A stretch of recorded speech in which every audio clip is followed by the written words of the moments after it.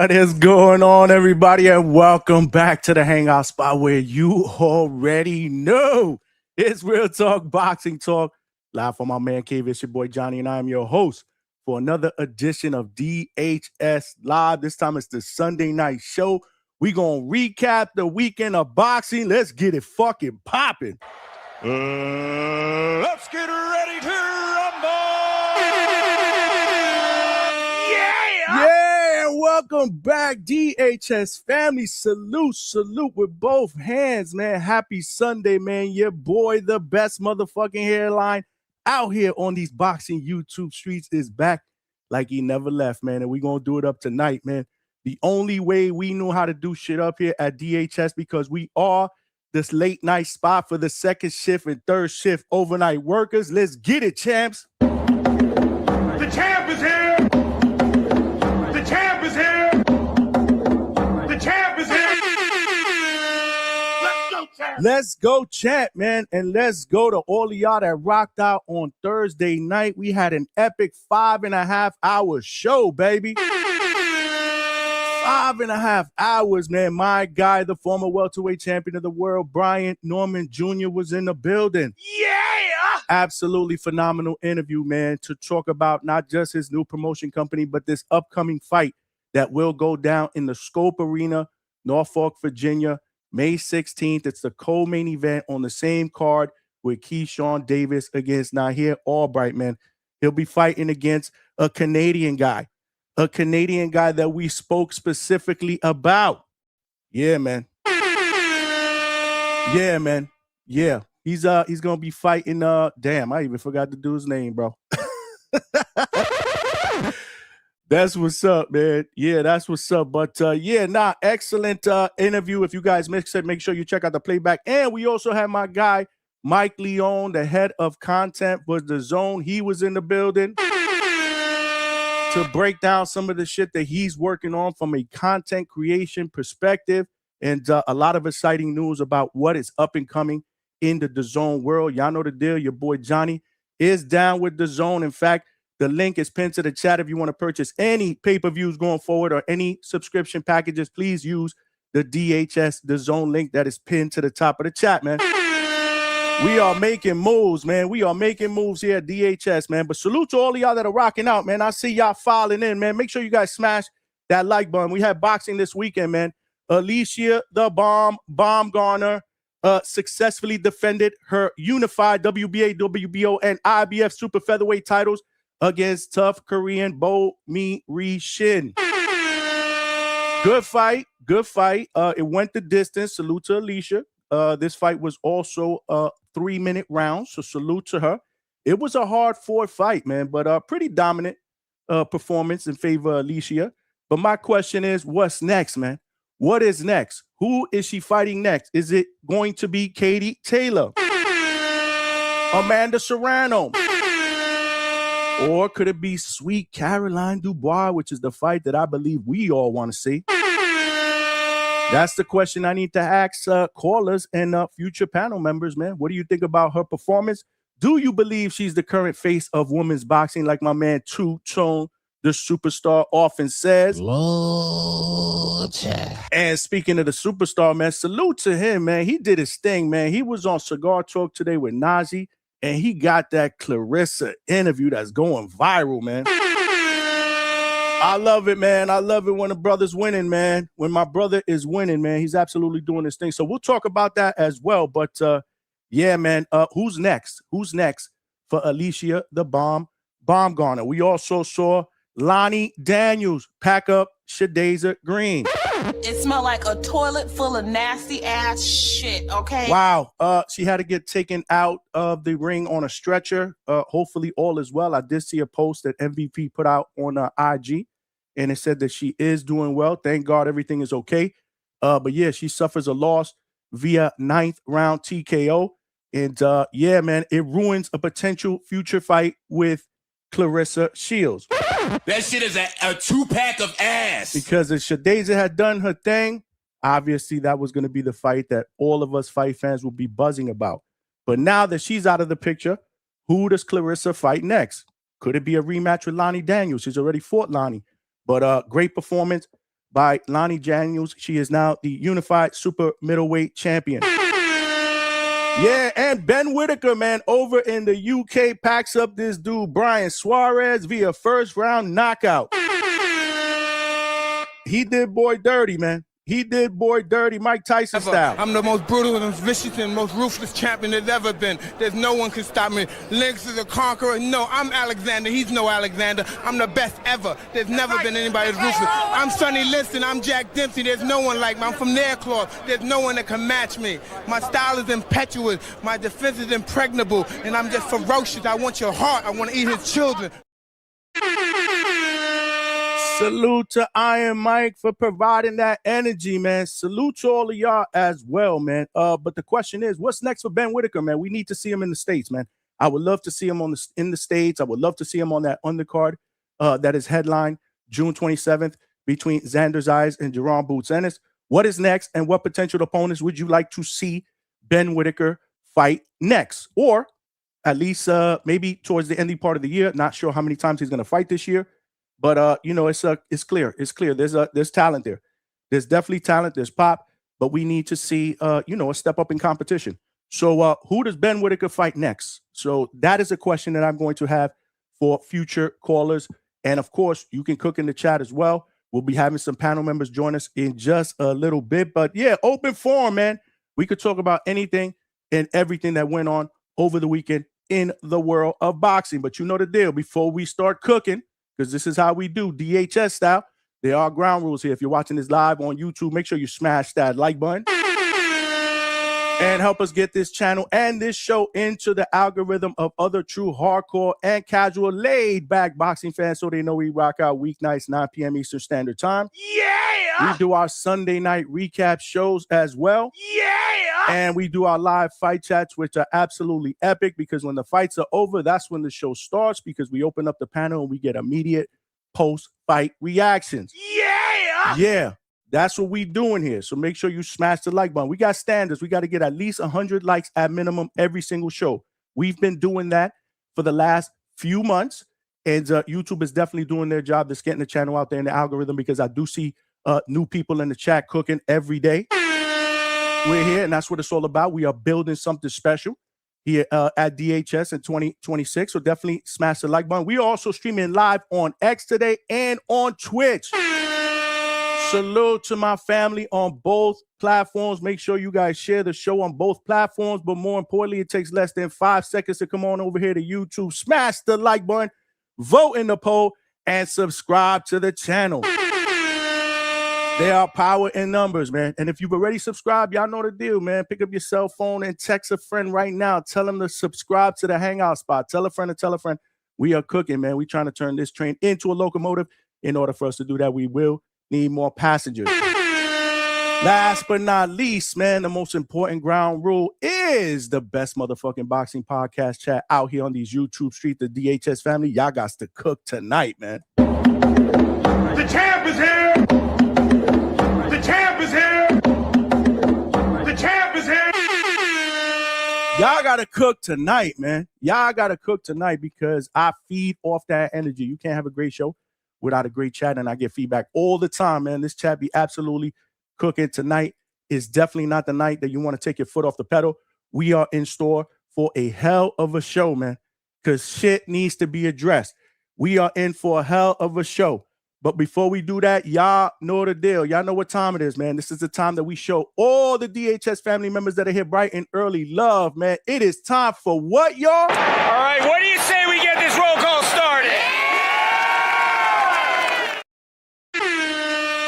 Roll call. Yes, sir. Yes, sir. It is time for roll call. Let's see who's out here bright and early on these YouTube streets, man. We got my man Satchel Page 510 in the building. First one here. My man. He said, Brother Johnny, must respect the content as always. Is fire as fuck. Keep doing your thing. G with the salute emoji. I appreciate you, man. We putting in that work, man.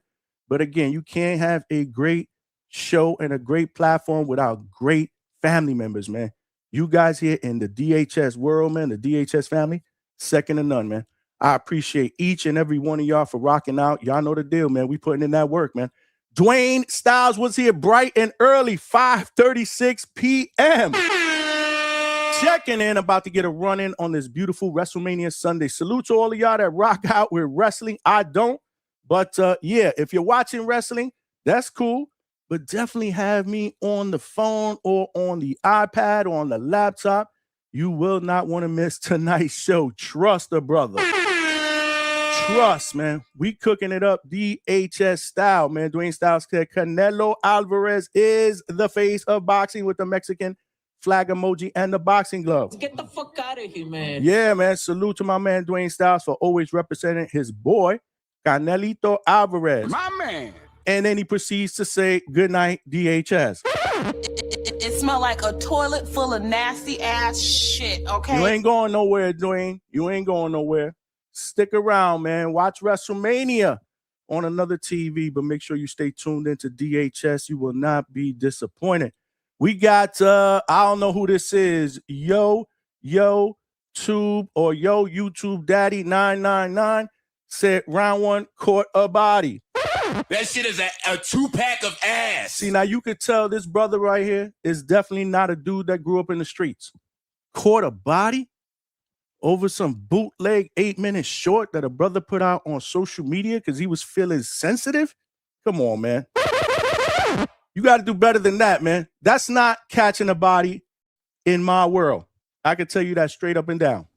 Yo, dad went life and death with signing that child support ticket, nigga. Yeah. Hoe ass nigga. Yeah. Salute to my guy, Dos Toños in the building, man. Yeah, El Consejero all the way in Seattle. Say what up? What up, my brother? My man. Chilling. Alberto all the way in Cali. My man. What up, said Johnny? Johnny, salute. A lot to discuss today. You ain't lying, bro. Yeah. Absolutely. Alberto proceeds to say, Johnny, we got some straightening to do, man. The Mafia spot style. Ron one been popping his mouth the last 3 days. Yeah, man. I heard about what was going on out there. I heard we going to address shit in just a little bit, man. We going to address shit in just a little bit, but I got to continue to show my people love because that's more important, man. That's more important, man. Oh, Wizzy was good. My brother in the building, man, said, Johnny, what up, family? Yeah, salute. Hashtag the Mafia spot. You already know how we do it up here out on these streets, baby. My man. You already know. Unlaced Kicks, what is good? My man. He said Ron won't hiding on his burner account. There's no need to hide, brother. They're gonna be a lot of material here that's gonna get clipped out here anyway. Ain't no need to hide. Duke, what's good? Duke Von Newcomb in the building. My man. Where Johnny at? Don't tell me he on the phone with Tone. Nah, man. I'm here, man. I just had some shit that I needed to take care of, man. And then again, there was something that went down with the mixer. Hopefully the sound is cool, but I had to reset some settings. And we back, man. We cooking. We absolutely cooking right now. Alex Vega said round one fight. Yeah, there ain't no fight, man. There ain't no fight. It definitely won't be a fair fight. Trust me, man. Not out here on these YouTube streets. That's for damn sure. Duke Von Newcomb said, or Johnny about to have smoke for round one. Damn, man. Y'all crazy, bro. Y'all crazy. Stock Chaser said, what's good, gang? My man Stock Chasers is watching DHS and not doing what he's usually doing on the streets? At the end of the day, you got to survive. Salute to my man Polo Buck. Salute to Vega, man. Salute to Come Forward Vega, man.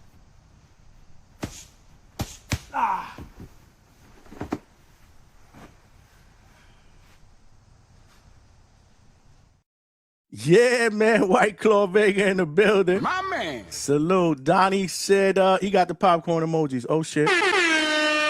Let's go. Nigerian Nightmare in the building. Yes, sir. Yes, sir. You got any word? Duke said you got any word on Clarissa Shields' interview with Najee and Tone? Yeah. I actually saw it while it was going down. Or actually somebody DM'd me and told me to check it out. So I caught it in the middle, and then I went back and watched it, man. Salute to Tone, man. He out here doing his thing, man. Fire content, man. We'll talk about that a little bit later on in the show, man. BBO, my guy, BBO Sports TV is in the building. Salute, man. Salute. My man Mick Doonan all the way from Scotland in the building. We got DHS family members from all over the globe, man. Scotland, Nigeria, Africa, man. New Zealand, Australia, Mexico, you name it, bro. We building something special here, man. We building something special, man. Mick Doonan, we missed you, though. He said, show us the Campbell Soup Hubcap Championship of the world.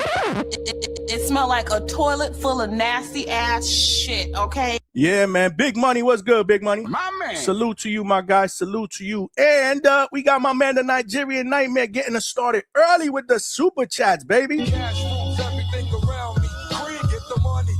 Dollar bill, yo. Yeah, man. That's what I'm talking about, man. He said, front row, I got time today. Smash the like button. Absolutely, smash the like button. We got almost 60 people up in here. Y'all know how we do as the show progresses. We get into the triple digits. But don't forget to hit the like button. We got close to 60 people here, and we only got 37 likes. We could do better than that. It is free, man. It is free. Do it when you get in. That way you don't forget. We got to get to 100 likes. Trust me, man. And I appreciate the super chat. Thank you for getting us started. We do have a super chat goal up there, as we usually do, 10 super chats, any denomination. If you want to help a brother get there, definitely super chat is the best way to go, man. And if you want to make sure that a question or comment gets read out here in these live YouTube streams, because y'all be cooking, man. I can't monitor every single comment. Super chat is probably the best way to go as well. And if you want to make a donation in any other capacity, we got Cash App or Zelle. The QR codes are right here on the side of the screen. All donations go right back into the channel so that we can continue to provide you guys with the best boxing content out here, whether it's in studio or boots to ground. You know how we do here at DHS, man. The champ is here. The champ is here. The champ is here. You already know Noel Dennis in the building. Say, what up, Johnny? Thanks for the show, brother. The great night spot. You know how we do, man. We are the spot, man. We are the late night spot, man. Yeah, man. Yeah. Mexican boxing, what is good, man? He said round one had that smoke, said Johnny boring and shit, no charisma, and just be copying two-tone using the swag podcast. Okay, that's what's up. So why don't we get right to it, man? Why don't we get right to it? Because there's some shit that I need to address. And I got to be honest, I normally don't do this. I really don't. I mean, I come from a different era. You know what I'm saying? I come from an era where if dudes got an issue with either something you did or something you said, you approach them. If you can, you approach them face to face. Or if you can't, you get on the phone and you hash your shit out. That's the era that I come from. I don't go on social media to air out my emotions like a 13-year-old schoolgirl. It's not in my DNA. It's not in my DNA. That's not what I'm about. And again, shit needs to be addressed, although I normally don't do things. And I want to apologize ahead of time because I think the hood Johnny from Bushwick back in the days might pop out today. We might have to throw the N-word out there on a few occasions.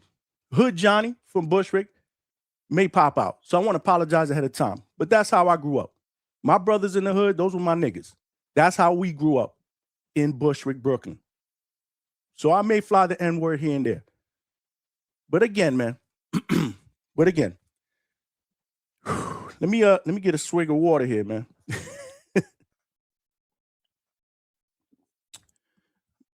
At the end of the day, though, I think I need to address a few things because I think people mistake my personality for me not having a backbone or being soft. Just because I promote unity, family vibes, chill vibes here, don't make a brother soft. In fact, I am far from it. And for the dudes out there that want to say that or think that, because it never ceases to amaze me how people got mad mouth behind a keyboard.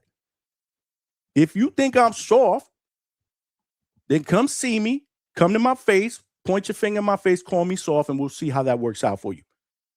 But I've digressed. So again, and this is why I am the way I am, because when people on social media throw shade, I normally ignore that shit just to be the bigger man. And reality is I'm just too old for that shit. But from this dude, I should have expected this. He does this all the time. He does it all the time. And mind you, I just want to say I got nothing against Edwin, Round One Sports Talk, whatever his name is. I got nothing against him. In fact, I met him personally at Border Wars. Cool dude, shook my hand, showed me some love, nice guy. So I got nothing personally against him. In fact, the time that he had that beef with Tone, that I ended up taking Tone's side, I remember going on the Boxing Voice after that when the shit hit the fan. And I basically said, that was my fault. I should have stood out of that and I should have stood neutral. I apologized on the Boxing Voice right after that happened. And then I proceeded to never say anything bad about this brother. In fact, I never even brought his name up on this panel because I know how chat jumpers be. Never even brought his name up on this panel. So I got nothing against my brother. I got nothing against him. In fact, I've allowed him to come on my platform. He's been on this platform a few times. And this is in reference to Thursday night when he was on here while I had Mike Leon on for an interview. I didn't cook him. The chat was cooking his ass while he was talking. He was loud. He was cutting off the guests in typical fashion. Never heard a word from me. Finally, the mic got unbearable, and I said what I said, and he jumped off. And then Coach Bermudez obviously proceeds to jump on and do what Coach Bermudez does. Coach Bermudez is a troller. That's who Coach Bermudez is. But anyway, on Friday, this nigga puts out a short, an 8-minute short, to air out his emotions about some shit that Coach Bermudez said about him when he was on the panel Thursday. And I believe since I didn't defend him, he proceeded to take shots at me by saying I had no backbone and I wasn't about that life. He also said that it'd be your own people that stab you in the back. We're going to go one by one here. First of all, this nigga don't know me from a hole in the wall. You don't know me. You don't know nothing about me. Okay? You don't know what I've been through in my life. All right? But realistically, this shit ain't that serious, man. But since you super sensitive about shit that was said, I'm not going to try to marginalize your feelings. So, if anything, I respect the fact that you felt a certain type of way, but this could have been handled in a totally different fashion. A simple DM to possibly set up a call with me to discuss behind the scenes like real men would have cleared this whole shit up. Again, that's what should have happened. But this brother goes out on social media like he always does because he's done this all the time. He's done it with Ness. When Ness sons him, he's done it to Two-Tone. He's done it to Clay. And now he's done it to me. This is what this dude does. He goes on his panel. He puts out cornball shorts from his iPhone 3 or his Android 4, whatever it is, to talk shit about people when in reality, is that being about that life? Is that what you call being about that life? I mean, it was an 8-minute short. To me, it was corny. It wasn't even that big of a deal. It could have been handled with a simple phone call. I thought we was cool like that. You couldn't DM me, get my number from Ness and be like, yo, Johnny, man, the shit that went down, man, I didn't really appreciate the way Coach came after me. Boom, we would have hashed that shit out. In fact, if the shit bothered you that much that night, the link was in the chat. You could have jumped right the fuck back on and addressed it with Coach Bermudez or me. But no, this brother goes off and puts out an 8-minute short. I mean, to air out his emotions in front of his people. And maybe it's to get sympathy. I don't know. Whatever it was, maybe it was for clicks. If that was the case, the shit didn't work. That shit don't even got 400 views. I'm just saying. But yeah, man, how you gonna come after me talking about I got no backbone. I got no backbone. I ain't about that life. I got news for you, my man. I'm 52 years old. Of course I ain't about that life. I'll be 53 in July. I'd be crazy to think at this age in my life, I'm about that life. That life is way beyond me. In fact, you 50 years old. You ain't be about that life either. None of us are 50 years old. And I say that affectionately. Ain't none of us about that life, even though you want to pretend to be like that. That's not how the shit works, man. But I will tell you, back in the days when I was young, I was very much about that life. Absolutely. In fact, I got friends and I got family members to this day that are in prison because we was about that life. But again, I've digressed.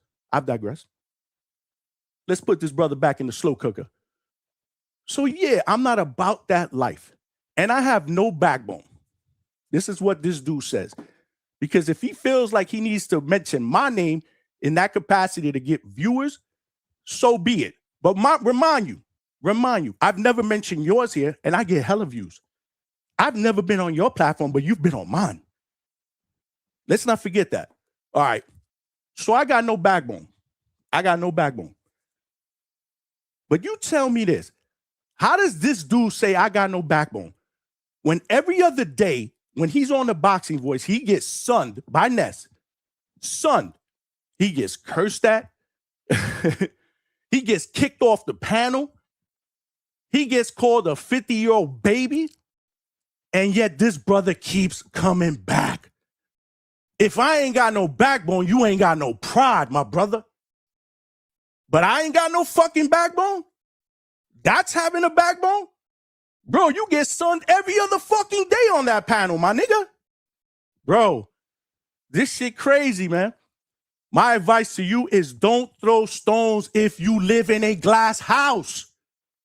And if you ain't smart enough to remember it, write the shit down. Nah. And then on top of that, he want to go after Coach. I get it. Coach was the one that was basically trolling you. But at the end of the day, he was trolling you, man. If you watch this show, my brother, you'll know that Coach Bermudez trolls everybody. That's what he does. He trolls me. He trolls Vega. He's trolled Malcolm. For God's sakes, he even trolled Chevy Red.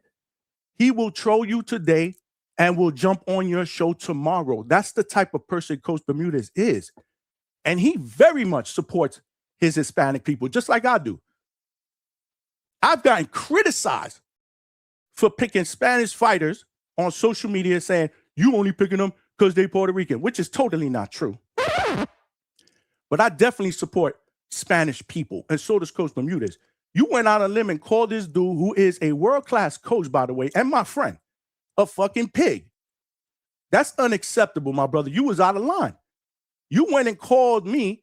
You went and said that I had no fucking backbone and that I'm not about that life. Meanwhile, you on my motherfucking panel. You on my motherfucking show. I got no backbone, bro.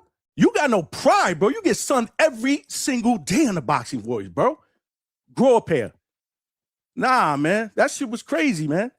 That shit was crazy. It was out of line, man. It was out of line. And like I said, I usually don't do this. I don't, man. I'm not about that no more.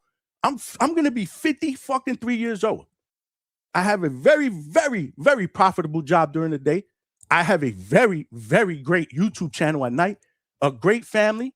I'm not about this gossip shit on let me put out a short and try to diss somebody, because again, it was a worthless attempt. I thought the shit was corny as fuck, to be honest with you. Let me try to diss this person on social media so I could get clicks and also so I could get sympathy from my people. Because yeah, you best believe he had some people that jumped on and started throwing hate on me. That's what you do. You go on there so other people could throw hate on me, so people could unsubscribe to my channel. Let me tell you something. I lost 2 subscribers over that bullshit. One of them I knew, he was in this chat every single day. You know who you are, Mio Pera, talking that shit to me on his chat. I lost 2 subscribers, but you know what? That don't mean nothing, because if I lost them over that, then they were never DHS family. And mind you, I put out a short later on after that. I ended up getting 5 subscribers. So y'all could go kick rocks. Anyway, we don't need you here. This is not for the weak. This is for the real brothers that like to watch a real podcasting shit. Like, nah, man, you got to cool out, man. And again, I ain't got nothing against you, man, but you can't be throwing shit like that at me. I never came after you. I never said anything about you on this fucking panel. It was unacceptable. It was unacceptable. It was absolutely unacceptable. It's crazy. It's crazy how dudes do this, man. It's crazy how dudes do this, man. Yeah, this brother said I ain't got no backbone. Meanwhile, look. The 1 and the fucking 2, or the 1 and the fucking 3. You can Google why you talk. Why y'all make it so hard? Wow. My man looked like he want to cry. Come on, man. You got to be better. You got to be better, Edwin. You got to be better because, again, bro, I don't have anything against you. I don't have nothing against you, bro. If you think I have something against you, you crazy. I let you come on my panel. I let you take part in that interview when normally I don't allow that. Why? Because there could be mic issues. Why? Because it could be a person that cuts off my guest. When I got a guest on, it's about my guest. That's why I don't really allow a lot of people on. I don't like the clutter. I want the interview to be concentrated about the person that I'm interviewing. I let you take part in that. And then you throw that bullshit on me. Like I said, that could have been cleared up very, very simple. You could have, matter of fact, you could have jumped right back on the panel and went after Bermudez. The link was there. Why wait till the next day to put out an 8-minute short? I'm like, this is what your own kind does to you. My bro, it's not that serious, bro. Did somebody steal your girlfriend? Did somebody borrow money from you and dodge you? Did you commit a crime with somebody and all of a sudden they drop dime on you? Like, those are serious things where you could say that motherfuckers that you know your own kind turn on you. This trolling shit? Come on, man. You got to be better, man. You got to be more thick-skinned, man. These YouTube streets are wild, bro. They wild, man. They wild. So I didn't do this to do any type of podcast wars because after this is the last time I'm going to address this. Dudes could go on their channel. They could talk all this shit. I don't fucking care. I said what the fuck I said. And I said it on my fucking platform on a live with mad motherfucking people on here. So I'm not addressing this anymore. Okay, this is over to me. But if dudes want to keep going, they can keep going. I don't give a fuck. But my thing is, I don't get engaged in a podcast war. That's not why I started podcasting. So shout out to my brother Two-Tone. Two-Tone obviously did his part to recap, the whole round one thing. I saw it on Friday. It was funny as hell in typical Two-Tone fashion. And Two-Tone is my brother. I get it. But Two-Tone, I'm not interested in having a podcast war because it's like I always say, man, there's plenty of food on these YouTube streets. There's plenty of food in this buffet for everybody to eat. And factually, what we all are, we're just all different flavors. It all depends on what type of food you like to eat. That's what we are. We're all restaurants in a sense. So there's plenty of food out here on these YouTube streets for us to eat on this buffet. So I don't really get into that, but I will tell you, if you are adamant about me getting into a podcast wars with somebody, dude, get somebody that at least is halfway to my level, bro. Come on, bro. There's levels to this, my brother. There is levels to this. Not interested in fighting with somebody or having a podcast war with somebody that that doesn't come close to what we're trying to build here. I just been doing this shit for less than 2 years, and look at what we've gotten. And again, my panel is always open as it is to anybody. But after today, it's not being addressed anymore. It's not worth my time. And the people that was funny, I was getting messages like, yo, Johnny, you got to come out for a clap back on Friday, man. This dude going in on you. I'm like, you really think that I'm going to stop what I'm doing with my wife for this dude? For that? Come on, man. It ain't worth it, and it ain't that serious. To me, it wasn't serious. But then when you got motherfuckers out here that keep DMing me, you got people in Two-Tone chat talking about, yo, Johnny this, Johnny soft. Nah, brother. Ain't nothing soft here. Ain't nothing soft here. Again, I like you. I think you're a cool dude. But yeah, you was out of line. You was out of line. And I had to pack your ass up today because of it. So with that being said, where the soundbite at?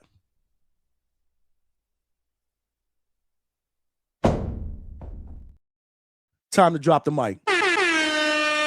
Enough of this, man. Let's get back to some fucking boxing talk, y'all. Let's get it. The champ is here! The champ is here! The champ is here! And I'm gonna tell you one thing. I wasn't kidding. I got nothing against Edwin in round one. I did not unsubscribe to his channel. Why? Because I support my Boricuas, brother. There you go. A Puerto Rico! A Puerto Rico! Okay. Now let's talk some fucking boxing. Let's put the link out there, man. We need I've been talking too much, man. I'm wired, man. And again, this is out of character for me, man. So for those of you guys that never heard me smash, throw out the N-word, I apologize. Again, I try not to do that here because you just don't know who you're going to offend. But I am from the streets, man. I did grow up with my brothers out there, and that's how we spoke to each other. So I'm sure I get a pass. But yeah, let's throw the link out there, man. Plenty of boxing shit to talk about. Yeah. They ain't nothing to hug out, bro. Like I said, I ain't got nothing against him. But you're not gonna come out there and throw shade at me. And now I heard then he doubled down. It wasn't just the 8-minute short that he did on Friday that still hasn't gotten 400 views, by the way. He doubled down and did a live today and started talking shit about me and my demeanor. That's crazy. You gotta throw hate on me so you could get people not to watch me. That's some punk ass shit, bro. I never did that to anybody. Did you ever hear me degrade anybody's podcasting skills here? I don't give a fuck what you do. If I don't like you, I just don't listen to you. But I'm not gonna come here and degrade you. That's fucking crazy, bro. That shit gets me irate. And you know what's funny? One more thing I forgot to say. I actually reached out and commented on Brother's 8-minute short. Just to tell him, and let me tell you something, and I knew this was gonna happen. So I commented on that short to say, my dude, if you had an issue, all you had to do was DM me and call me. Not go out here on this rant to share your emotions on social media. It's weak sauce. That's what I said. I said it's weak sauce. DM me on IG and let's talk this over like men. I put it in the chat, in the comments, and all of a sudden it magically disappeared into thin air. And then I wrote it again because I'm like, that maybe I fucked up and I didn't hit send or something. And I threw it out there again, and then it disappeared. So he saw it. Have I gotten a DM to talk it out like men? Because again, I mean, I don't know this dude, but I would consider, like, you met me, I met you, you've been on my panel, I've been on the Boxing Voice with you. I consider us cool enough to be able to say, nah, fuck this shit, man, let's talk it out. But nah, I haven't heard from him. And I put that purposely in the comment section, and that shit disappeared. He must have got rid of it because I don't see it. But guess what? I screenshotted it so people know I don't cap. I don't fucking cap. This is what I put on the comment. My guy, we grown-ass men, instead of going on social media to talk about people and express your emotional feelings for your viewers, why not just send me a DM on IG so we can set up a time to talk this over like men behind the scenes? Perhaps a phone call or video chat. In my opinion, this is weak sauce, bro. Like I said, I got nothing against you. I'd be more than happy to talk this over like men. Go on there right now to see if it's there. Go on there right now to see if it's there. It's gone. So I don't know what happened to it. Either he ignored it, deleted it, banned me. I don't know. I don't care. But again, because I support my Boricua people, and I don't think he's a bad guy. I really don't. I'm still subscribed to his channel. So yeah. So that's me trying to be the bigger man, right? Before this shit went haywire. That's me trying to be the bigger man before he went on live this morning to try to destroy my character. And I don't know exactly what he said because I ain't got no time to listen. I didn't even listen to it. Somebody told me, I'm not listening to time nonsense. So I don't even know what he says, but I'm going to assume that he said some crazy shit about me because somebody in there said that he thinks I'm corny or I'm boring and I'm trying to be like Two-Tone. All right, well, you just got fried. If I'm trying to be like Two-Tone, you just got fucking cooked like Two-Tone usually cooks people. Bye. But again, link is there if you want to jump up and talk boxing. Hey, I said my piece. Nah, see, this is the problem. This is the problem with people in the chat. Why don't you just talk it? I tried, bro. I tried. If you wasn't here in the beginning part of this whole rant, go back and watch the replay. I did try. I just put the proof that I tried. I wanted them to call me. This could have been settled with a simple phone call. Because trust me, yeah, I would have said, yo, you know what? We get Coach Meritus to apologize on air, whatnot. If you think that I said something to offend you, I would apologize. And we just move the fuck on. It's not that big of a deal to me. But nah, you're not going to slander me and me not stay quiet. Like I said, there's been a lot of people out here that have been chirping the last couple of days talking about I'm soft. Well, guess what? Far from it. Far from it. We keep it a buck here. And like I said, I still like the brother and I'm still subscribed to his channel. But yeah, I just put the link out there if you guys want to talk some boxing. And give me a break here because I need a drink, sorry. We could do that. We could definitely do that. Yeah, let me yeah, I'm gonna let it go. After this, Weedy, I'm I'm not talking about it no more. After this, it's over. Not getting into this type of podcast shit back and forth to me. That's not what I do. That's not what I want to do. That's not what I want to be known as. And I don't need it to get clicks. I get, we get views. I get interviews. I mean, I've established my credibility. When I go to a boxing match, people know who the fuck I am. When I go to a locker room, fighters, trainers, they know who I am. So I'm not ruining the credibility that I've established while doing this boxing YouTube shit for no back and forth with somebody on social media. I'm not going to do that. I'm totally not going to do that. After today, it's over. And like I said, I have a funny feeling it ain't over for certain people. That's their problem. Y'all could go and entertain that shit over here. It's not being entertained here anymore. Big Money, what's good, man? Top of the evening to you, partner. How's everything going? What's good, man? What's good? I'm chilling, bro. Yeah, man. Sometimes, you gotta say certain things, man. Sometimes we gotta speak about stuff. Listen, man, I usually take the high road. I really didn't want to do this, man. But, certain people also got upset by it. People that are close to me got upset by it as well. Very close to me. I don't need to mention any names. Nah, you don't do that. You don't do that. You don't do that. You don't do that. Ain't nobody got cooked over here. Ain't nobody got cooked over here because at the end of the day, that shit happened here. He was here. True. I don't go there. That is true. That is true. But you got some bootlickers in the chat. You got some bootlickers, man. Go over there and lick boots, man. Go over there and go knee to knee. Don't stay over here. We got 100 viewers here. Smash that like button. I'm sorry, Big Money. Yeah, nah, man. I get it, bro. I get it. I almost feel like it doesn't even need to be followed up on at this point. No, it's done. You know what I'm saying? It's done. I dropped the mic. It's done. Doesn't need to be followed up on. Yeah. No, it's done. He done. Stir fry. Yeah. Yeah. I definitely. I don't need to say anything. I think you did it. You did enough of a job. Oh man. I really do think you did enough of a job. But yeah, man. So back to boxing. Let's talk some fucking boxing, baby. Yeah. Here at the Spineless Spot, man. We like to talk about the most gelatinous boxing matches of all time. Boxing matches with no vertebrae. That's what we talk about. But yeah, man. Yeah, man. But plenty of boxing that went down over the weekend, man. Let's talk about the girl card, bro. Let's do it, man. What you think about the Bomb's performance? I thought she did pretty good. You know what I'm saying? Like, as far as it went, I know that a lot of people feel like she could have did way better. There's people that feel like she definitely can't rock with. She can't mess with Caroline. After what they saw. But then I know you got people that see it the other way too. I mean, I kind of feel like she got a pretty big tool bag. I feel like she was able to do what she wanted to do in there that night. I don't think that there was adversity, because it was one time when she had Alycia in trouble. It was after Alycia knocked her down. Alycia knocked her down in the fourth? Was that what round was that in? I thought it was later than that, but you may be right.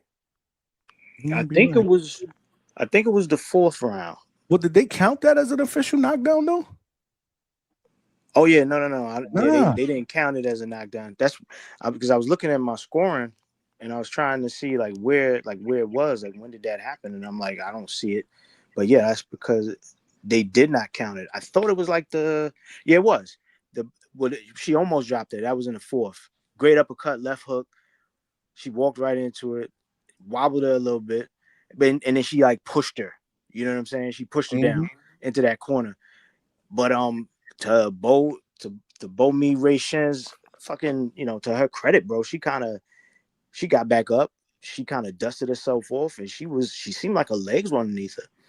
And then after that, I feel like she hit Alycia with some shit one time that kind of wobbled her. I'm trying to remember, fifth round or something. She was tough, bro. She was actually pretty tough. She was game, bro. It was a hard-fought fight for Alycia, man. Yeah, that's a fact, man. That was a fact. But I think that, with the fact that she threw more punches, she threw a lot more punches. She had pretty good punch placement, good selection. That uppercut was on fire. You know, she boxed, she brawled, she bullied, she banged out with her. You know, she showed a lot of slickness. She showed moves. You know, she did a good job. You know what I'm saying? But that chick Shin is tough as nails, man. She ate a lot. She ate hella shots, bro. And she just kept like pressing forward. It was like you dealing with the female juggernaut in there or something. You know, that chick, she was hard to deal with. But you know, Alycia got the job done.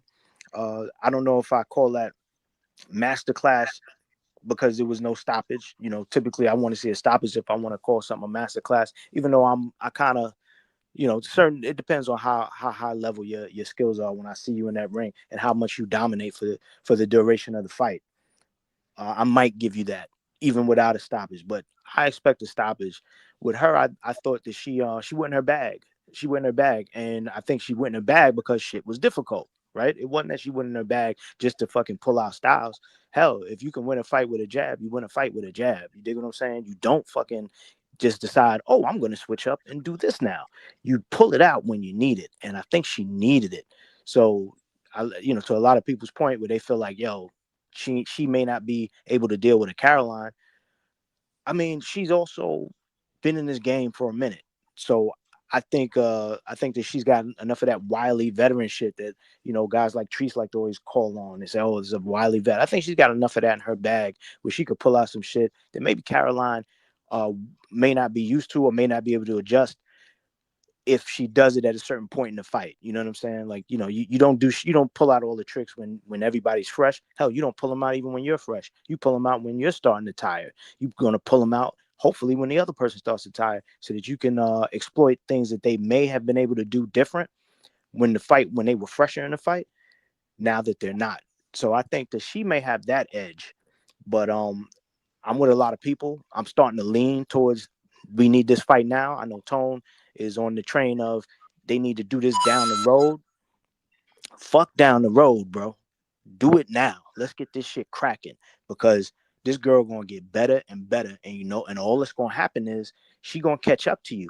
And it don't take much for a hungry young lion to get what they need and to get that grip on your neck and not let go. Because once that happens, it's on. And Alycia, as tough as she is, I don't know if she's gonna be able to handle that kind of shit. You know what I'm saying? So, but yeah, shout out to her. I'm sorry. No, I said shout out to her. You know what I'm saying? Yeah, no, I agree with you, man. There's no better time than the present to me. I kind of get Tone's side in a way where we do live in a world where it's about the buildup, right? But to your point, yeah, I mean the shit with that is that there could be something that happens to derail what you're ultimately trying to build, right? Yep. And right now in the present, there's nothing there to derail it. You feel me? So I do believe that Alycia is can be, you know, a future face of women's boxing. I believe that Tone said she is today, or maybe he still said Clarissa is. I gotta read. Nah, no, go ahead. What did he say? What did he say exactly? Because I gotta go back. Oh man, so I know you saw that Clarissa was in the chat when Tone was on with Najee. Yes. So, you know, Clarissa and Najee just wouldn't let him off of that hill. Because he said before she jumped on, he said Alycia is the face of boxing. But then they pressed him like 2 or 3 times. He kept, you know, he tried to get out of the corner, he tried to get off the ropes, but Clarissa, and credit to Clarissa, man. Shout out to Clarissa. I mean, I'm always a fan of Clarissa as a boxer. It's been a little difficult to be a fan of her outside of the ring, but shout out to her, man. She made me a fan of her outside of the ring. Man, she was like a pure fucking lady. And that shit is just refreshing to see a woman just have that kind of eloquence, because she could have been talking ratty to him. She could have been talking all kind of crazy shit. Man, she was respectful, and she commanded respect. But you know, Tone has got to be in the character mode. He's like, yo, he got it. She was like, yo, you saying nigga and all this other shit. My name is Clarissa. I was like, damn, bro, how are you not compelled to just? I'm gonna call you Clarissa. You know what I'm saying? Like after you done hit me with that, I can't hit you with the bullshit. But I know Tone got to do his shit. You know what I'm saying? He got to do his fucking act. He can't bomb in front of fucking Cigar Talk. You got the wrong nigga, motherfucker. He gonna bomb in front of Cigar Talk and not be Tone. But when they pressed him against that about that issue, he said, "You are the face of boxing." He gave her flowers. Because he would have. And the thing is, I know it's gonna look crazy. Hopefully, Alycia don't take it too serious because I understand that they communicate. I hope she don't be on some get super emotional and shit about that. But yeah, man, they held him to it, and he had to admit. Wow. Okay, so they wasn't letting. So again, this is why I got to see the whole thing. I was only watching clips, and when somebody told me about it might have been you or somebody else. When I saw it, it was pretty much finished, so I had to go back. I had to go back, and then I kind of stopped it in the middle. And oh shit, okay, let me. And I didn't, I just got to go back and watch the whole thing from the beginning to end. So so she was in the chat. Okay, I got it.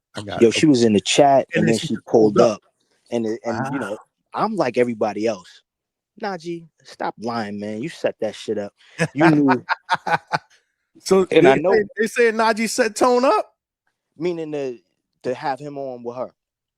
Definitely. Oh, okay. Just to because again, like I said, she handled that shit like a woman, man. That shit was just, you know how it is when there's certain things when you dealing with when you're dealing with a woman. Like if you see a woman and she's got that stride when she's walking down the street, that's the kind of shit that make you look at a woman like, damn, because that's just womanly shit. But a woman that's just walking like with a diddy bop or walking like she got stones in her shoes or something, that shit is not attractive.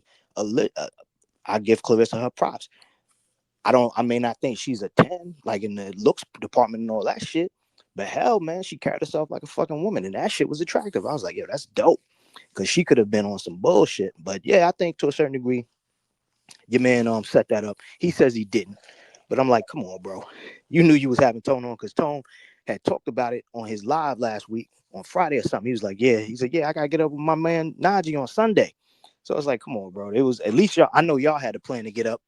But to a degree, I'm wondering if Clarissa wasn't privy to that, because she showed up and she was, she was on time. She was on her time and shit. She was talking about everything he wanted to talk about, and she was setting the record straight on a lot of shit. So it's what it is. Wow.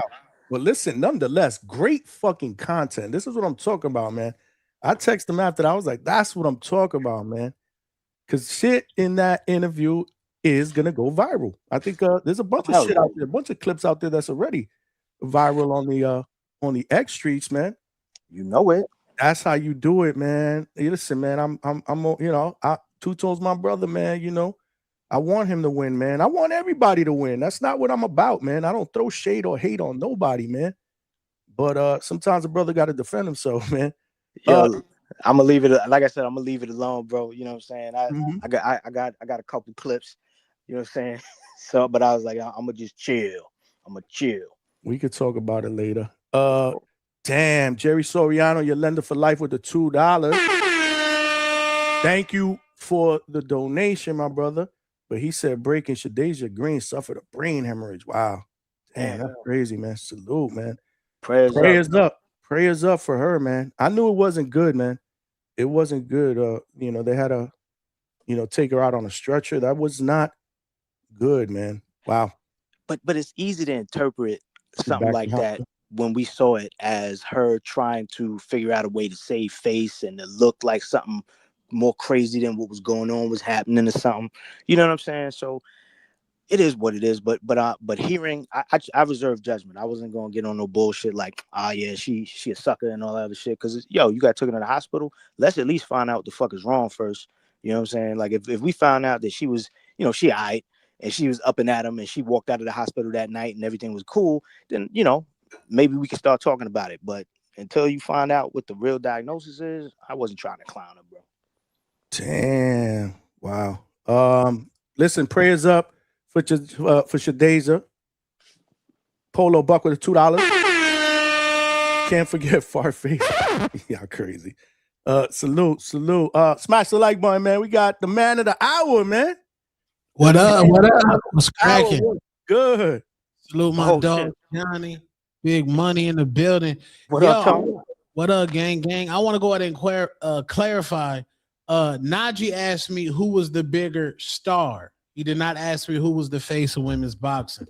Face of women's boxing is Alycia the Baumgardner. Now, when you talk about ghetto shit, shade room, baller alert, church's chicken, weaves, slithering, 7-piece pot pie nugget, yeah, then you're gonna go ahead and go to Clarissa Shields. Yeah, that's what you're gonna go ahead and do. Yeah, on that end, yeah, Alycia Baumgardner. I mean, if Alycia Baumgardner was sleeping with a married man, maybe she would be bigger. You know what I'm saying? But Alycia Baumgardner boxes, and the weekend belonged to her, respectfully. And who's this nigga in the chat that said he putting it lightly? Two-Tone was getting cooked. No, Two-Tone's up. Two-Tone wasn't getting cooked at all. I don't know what podcast you niggas was looking at, because I'm from the boxing voice tree, respectfully. So I know when Ness get guests on the boxing voice, and you niggas in the chat immediately go to dick riding. Respectfully, let's just keep it real. When let me don't even bring up the T.O. Fimo. Don't let me bring up T.O. Fimo, because y'all niggas hated T.O. Fimo on the boxing voice. Nigga dropped $500. Y'all niggas went to sucking dick, nigga. Facts. Facts. Whoa. Pause, nigga. Respect that episode. I remember that episode. I remember that. Yeah, when T.O. dropped that money, you see how many niggas in there was like, hey, T.O., hey, give me a drink. Give me a drink, whole ass. Yeah, Two-Tone and Superstar keep the same motherfucking energy. Y'all thought, what y'all thought was gonna cuss Clarissa out? When do I ever cuss out Yams, nigga? I keep it P. I was over there shooting, nigga. You see, these chat definitely wanted blood though. They wanted blood.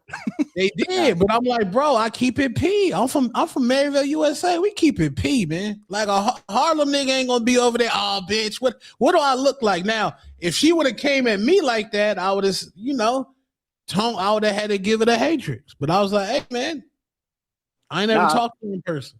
Nah, Tone right, man. He just did what he do, man. But he didn't give no ground. He didn't let her take too much. She just, she was pressing him on certain shit. They was having a conversation. Beautifully, that was a conversation. That's what you motherfuckers should be trying to do instead of always trying to embarrass these boxers that we always like to watch, bro. If you got an opinion that's strong enough where they think they need to speak to you or challenge it, hey, let's have that conversation. If you could change my mind, change my mind. But it went down the way it went down. And salute to Tone, bro. He stood on the square. And she was on her classy shit, man. She carried herself well. Tone, what'd you come away with that? Like, again, she jumped on. First of all, was it a shock, or did you kind of know she was gonna jump on? That I saw somebody posting in the chat. I thought they had a burner account, but I guess I was like, damn, that's the real Clarissa Shields. Like, oh shit. So I wasn't inspecting that, but I've dated multiple narcissists. When you meet narcissists, there's something called love bombing. That's the greatest person you ever gonna meet, my nigga. When you first get that narcissist, nigga, she gonna turn into you. Whatever you like, she like. Nigga, you like, oh my God, I done found a dream person. She was not gonna go on there and continue the narrative of that she ratchet, she doing that. She didn't want to do that. But I respect that, because I'm like, hey, I'll have a great conversation with you, because what am I gonna go on there and do? Oh, motherfucker. It's not even that deep. I mean, she invited me to her vagina unwarranted. I ain't like that.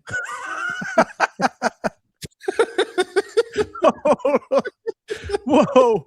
When was this? Hold on. Nigga, I like vagina, delicious vagina. Love it. Was that on that show? No, it was on Twitter. I was trying to figure out, I was like, when did we start beefing? And I was like, okay, she dropped the song, and I said, that shit trash. And that clip went viral. Then Shakur, I was like telling Shakur, I want you to rematch De Los Santos. So Shakur leaked me and his DMs from 2 years ago of me asking Shakur for an interview, and Shakur is like, what happened? And I'm like, oh, this nigga Jay Reed. This is a Jay Reed ass nigga. And Clarissa got that and retweeted. It was like, yeah, he always be trolling. He'll never be at the fights. His YouTube channel trash. And he fat. And I was like, okay, Guope pack time. I gotta let the Guope pack fly. Drop that hit on him. And then Pat had to pack you up with that shit. Had to pack up with the pack nobody up. That was a good back and forth. That was a good back and forth right there. Yeah, that was fire. Yeah, that was fire. But she yeah, man, I think she need to leave Papoose. She need to leave Papoose. But I mean, but the thing is with her and Alycia, they're not even in the same weight class, bro. Right. Like we never gonna get that fight. That's the only fight I want. Like that might be one of the biggest fights in the sport of boxing if Alycia and Clarissa ever fought. Like that's pay-per-view. You know what I'm saying? They're nowhere close to each other. So I could see if there was at least a 25-pound difference or something. Right. Where maybe they can meet in. I mean, Clarissa's just so much more bigger than Alycia. I agree. I don't think we ever see that. That's just a pipe dream, that fight. Yeah. Would have been fucking fire. Yeah. With Caroline, I understand what Money is saying. Like, you want to go ahead and get it now. And Clarissa was like, you don't want nobody to catch an L. But I'm saying Alycia has to be able to get a chance to get a name like Amanda Serrano on her resume or Katie Taylor. Like she's due for that. You know what I'm saying? She's due for that. And if not, then they'll revisit that fight. Alycia already said she'll run the fade with her. Damn. I don't think Alycia is afraid to run the fade at all. Like I said, you know, if you heard me earlier, I do think that I would edge it to her based on, you know, the fact that she's got a lot. She got a big tool bag, and she also has that experience in her tool bag that can win her a fight that maybe Caroline doesn't have. You know what I'm saying? Because she's going to be going in there all guts and glory. She's going to be trying to really take it to her and trying to make a name off of her. And I think that might supersede the skill set that she needs at the time, and just being able to relax, calm down, and actually just fight the fight you need to fight with her. And I think Alycia still she edges that because she's been there before. You know what I'm saying? Yeah. Then you could look at it like David Benavidez, David Morrell. David, he couldn't get the Bivol fight. You know, he couldn't get the Canelo fight. Then I don't know if it was the better BF. Yeah, it was 175. So he couldn't get the better BF fight. And David was like, okay, the Canelo fans, y'all built up David Morrell. Y'all built him up. Y'all said David was ducking David Morrell. And Ness was telling y'all, like, bro, this dude's not ready for David. But the Canelo fans, no, he ducking. And he was a hungry young lion. And I give props for David for fighting David Morrell at that age. Right. And that dude, he buckled David. But David, shit, he did what he do. All right, second half of the fight, I'm just going to beat the fuck out of you. I'm going to do what I do. Mexican monster shit. With Alycia and Caroline against Bo, those last 2 rounds, she was out of there. She was out of there. If you see her against Terry Harper, she's out of there. Her gas tank is low. Do y'all think Caroline Dubois could take those punches that Baum was hitting Shin Bo with? Remains to be seen, man. Again, you know, from an experience standpoint, obviously, you know, you got to go with the Baum, man. She looked good. I mean, and this was a tough fight, man. Bomi came to fight, man. You know, she was pushing her. And but yeah, I mean, I would consider Alycia the favorite right now, but is that a reason why we should wait so that she can get her experience level up and it could be a better fight? Is that the real reason why you don't want them to scrap right now? Well, I want them to build it up. If the fans right now is gassing it up, I'm like, oh, okay. Well, go beat Elif Nerd Tehran. That's a boogie woman out there. Her fans hit me every day on Instagram. They send me clips of her every day of that girl fighting in Russia and fighting with Bones, and that's in her division. Like, Alicia's thing is like, look, I fought for 1 vacant, and the rest, I went and got all these belts myself.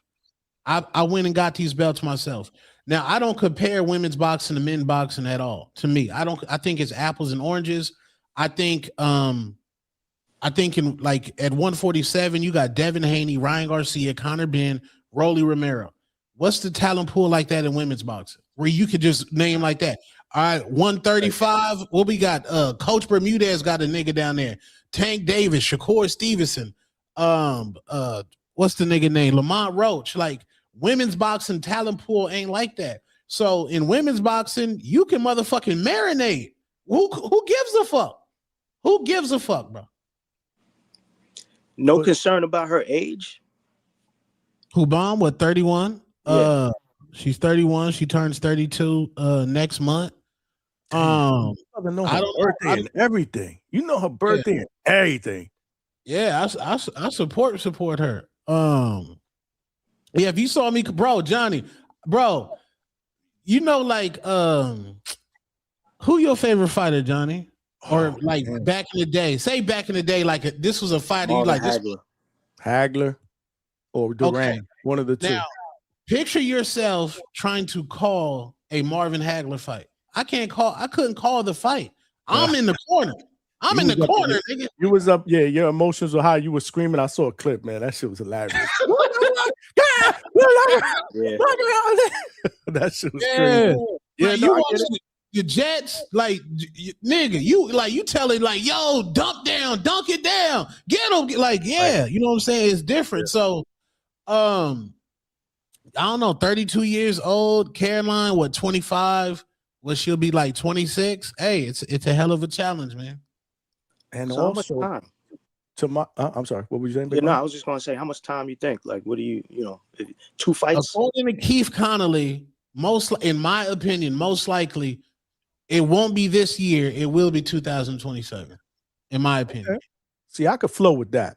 Could flow with that. If you're gonna tell me 2027, I'm good with that. But my thing is, and I said this earlier, not sure if you heard it, I hate these fucking build-ups because something can go wrong to derail it.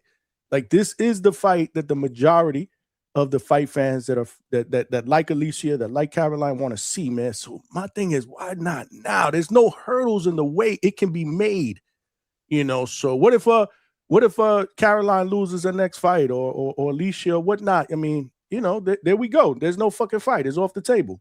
I want to see this shit now, man. That's just me, man. But so what weight y'all think it's gonna take place at? Well, I mean, listen, if Caroline wants to fight her, then I would think that she should make her come down. I'm gonna say you never know between now and next year. You know, if Alicia's preparing for this, you know, she might be on some Bud Crawford mentality, right? Like where she's thinking, I'm gonna take my time and get my weight up. So she may actually do another fight, or she may not have another fight this year. I don't know. You know what I'm saying? Because who else is there that we want to see her with? So she may decide I'm gonna take off until next year, and I'm gonna build this shit up, and I'm gonna get my weight up. That way, I'm acclimated when I get up there to 135 or something like that. And then I do what I do here at 130. You know, maybe that's the kind of thing she does. Maybe it's not a defense. Maybe maybe it's not defending all her belts. Maybe it's I'm gonna go upstairs and I'm gonna take all your shit, take your jewelry. Yeah. I think she needs to fight. If she is going to prepare for that fight, she do got to start fighting some southpaws. Caroline Dubois is a southpaw. She's been fighting orthodox fighters. And even in the Bo fight, to me, she could have made, like, that's what I'm saying. Like, the name that we don't want to say, that trainer in Detroit. That guy. That trainer in Detroit, man, he had Alycia Baumgardner.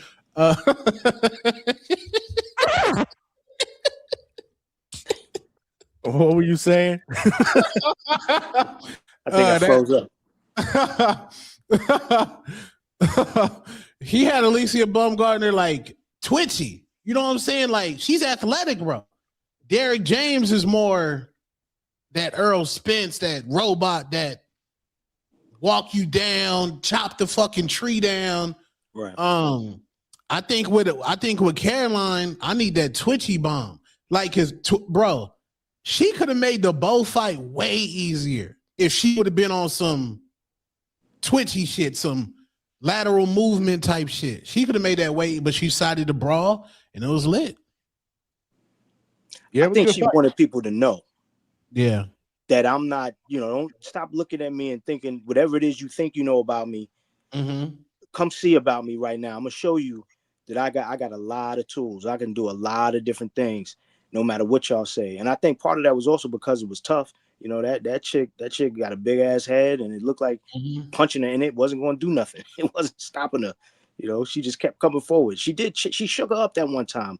I thought it was curtains, but that goes to show she can crack. I give her a shit. She still can crack. Yeah, I would love for her to go to the firehouse. Who's she gonna work with there though? There's no Yans allowed in the firehouse, bro. Those guys are killers. Oh yeah. Well, coach is like a teacher, man, and he teaches you in moments and areas of the fight. And I just wonder what he would have told her when she came back to that round when Bo had some success.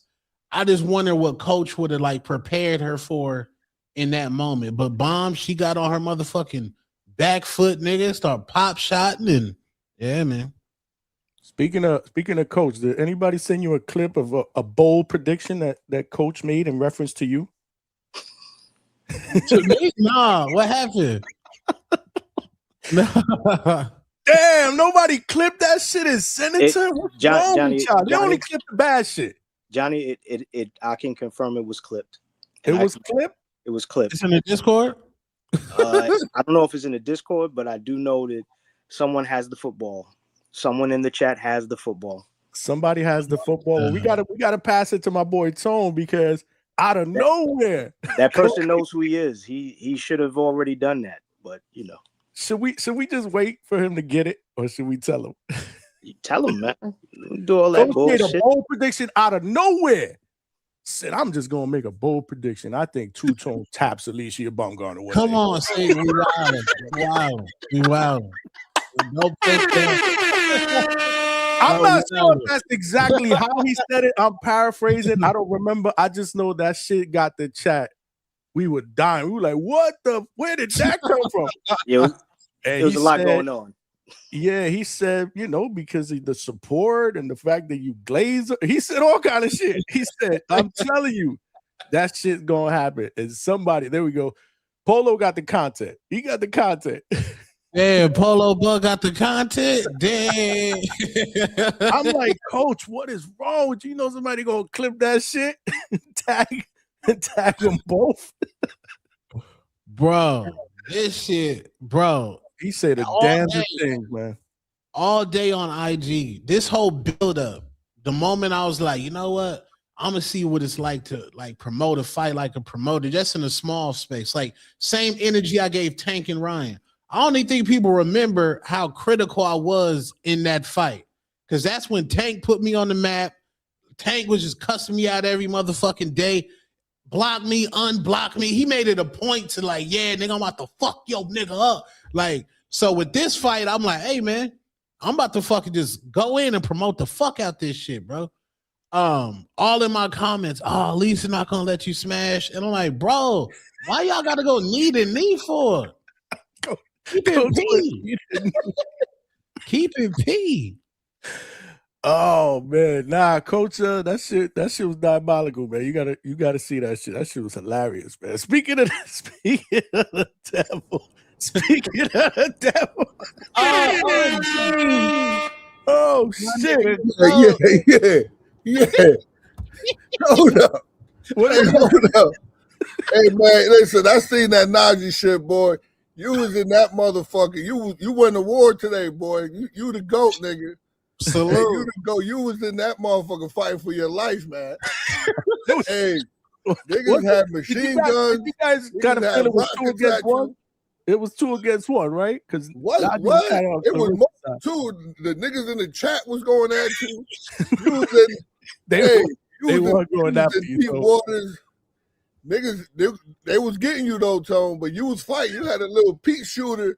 You was fighting. Hey, you ever seen that Harlem Nights? Don't shoot that little motherfucker no more. Oh shit. Hey, Tone was in there shooting though. Hey, you held your own though, man. Mm-hmm. And it's hard. Listen, it's hard to go against somebody, the actual person, because she can just come up with stuff that you can't rebuttal. because you just don't know. She start going, I hand to God and I swear to God, and you can't. What can you do there? Yeah, you know what I'm saying. But yeah, you did your thing, man. You the GOAT, man. You was in there. You was in there. Oh, hey, listen. There was a couple times you was looking like Shadasia Green in that last round. Oh, come on, coach. Hey, there was a couple. You was in that corner. But you fought your way back. You fought your way. Yeah, man. That was good shit, man. Good job, man. Yeah, salute. Hey, Hey, I was listen, like, man. set up. I was like, Clarissa. Hey, motherfuckers got dreams, man. Dream with me. Dream with me. Dream with me. Dream with me now. That's my dream for you, man. Dream with me. I'm gonna give you that motherfucking wink one time. Like, yo, listen, you in there, son. They said Tone used his legs to escape danger. I said deflection. I said I'm gonna use the shit I learned from having to go back and forth with Ness for 2 years. Let me use them tactics, because that's a different type of debate. Right? That debate is a diabolical one. So I'm like, oh, this shit nothing.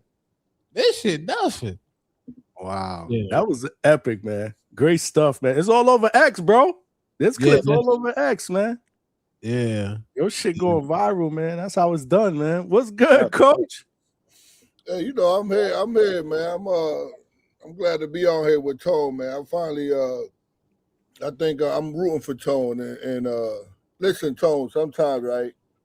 Mm-hmm. You ain't no motherfucking looker. Let's get that out the way. You see what I'm saying? He go after everybody. Hey, you not a looker. Yo, when I first met you, what was my whole slogan told you every time I talk? Funny looking nigga, you like this funny looking. Hey, listen, but these nice females or women out here. Hey, one thing about a woman is they fall in love through the ears. Men fall in love with the eyes. Facts. They fall. Hey, listen, you could talk your way in there. I believe in you, man. I know where this is going. Keep doing your thing. Keep doing your thing. With everybody in the chat, everybody on the panel, we all supporting you, man. Absolutely, man. But yo, hey, don't get soft on you, us, man. Don't get soft on us talking about I'm a promoter. I'm just a fan, man. Fuck all that soft shit, man. I'm a supporter, man. Fuck all that soft shit, man. At the end of the day, you trying to smash, man. I'm a supporter. No, I'm not salute. I'm not trying to do none of that. That is my that's my friend, man. That's my homie. That's my friend. That's right, Tone. Y'all gotta settle down. Don't get in the friend zone, Tone. That's how it ride with friends. Tone ride with friend zone. You got to be friends first, though, right? You got to be friends first. That's where it starts. Chill, man. It ain't the same if she know. I'm telling you, Tone, she got a pass, Tone. That's in her, Tone. Bro, I don't know nothing about nothing. I just know that is Alycia the Baumgardner. She is she fired. You said buns or bomb? You said what? Bomb. Oh, I thought you said buns. No, what? Coach Wilder. Coach Wilder on a Sunday. Coach Wilder on a Sunday. Nah, man, she a generational trash talker. She got bro. I don't get why everybody ain't like fans of her. Because a lot of them women in female boxing, respectfully, is Monster Islands. All I'm saying is, if we ever see Tone go live in a Versace robe, cooking eggs with a DJ set going. They said don't be a Danny. Don't be a daddy, Lord child. Salute Ring Walk, man. Word. Shout out Ring Walk. She a real one though. Real one. Dead ass. She wanted me to come to a fight, had her manager call me, got me credentialed. She got me all of that shit. Hey, chat, we're closer than what y'all think, man. This nigga wild. And what happened? Why you ain't pull up? I one tone the superstar week. One tone. Yes, one tone week. It's one tone week. You could babysitter. This is like a once in a lifetime opportunity. Credential. No, it ain't. No, it ain't. It'll happen again Marathon, next time. Johnny. Oh, he said marathon. It ain't a sprint. It's a marathon. Y'all trying to throw that up there? Come on, man. I could have like tried to force it, but then DJ I was like, "Oh, I'm getting my hair done," and I'm like, I ain't gonna have one tone. Just so I was like, just come. I chill with the champ, man. I chill. Yeah, but one tone ain't old enough to go with you. I didn't want him to be in a New York hotel room by himself, just chilling in New York. I don't know what could have. He might have said, "Yo, I went outside the hallway, and I found my way to Brooklyn," and I'm like, "Bro, what's going out there just wilding?" He could have went outside, ran to somebody like round one, and be like, "Yo, he asked me for $5." Oh, Lord child. Coach ain't respond. Yo, Johnny. Lord, I gotta react to Johnny shit. Lord, Johnny, that was a Lord. Yo, Johnny got bars, bro. So some things just have to be done, man. Some things have to be done. You know, people mistake me. You know, Polo Buck with the $2. He said Tone finna be upstairs.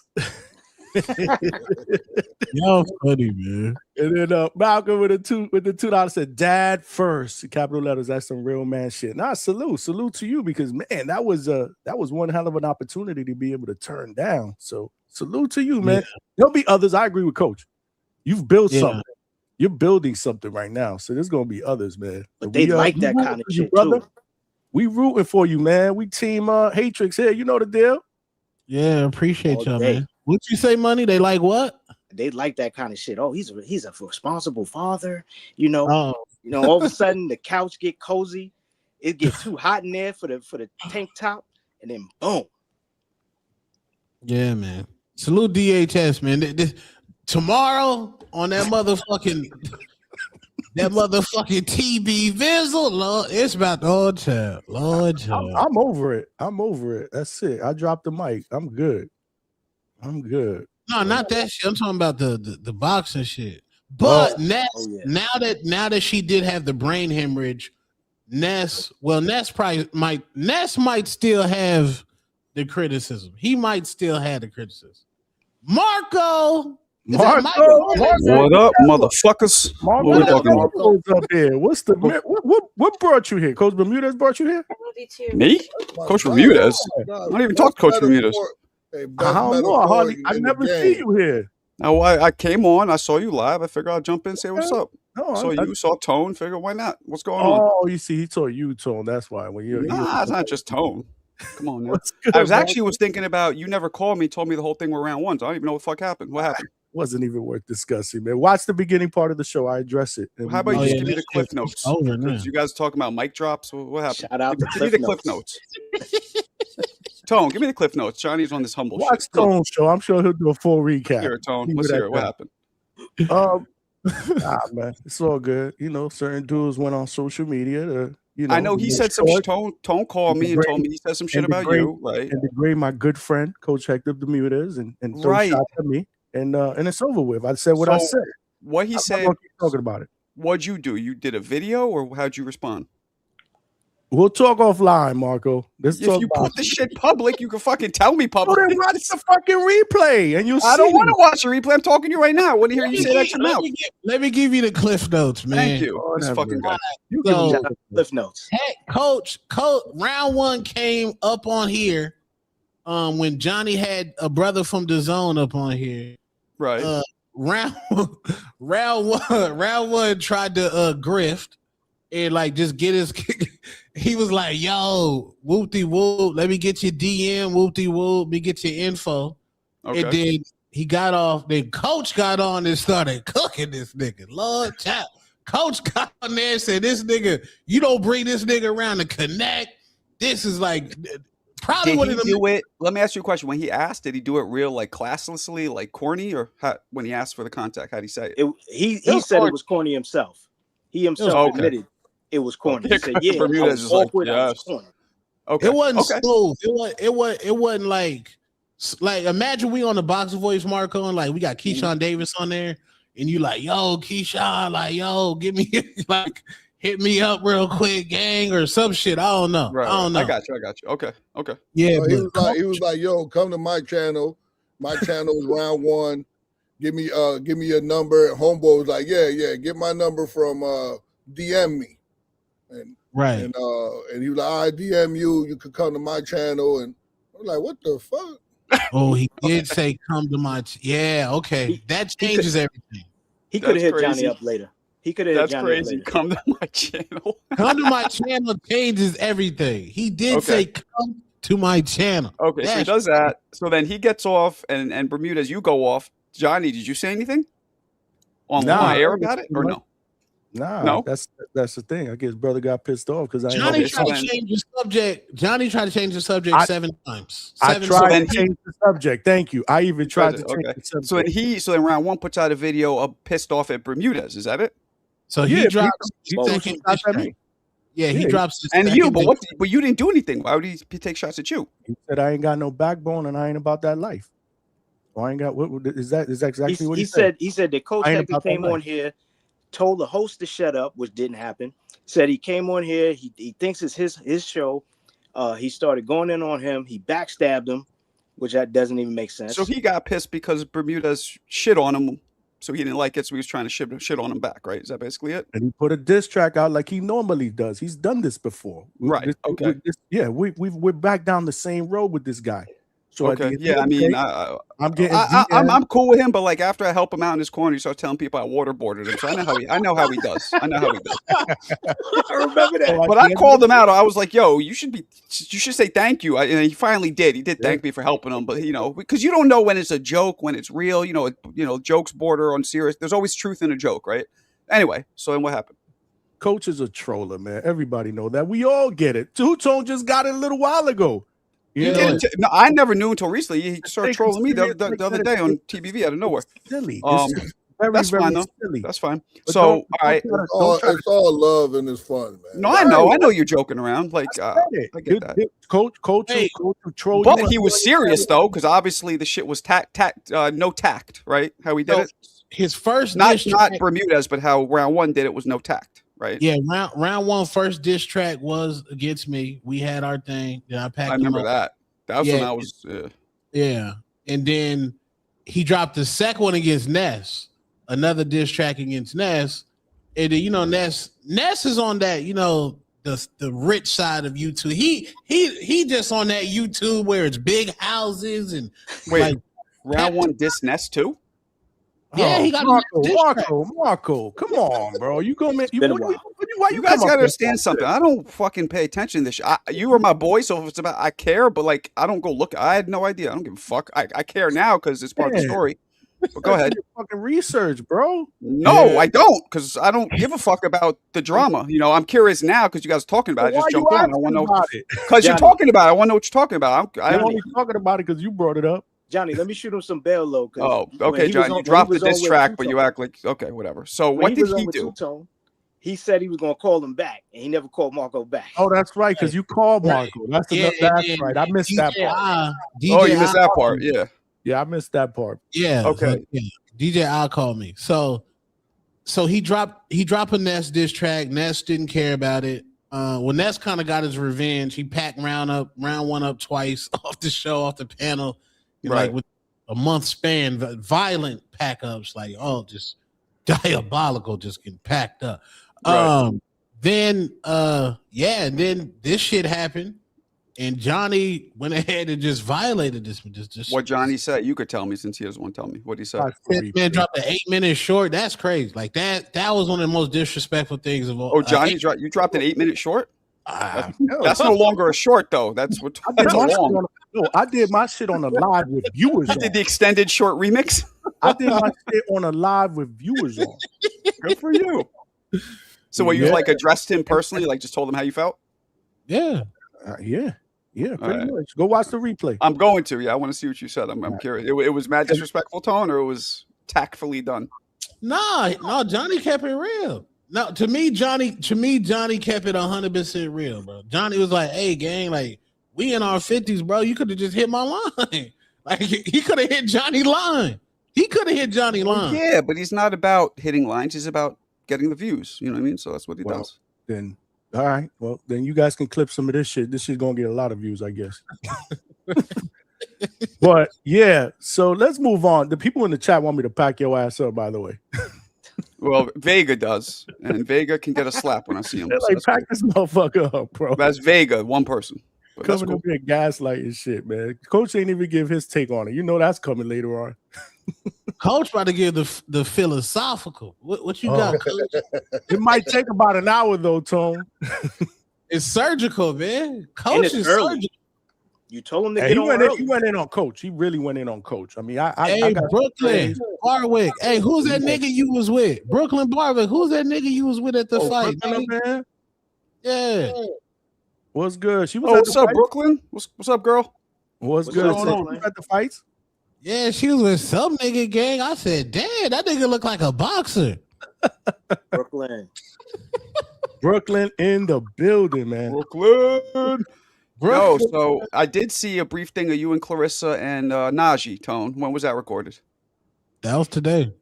That was Damn. today. Okay, good for you. I don't know how that came about, but good for you. No, Najee called me because you know Alycia Baumgardner put on a masterclass, amazing performance. She So looked good. yeah, Najee wanted to troll me, not troll me, but you know he a Caroline person. So we had our debate. Then Clarissa in the chat pulled up. I said, "Damn, all right." Oh shit. That was a Yeah. setup. Yeah, I was a little like, I'm cool with Clarissa. I really am. I like her a lot, but it was a little too far with the, she looked like an amateur, and like she did not look like an amateur. Baumgardner. She looked good. She had power. She had good body. She adjusted well. She was a good overall performance. Technically sound. She looked good. So, the weird thing to me is Clarissa and her are never going to fight, ever. They're like 50, 60 pounds apart, some shit, right? So what's the purpose of, maybe because she doesn't want any woman threatening her top of the heap, right? As women's greatest boxer. And let's be real, she is the greatest women's boxer right now and might end up being the greatest of all time. So why is she feel threatened by Alycia? And could anybody answer that? She said it wasn't about being threatened. She said it was about the fact that even during fight week, she said she was talking about her, and out of the context of the sport, talking about how she looked, Well, things like that. Alycia was talking about Clarissa. That's what Clarissa said. Well, she's trying to get clout, as the young kids say. Props, as me and Johnny used to say. She's trying to get props. So, That's part of the game. I don't blame her.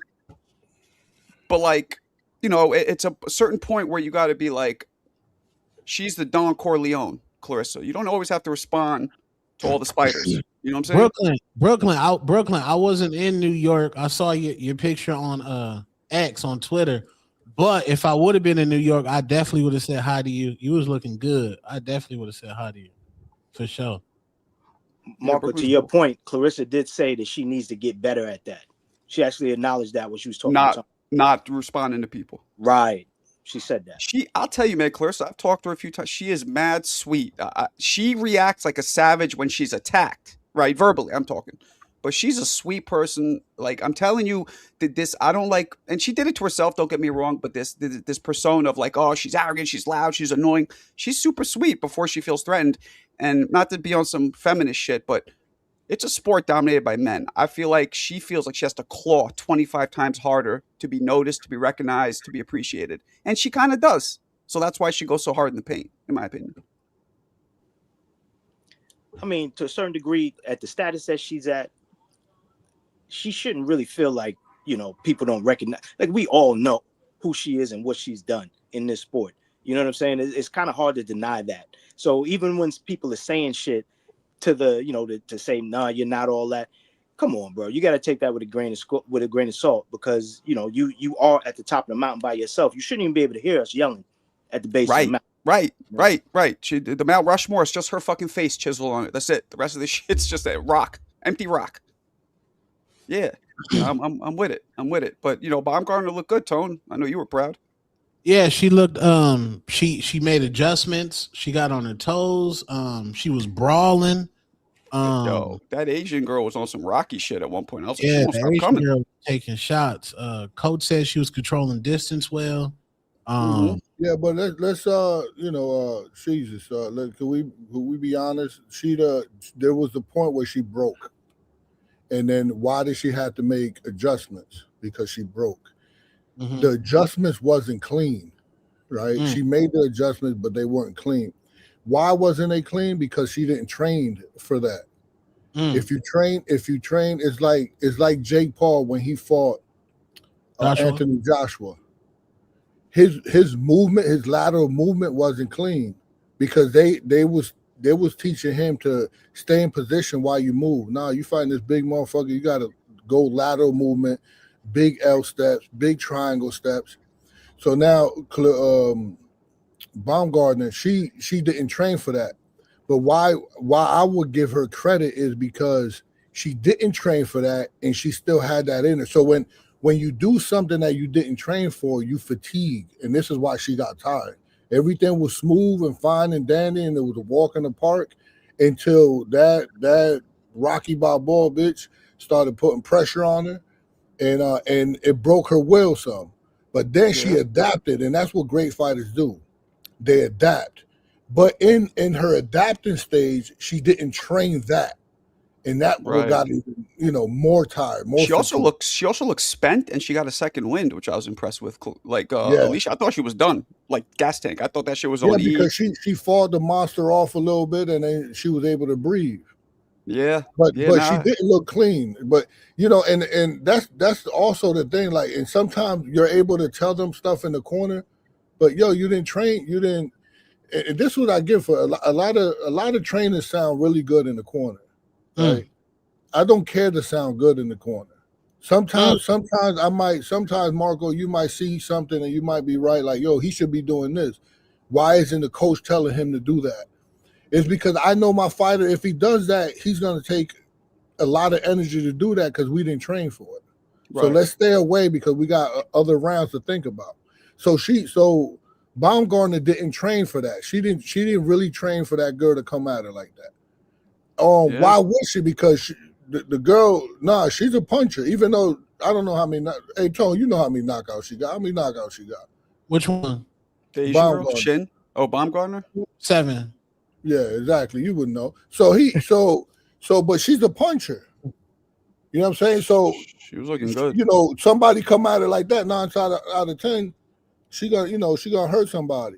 But now she's awesome in the sense that it wasn't clean, but she's awesome in the sense that she recognized the danger and she had a box. There was a time where it looked like she was about to get dropped. Yeah. Right? But she cooked Shin's legs perfectly al dente at one point because she was, she almost dropped her. Off the topic, sort of, but did it ever come out what happened to Shadasia? Is she okay? Brain hemorrhage. No. Yeah. That's what the chat is. Yep, absolutely. That chick hits hard, bro. Is she okay? Yes. Because a brain hemorrhage requires sometimes surgery if the brain swells. That's no joke. Is she all right? We're gonna find out. Yeah, not sure. Oh shit! So the last that they said was just she has a brain hemorrhage and no further updates. Facts. Oh my god! Wow, that's crazy. That's terrible. That's what got McClellan, Pritchard, Cologne like that. Wow. I hope she's all right. Yeah. That's crazy. Coach, do you think she could have do you think she could have used more of her feet in that fight to make that fight easier? What do you think? Yeah, but that's the foundation of everything is your feet, right? So you should always train your feet. Even if you're a pressure fighter, you should always train your feet to even move in circles. This is why if you ever go to one of our film studies, Two-Tone, you will see how I break down how Ryan Garcia did really, really good boxing left to right. With Barrios? Right? No, with Haney. Oh, okay. Yeah, when he fought Haney, he did a good job going left and going right, and he did a good job at being a con artist by turning his back and allowing time to go down and the ref to break and talking all that shit, right? So she should learn that. Baumgardner should learn that. And for me, I don't see her as being a big 30, a 130 pounder, right? Because the girl looked a lot bigger than her. So she would definitely have to, learn how to use lateral movement with intertwined with her defense and offense. And I think she'll be a way better fighter. I think she should fight the girl now. Dubois, you tripping on having her weight because that's not the money fight. The fuck is that? That's not the money fight. That's just another fight. That's what I'm telling these niggas, coach. That's another fight. Beat her. The money fight is with Amanda Serrano. That's the money fight. Right. So what we waiting to milk this shit for? Nah, pack her up because she will right now, right? And go on and fight Amanda and get that money. Or Katie, or Katie Taylor. But she would have to go to 35, coach. No, I mean she could try to get Carolina to come down. Well, Baum would have to eat. This is what I'm saying. This is why you fight it now, because Carolina thirst bucket. She'll come down. She don't know no better. And this is what happened. Probably what happened to Shadasia Green. She probably didn't hydrate right, and she and her body lacked a lot of liquid. And when that happens, that brain hitting the skull with no water around it is tough. So hopefully she comes out all right. Let me say real quick. I found a post from Shadasia this morning. So she's conscious. She wrote, "With everything in me, I want to thank those who had concern and even people who figured that something was wrong during the fight." She posted this on Instagram. "I passed out due to a brain bleed out of my brain bleeding out of my brain. However, I'm in the ICU on the road to healing.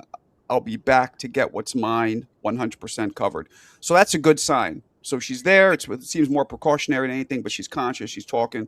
So that's good. That's very good. Whew. Definitely. Thank God. All right. There you go. I just sent a link. Brooklyn wants to jump on for a few. Brooklyn. Zoo. Bo Max Alfredo sauce. Ew. Said you sad, brother. Lil Zuda all the way from Africa. He said Africa in the building on a dog ass salute to the panel. What up, Zuda? Salute, man. What up? Hold on. We got to get Brooklyn up in here. Who's up? That's not clear.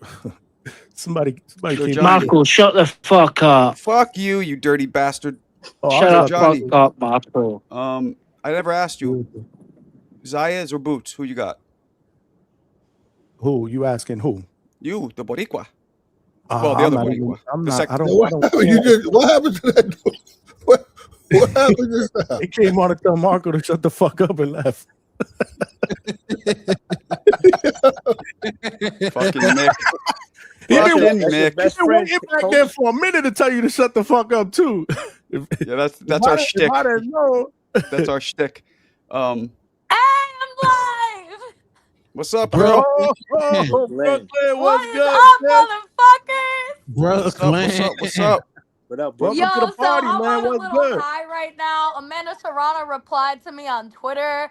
So I saw that. Let me have my little victory lap. Hold on. Motherfucker, I'm gonna get signed to MVP. Let's fucking go! Are you? Nice. You gonna fight? Well- You gonna fight Sharetta? You gonna fight Sharetta? You don't like Sharetta, huh? You gonna fight Sharetta? Okay, first off, Metcalf is not in my fucking weight class. Please set me up with somebody in 122. Sharetta, I don't have like any beef with, but like anybody can get it. These hands are rated E for everybody. You just gotta match me, bro. Like Rated I'm 4'11". E. I'm not gonna be in the 30s. I'm no longer gonna be in the high 26s. Like, like maybe I'll come down to her one day, but I don't know. I'm chilling at 122 right now. Brooklyn, you still in New York or you moved?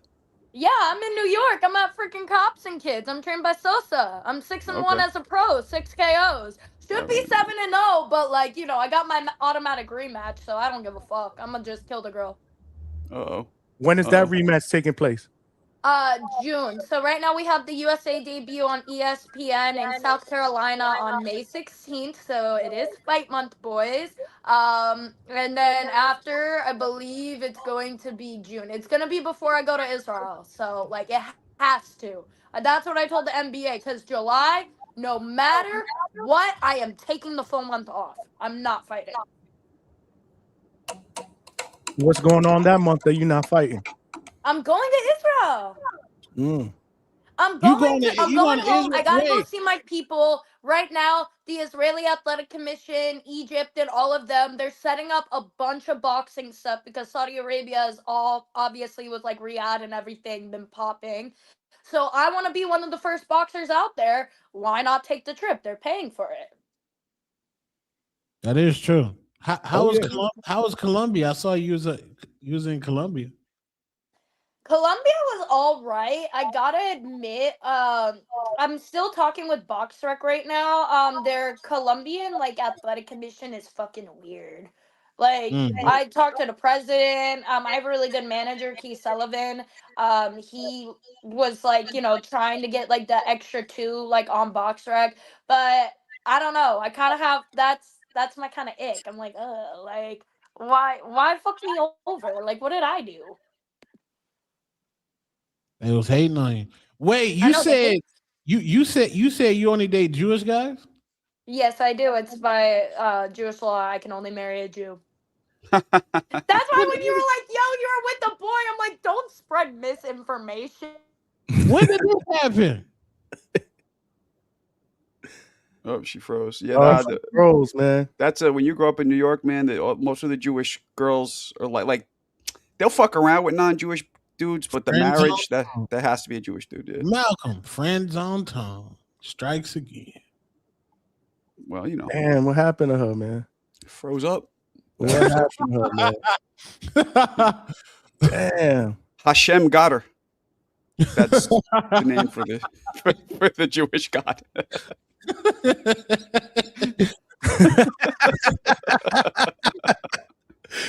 Salute to Brooke. Did she say that she signed with MVP? No, she said that Serrano responded to her. I think it was just wishful thinking. She feels like now she's on the radar, so it might happen. I believe that's what she meant. And that's fuck it, man. That's how it starts. You know what I'm saying? Is she back or what, man? Damn, that hurt. Okay, whoever called me, fuck you. Anyways, don't spread misinformation. That's my homie Price Taylor. I literally got him down during the Shadasia fight because, like, honestly, that was one of the fights I was very interested in. But yes, I do date only Jewish guys. So please don't spread that misinformation. I got guy friends, all right? But it ain't like that. It ain't like that with me. Oh, for real? Yeah, for real. Oh. What is And there? Is also, there black? I wouldn't want to date another boxer. I've dated a couple boxers. Like, I'm good. I'm good. Is there Marco black? can Is attest. there Like, black I'm Jewish guys? good. Is there black Jewish guys? Yeah, there is. Look up Nissan Black. Yo, man, Shine. I need to. Shine's a Jew. Come on, I man. need to check my motherfucking. I didn't know that. I didn't know that. Well, he turned. You don't remember that, Johnny? You know, when Jake he got Paul's Jewish. Who? Jake Paul's Jewish. Dimitri Salidas, Ron Katz, Wait a Larry second. Jake Goldberg. Jewish? Yes, Jake Paul's actually Jewish. Oh shit! Is he practicing? He's not a practicing Jew, but it gets gifted through the mother's side, and he's more Jewish than I am. I have it in my like genealogy, Israeli and Ashkenazi, but I'm in a conversion process right now because my mom is Christian. He got gifted his Judaism from Pam and her mom. Wow, I didn't. Maybe I'm being fuck. I didn't think Ohio had any Jews there, but okay, cool. I mean, I didn't think so too. I thought all I saw was just like, AI stuff since that's like a big thing now. But no, 1,000%. I found out this morning he's a Jew. How He's a Jew. Brooklyn? So your name's obviously Brooklyn, but you did not grow up in Brooklyn. Where did you grow up for people watching? I grew up in Laguna Beach, California, but I do train out of Brooklyn, so I rep the bro strong. No, now you do. Yeah, no, you're one of us now. You're one of us now for sure. But Wait, you was in Laguna Beach, gang? Yes, I was. I went to Laguna Beach High School. No, it's not like the MTV show, so please don't ask me. Damn, I thought it was like the MTV shit. No, it's not. All right, that's one of the frequently asked questions I get. Hey, is Damn. it like no? So did you say earlier that you're signing with MVP or you're looking to sign with MVP? I'm looking to sign with MVP two-tone and everybody. Guys, like, didn't you see when our video we did the little like it got like 60K or something. I did like a call out and then the Israel's MMA page like reposted it. So because it had that logo, I posted that one onto Twitter and Amanda Serrano was like, "Hey, we're going to be hitting you up soon." And I'm like, "You know what? Thank you, the real deal. Big deal needs to be on here. Like, let's go. Like, Nice. the thing is it makes sense. Like, come on. Like, I was talking to a matchmaker today because they tried to get me another fight, and I told this guy, I was like, "Yo, first off, I don't know how you got my number. Wrong one. Call my manager. I don't make decisions. I just show up. Number two, like, I don't know. I kind of want to go with MVP." He was like, "What makes you think that you're MVP worthy?" First off, everybody called me female Jake Paul when I first stepped into the professional scene. Put some respect on my name. I got an unorthodox amateur career. Number two, they're signing females. I'm a female, and I'm #1 in the Middle East for pound. Put some goddamn flowers on my name. I'm not that cocky, but I do deserve a shot. You do deserve to get on that roster. Salute Amanda Serrano. That's why I like Amanda, because round 1 is in the chat and he wants to jump on. Oh shit! Round 1 wanted to. Round 1 in the. Damn. Round 1 in the chat. Hey man, yo, I'm about to. Yeah, let him jump on. I'm jump on. I'm gonna slither into them comments. Gang. Two-tone. Brooklyn. Next time you see me at an event, first off, don't air me out. Like, God, I got guy friends. Number two, say hello to me. What the hell? But also, No. yeah, I know I did. He wasn't look good, there. So thank you. No, wasn't there. I wasn't there. I just saw you a picture on. If I would have saw you, I definitely would have approached you and be like, "Dad, you looking good out here in these Brooklyn streets." But I didn't know you was just you in them Jewish levels. Salute my Jewish niggas out there, man. But, yo. Nah, I'm on that Jewish level. All right, I got one exception, and he's not a boxer. So let's just put it at that. Okay. Do you? You was looking good though. But hey man, I'm out though, man. Two-tone superstar Johnny. Yeah, man, handle that shit, man. Let's get this content. Polo Buck, run the content, nigga. He was Polo. back. I don't know where he went. He split. Run the content. Oh shit. He was back Honestly, there. this crossover of the Hangout spot, Two-Tone and Marco is like kind of mind blowing to me. Why are all three of my friends on a fucking panel together? This shit a movie right now. Movie. Word up. I don't know this guy in the bucket hat, but your bucket hat's pretty sick. Thank you. That what do you call? I co-host over here with Johnny. My name is Big Money. How you doing? What up, Big Money? I'm Big Deal. Yeah. Deal. You posted. Did you post that thing about Amanda Serrano on Instagram? Because I think I reposted it. Yes, but I think we did a Hangout spot collab, me and like everybody. So okay. Nah, but shout out to you. But the one that she replied to was on Twitter. That's where I was like, oh, okay, shoot. Nice. So are you ready? Like if they sign you, are you ready for whatever they throwing at you? I can't even hear you. Is that me or? Let me say it again. I said, I could are hear you him. ready? Are you ready? Like if they sign you an MVP? Hold up. I think it's me. I think it's my Arkansas Wi-Fi. Let me get back in. Hold on. Oh yeah, you breaking up a little bit. You breaking up. She breaking up. I'm gonna switch over to laptop if you can hear me, because I don't know what's going on with my phone, Johnny. So hold on. Let me get right back in there because you literally just. I hope you can hear me. Okay, I'll be back. I may have to let you jump back on because I'm gonna get somebody up here in a little bit. But this won't take long. Trust. I don't know where he is. He was back there. He left. So he was back there and he left. Yeah, because But yeah, feel free. The link is in the chat. If you want to speak your mind, say your piece. We could do this. What happened to Brooklyn? She bounced? Yeah, she Wi-Fi said she on her laptop. Yeah, she should be jumping back on. Why? Oh damn. Okay. Coach. Sad brother. That's who he is, man. Coach, my guy, man. Coach, my guy. Yeah, I don't know where he went. When he jumps back on, though, I'm gonna let him jump on and speak his mind. So I'll let y'all fall back for a bit, and then y'all could come back. I'm sure it ain't gonna take long. Of course, you understand. You know what I'm saying? I Handle your handle, bro. No hour. I ain't about to be here for no hour over this nonsense. So, yeah. But so is he coming on or what? I have no idea. Maybe he didn't mean coming on here. Maybe he meant talk privately. Nah, that ship sailed, bro. I tried to reach out to him to talk privately about it. A word? Yes, sir. He just didn't respond? No, sir. Comments got deleted, bro. I put a comment out there. And besides, he jumped on the StreamYard, so he obviously wanted to talk, right?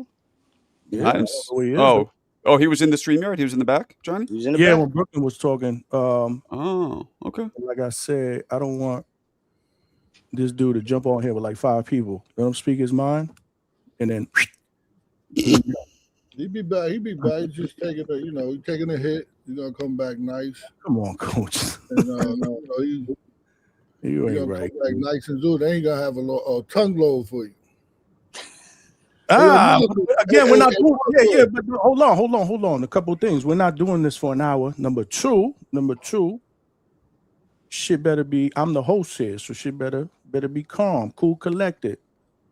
He trying to get more followers. You got an itchy trigger finger? I got you. I'm not about to argue with anybody on social media. Yeah. It makes no sense. Like I said, before this whole thing happened, he's jumped on here. I got nothing against him. He took shit personal. And then once you go out on the social media streets, it kind of kills any opportunity for us to be able to settle it. It could have been the score could have been settled with one conversation. Yep. With a simple conversation. I mean, but I don't rock like that. Like I said, man, I'm 50. I'll be 53 years. I'll be 53 years old in the summer, man. I don't rock like that. I'm just kidding. Johnny, the senior most panel member and the host. Yeah. You got me by 4 years. Hey, Marco. What up? Oh, I'm here. Hi, guys. I would say Mazel Tov. Age is just a number. He's wise as fuck, boys. Word. Yeah, Johnny definitely is. Yeah. I'm sorry, you like cut out, and I was like, dude, this is like some Arkansas Wi-Fi. Let me switch to my laptop. Well, you back. We got you. And we can hear you too. You clear, not breaking up. Perfect. Everything good. Perfect. Yeah, everybody was trying to call me. I was like, dude, I wanted to pull up on the fam real quick. Like, damn, shit. It's 10:30 at night. Since when did I get so popular? Since you started talking to Amanda. Could be. Give all the prayers to me, guys. That would be so iconic, because then one of my first interviews would be like with Johnny, like in like the boxing voice, and like everybody. It would be so iconic. I'm just saying. We pulling for you. Get that fight. The 122, shortest one in the division. Put me on. Nice. Let's go. Let's get it. You got to get that deal first, man. You got to take care of business though. Next fight. Oh yeah. Get that get back. Gotta get that get back. I like called up Johnny on my first loss. I'm like, am I good, bro? Like, I remember that conversation. I put that in my journal. I called up 3 people and Johnny was one of them. So salute to the Hangout spot fam. Mm-hmm. And what did I tell you? Keep your head up, right? Mm-hmm. Never a loss. It's a lesson. And look, you're about to get that get back. You'll be fine. Straight up robbery. You'll be fine. This is boxing. You still family. Word. That's what I told her. I said, you good. Win or lose. You still family. You know the deal. Niece is going to be fighting in summer, too. So the Sosa crew, we about to be so active. Talk heavy. Talk heavy. Talk heavy. We got some killers on our group. We got Rashad. We got Arjan, who just got another body in Atlantic City. I think he's like 6-0 now. Congratulations. We got Primetime. We got Big Baby Miller. I hope his toupee doesn't fall off this time. We got killers. I don't know. We got Lefty Guns Gonzalez. Like we got all of them there. I don't know. It's about to be belt collecting season. I'm telling you. Shout out to Big Baby with the super glue. I can't believe he spent $700 on that. You know what? He got a Manscaped deal after he realized in the corner, like straight up, my coach doesn't stutter. He stuttered And in Big Baby's like interview, he was like, "Yeah, my coach doesn't stutter," and I was like, "Dude, Sosa stuttered? No way!" He looks up on the jumbotron. That's how he took it off. That's how he knew, and it made him money. So congratulations. That right there is one of the best. That's one of the best fortunate moments in boxing. He still won. And he still won. Come on, give him his flowers. Definitely. We rock with Big Baby, man. Yeah, Jarrell. And he's down there in Philly, right? He's in the dungeon with Bojan and them, right? I think so. Well, Sosa and him, they're going to, on the 25th, they have a bout. So I don't know where they're at. They've been in Miami. They've been, like, everywhere. Like, I just kind of stay in my own lane. I say what's up when I see him. But, like, I cannot wait to see Big Baby get another W. If he gets another Manscaped deal, I'm going to have to call him up and ask for some marketing tips. Like, hell yeah. Big Baby Marketing School 101. Mm-hmm. It will not be a 2K though, boys. I'm sorry. Nah, you be a prize student. You be a safe student. I got hair. Right, and it's not going. You can't flip it off like a convertible. I'm like, the only thing is I look bald when I do this, but like it looks like a gangster. All right, I'm a boxer. And so what is your record? I'm 6-1. So is BoxRec wrong? BoxRec is wrong. Yes, there's 2 that aren't uploaded from Colombia.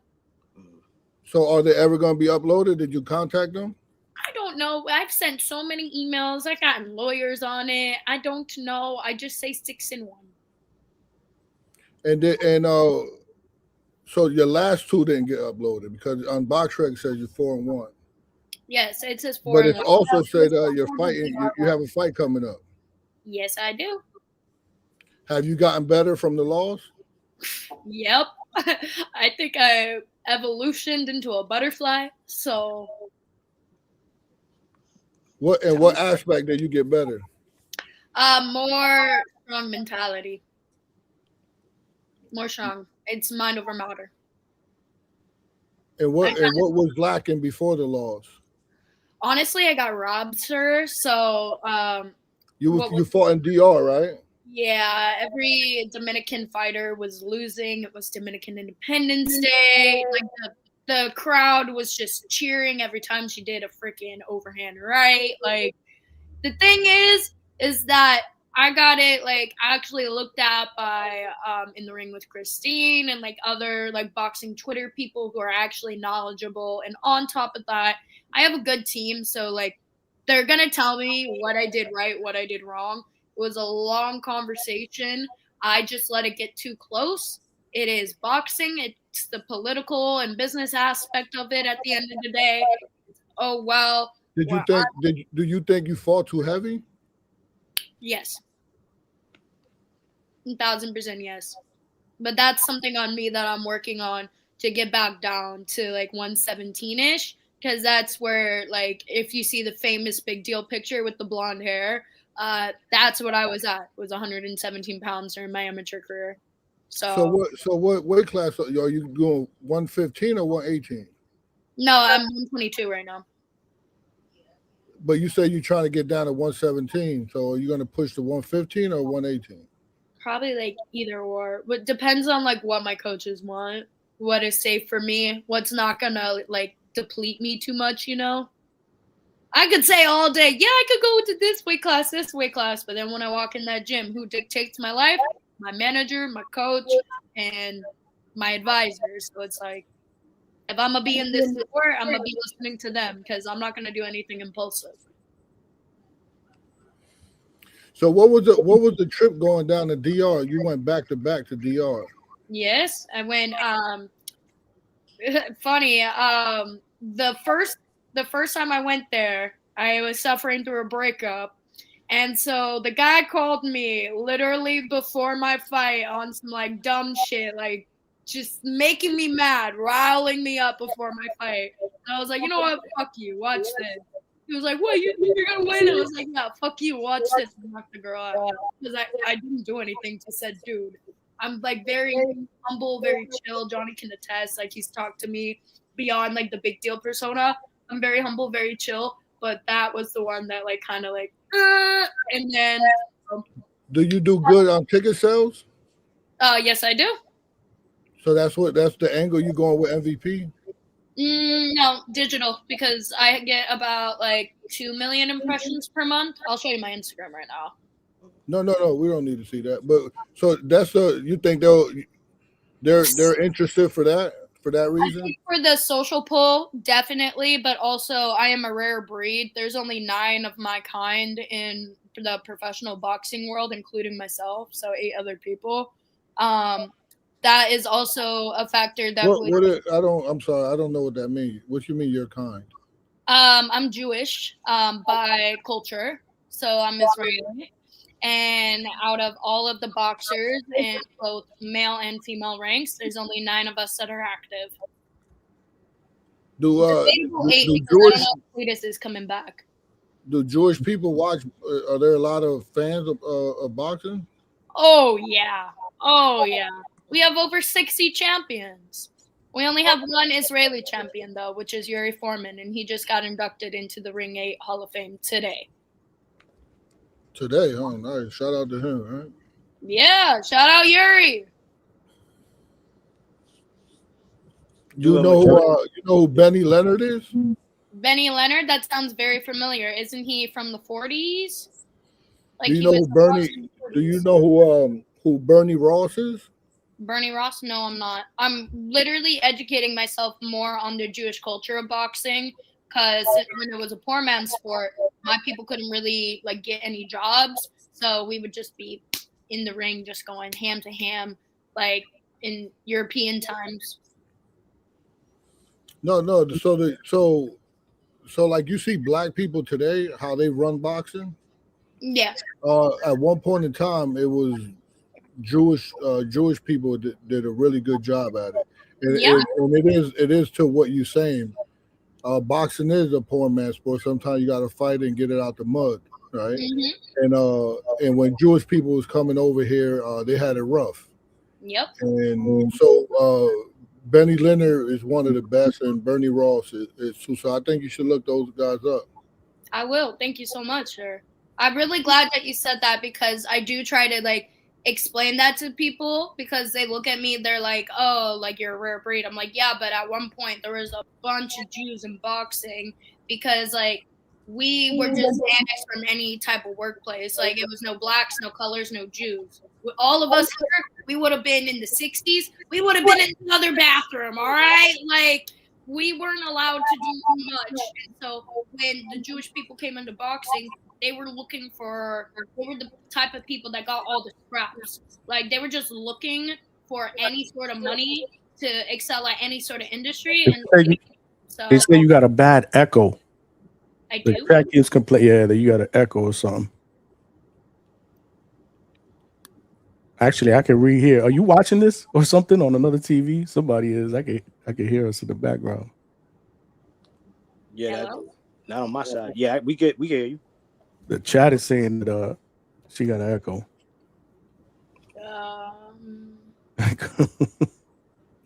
I just exited out of the closed tab. Is it me?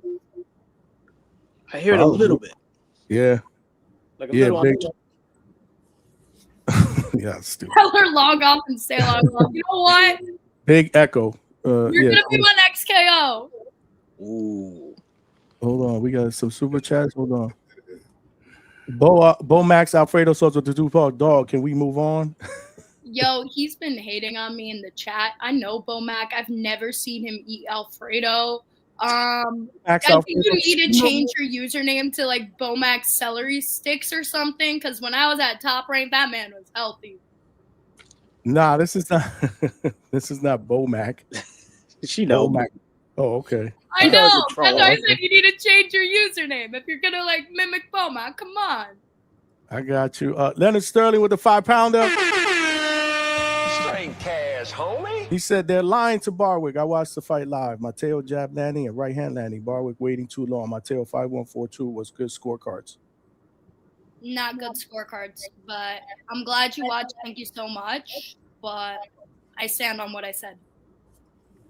Well, either way, you're getting the rematch. You know that's going down. What date again? In So it's going to be May 16th in the USA and then June. So I don't know the date in June yet, but it will be after the USA one. So you get a rematch with the girl that you lost to? Yep. The belt is she got a visa? No. I'm going to DR again.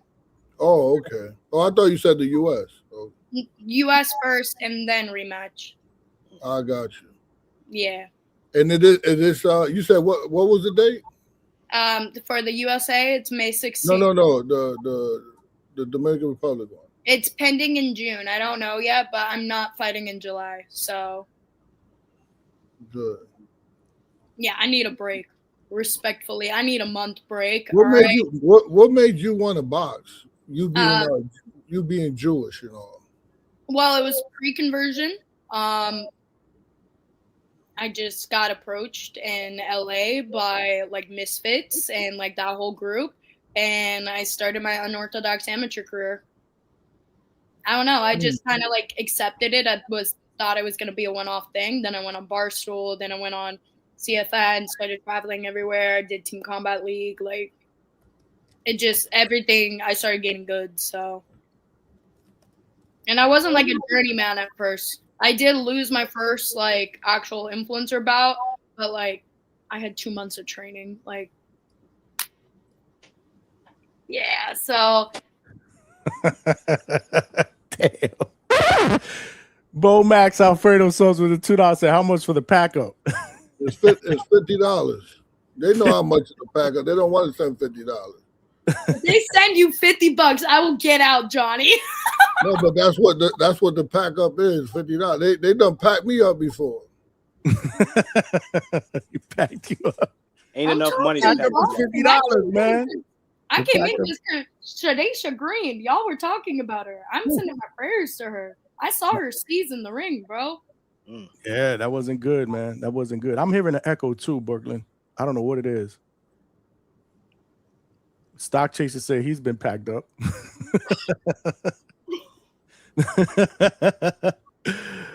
Oh man. Hold on. It ain't a good show without a Stock Chaser. So you don't have to kick me out. I could just leave. Nah, you family. Yo, the link is pinned to the chat. It's pinned to the top of the chat, and I will put the link in the chat one more time. No worries, man. No worries. Oh my God, Malcolm on, man. Where Malcolm at? I don't know where Malcolm is at. Yeah, he ain't even he chatted earlier. He in there. But he might be getting Vega. The link is in the chat. If you want to jump on, the link is in the chat. I just re-put it in the chat. I just switched my Don't need my number. Sound better? Uh-oh. No? Nope. I miss. What the Damn, Brooklyn, they packed you up. You got to go. They're off 1 cent. They're off 1 cent.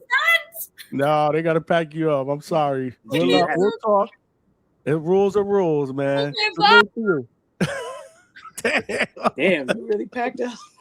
Hello, what the fuck? Did y'all say rules are rules? I mean, my brother said $50. Like, I can't just diss him like that. Yes, you can. You take that money and buy some more Alfredo sauce. That's Brooklyn. You packing up Brooklyn? She's a good sport, man. She know what time it is. Man, she family, man. She family. Damn, y'all diabolical, man. What's wrong with y'all, man? What is fucking wrong with y'all, man? Bo Max Alfredo sauce, man. I appreciate the generous donation on Brooklyn's account. Look, she laughing. She know what time it is. She having a good time with it. Ain't nothing personal. I was on your side, Brooklyn. I ain't like that. She saw you all. Hey, I had a lot of questions for her. I was starting to. I had. I'm sorry, Brooklyn. That was very mean of Bo Mac. Bo Max. I think everybody wanted you on. And damn, who's this? Vega? Vega's on here? Incorrect. Thanks. Yo, man, salute to the chat, salute to the weirdos, salute to the YouTube streets. And we got a weirdo list, right? No, we got a weirdo list. Shit, they put you at the top of that weirdo list. They was No, talking Bermudez shit. did that, but honestly, I think he should put Chevy there. We got to stop feeding the animals. Yeah. I agree. They packed on girl. That was diabolical. Y'all ain't cool, man. What's wrong with Hey, y'all, yo, man? she was holding on. She said, "No, you're off by 1 cent." She was thirsty. She said, he's off by 1 cent. Do you have penny? Oh shit! We packed up for Come forward, Vega. What's good with $49.99. it? I didn't even know you could do a $49.99 super chat. I thought it was all even numbers. Nah, you always see $1.99. Oh, that's right. That's right. Yeah, I forget. Yeah, you're right. But how is that possible that some people can send $1.99 but some $2? I never figured that out. Practice.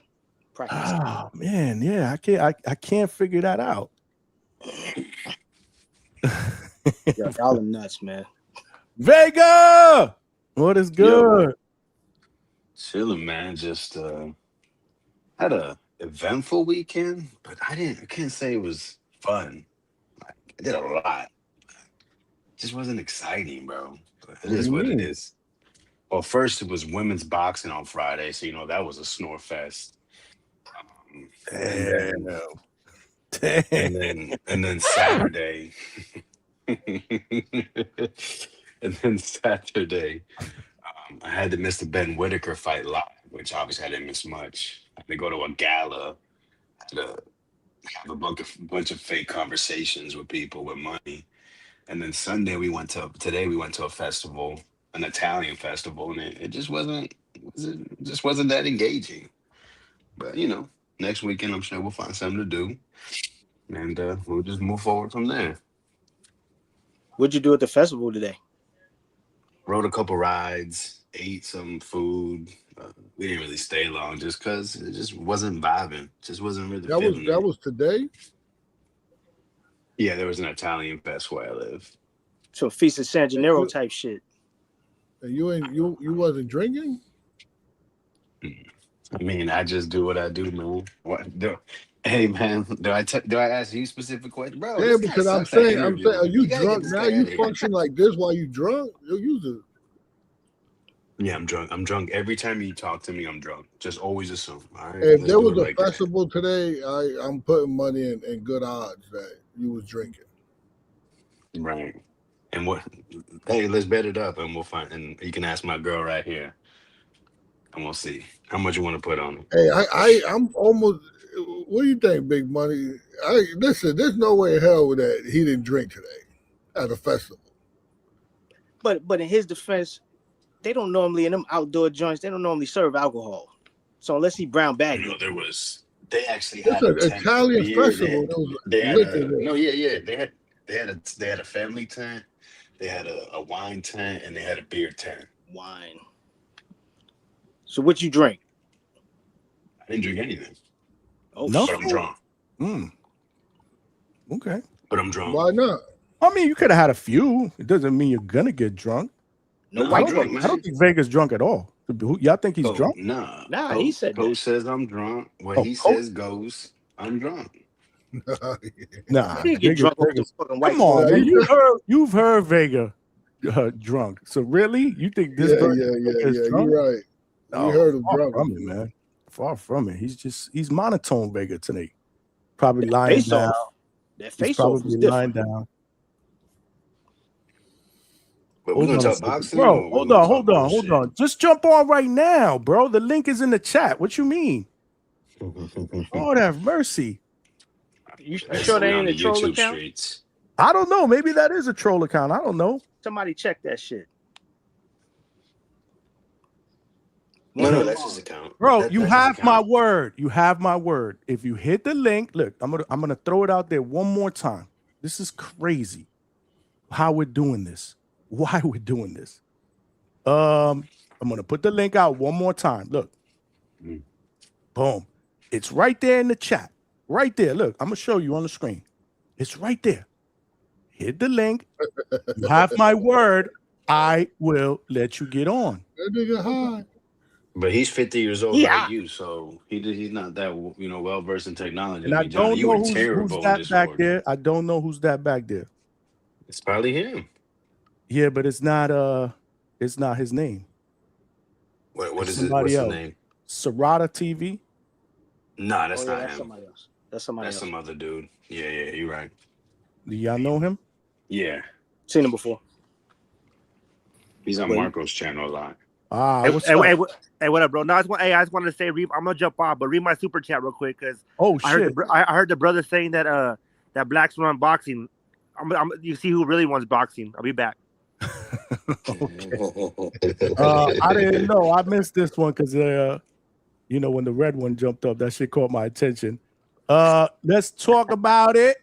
661, who was my guy Sarada TV that jumped on. Appreciate it. He said Mexicans run boxing with the boxing glove emoji. He said, "Stop it, brother." Hey, my bad, my bro. My bad. I missed that. Y'all good. Y'all good. I just had to kind of let him know real quick. But I'm out. You guys have a good one. Appreciate you, man. Thanks for watching, man. Describe that super chat for us. Why did I read that super chat in Hugo Juice's voice? What's understood don't need to be said, my brothers. But you on the talk show here, so you can talk about it. He don't want to talk about it, Coach. I mean, why not? You come on the show, you send a super chat. You don't want to and I'm not against what he's saying either, but he could talk about it. Why he feel like that? Because of Canelo, because of the history. Roddy, you want to explain? My favorite. Everybody know who my favorite fighter is. I don't know. Oh, you don't know who my favorite fighter is? What H-Town at, man? That's easy, bro. Y'all don't know who his favorite fighter is? God made Jesus and then Rohan Polanco. That was a fucking layup. What is wrong with y'all? Maybe Vega is drunk.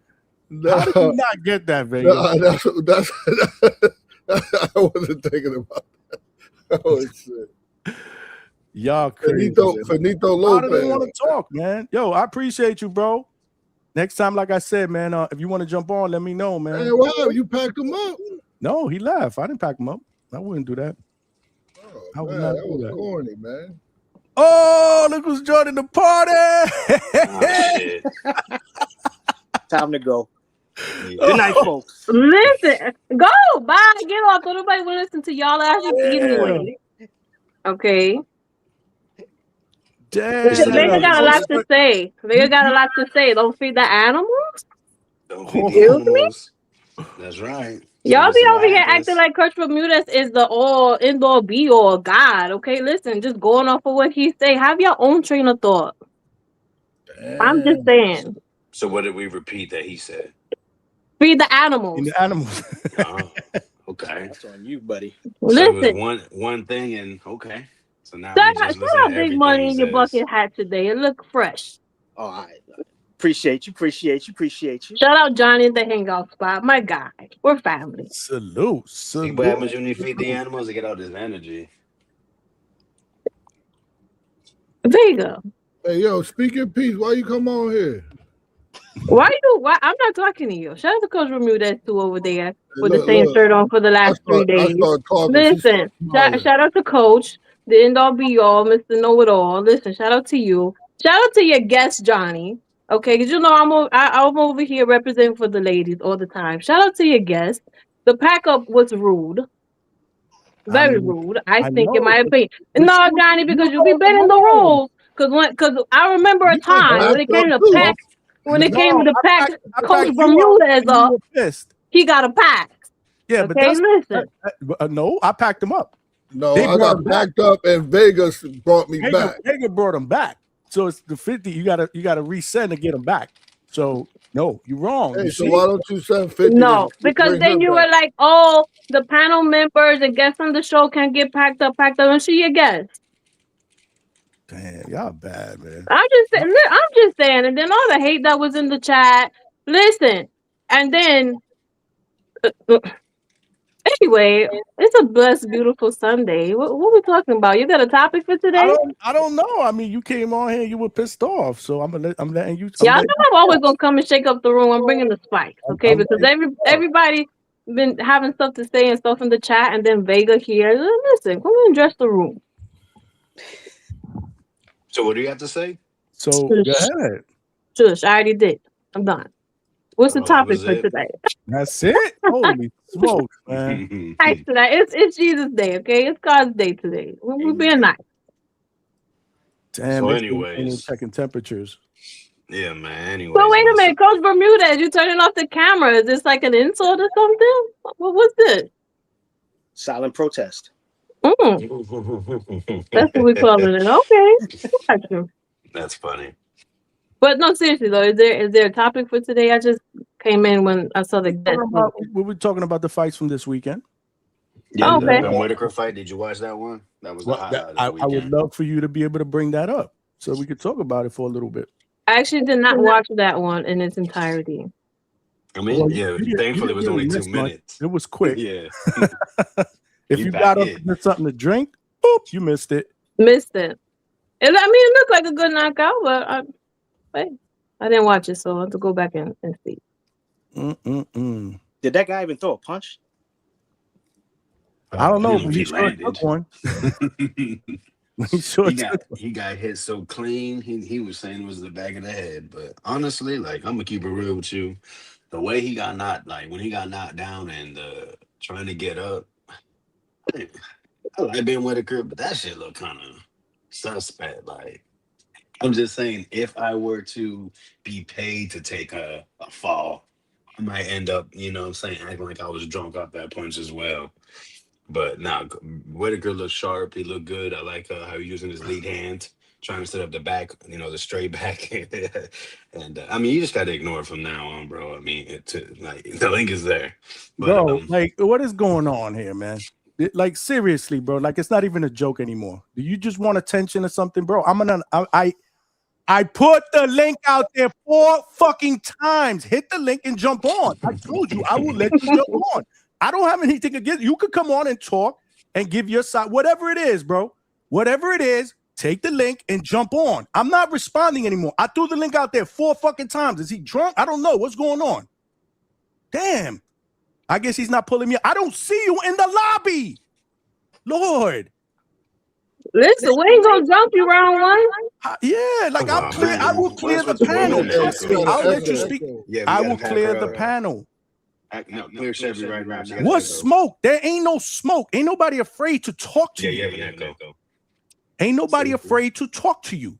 Come on the panel and you can talk. Drama, man. Like, this is crazy to me. That's why. Damn, bro. We fucking adults, man. Grow up. Shit.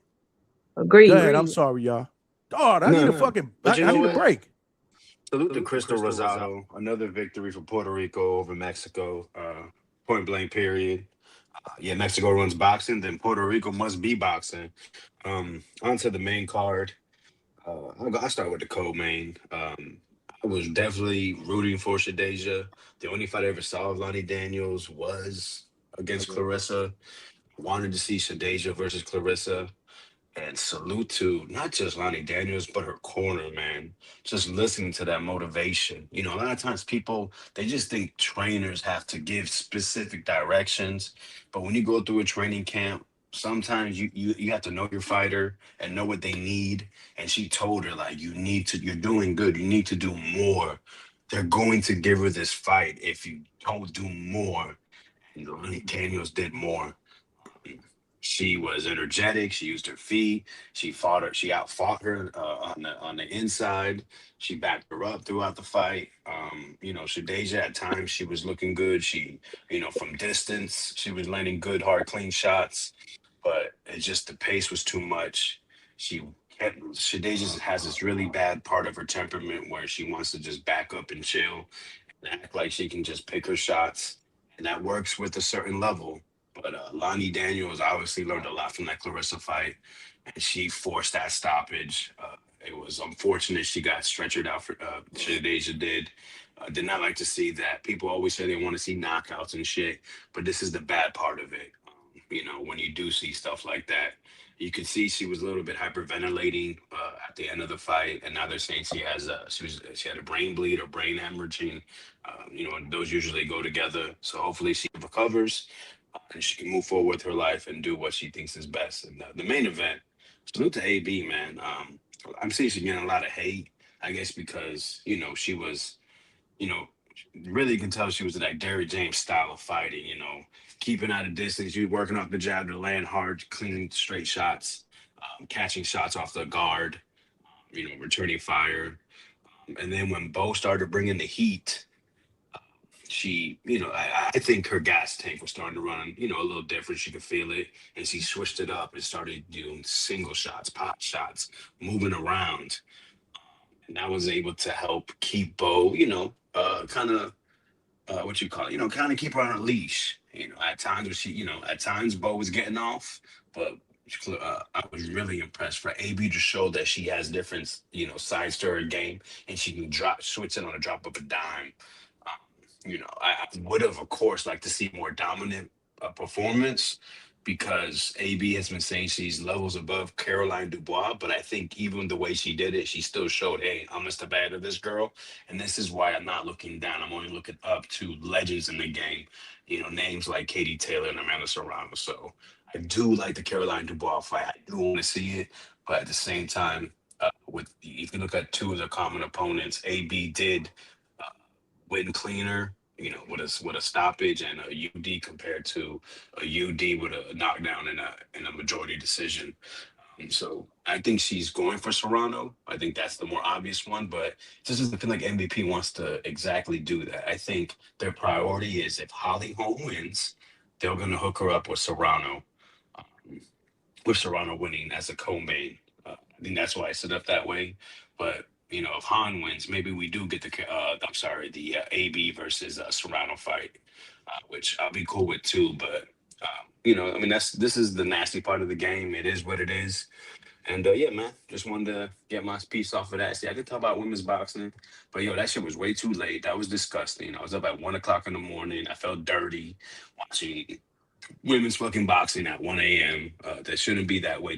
We need to be 10 o'clock and over with, and I can move on with my night. Appreciate the time. All right.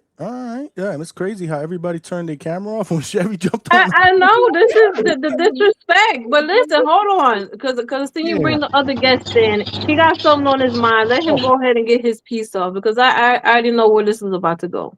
Who you talking about? You talking about G-Vaughn? Mm-hmm. G-Vaughn, you got background noise though. Yeah, hold on. You gotta give me a second. All right. While G-Vaughn, hold on, I'm gonna be right back. Okay. While G-Vaughn's doing that, we need 10 more likes to get to 100, y'all. Hit that like button, y'all. Yeah, smash the like button and tell a friend and subscribe to the channel. Let me see. Hopefully I didn't miss any other super chats. Okay. My feelings are hurt though about this. Everybody with their cams off. This is a little hurtful. Well, I thought we were family. We are family. I don't know. Something must have went down. Where you at, Coach Bermudez? Why you got your camera off, man? What's going on with you? Damn, I think he left. Coach, and Big Money. Wow. I'm right here. She's echoing. Am I echoing? Yeah, they say you echoing. Let me see. Somebody in the chat. I think I saw somebody in the chat say that too. What it do? Did it echo? I think it's Money. Yo. Keep talking, Money. I think it is you. Yeah. 1 2 1 2 I think 1 it's 2. Money. Oh, hold on. I think I know what it is. Salute to Rachel Donaire. I see her in the chat. Salute to all of y'all. We need 2 more likes, y'all, to get to 100. Hold on. I think I gotta like it. Hold on. Let me get that right. Damn, you ain't. That's crazy, bro. That shit is a 2-pack of ass. See, you got to do that shit when you first jump on, so you don't forget. You know who used to forget? Malcolm be forgetting. Malcolm be like, oh shit, I forgot to hit the like button. Normally I like. We got 99. We had 99. Oh, Coach got us at 99. Hold on. I got another YouTube account. Hold on. Let me switch it. Are you subscribed on both accounts? Hold on, yeah. You got to subscribe on both accounts, man. We only got 1 or 2 subscribers tonight. Come on, y'all. Y'all got friends, man. All of y'all got cell phones. Y'all got friends. Yeah, text somebody and tell them that we cooking. Today's show has been dope, but it's just been kind of crazy. Kind of. How was it? How'd it sound? 1 2 1 2 1 2. You sound great, but there's like I don't know. It's something crazy. I X'd out of Where we at now? Hey, where we at now? We at 110. Yeah. Let's go.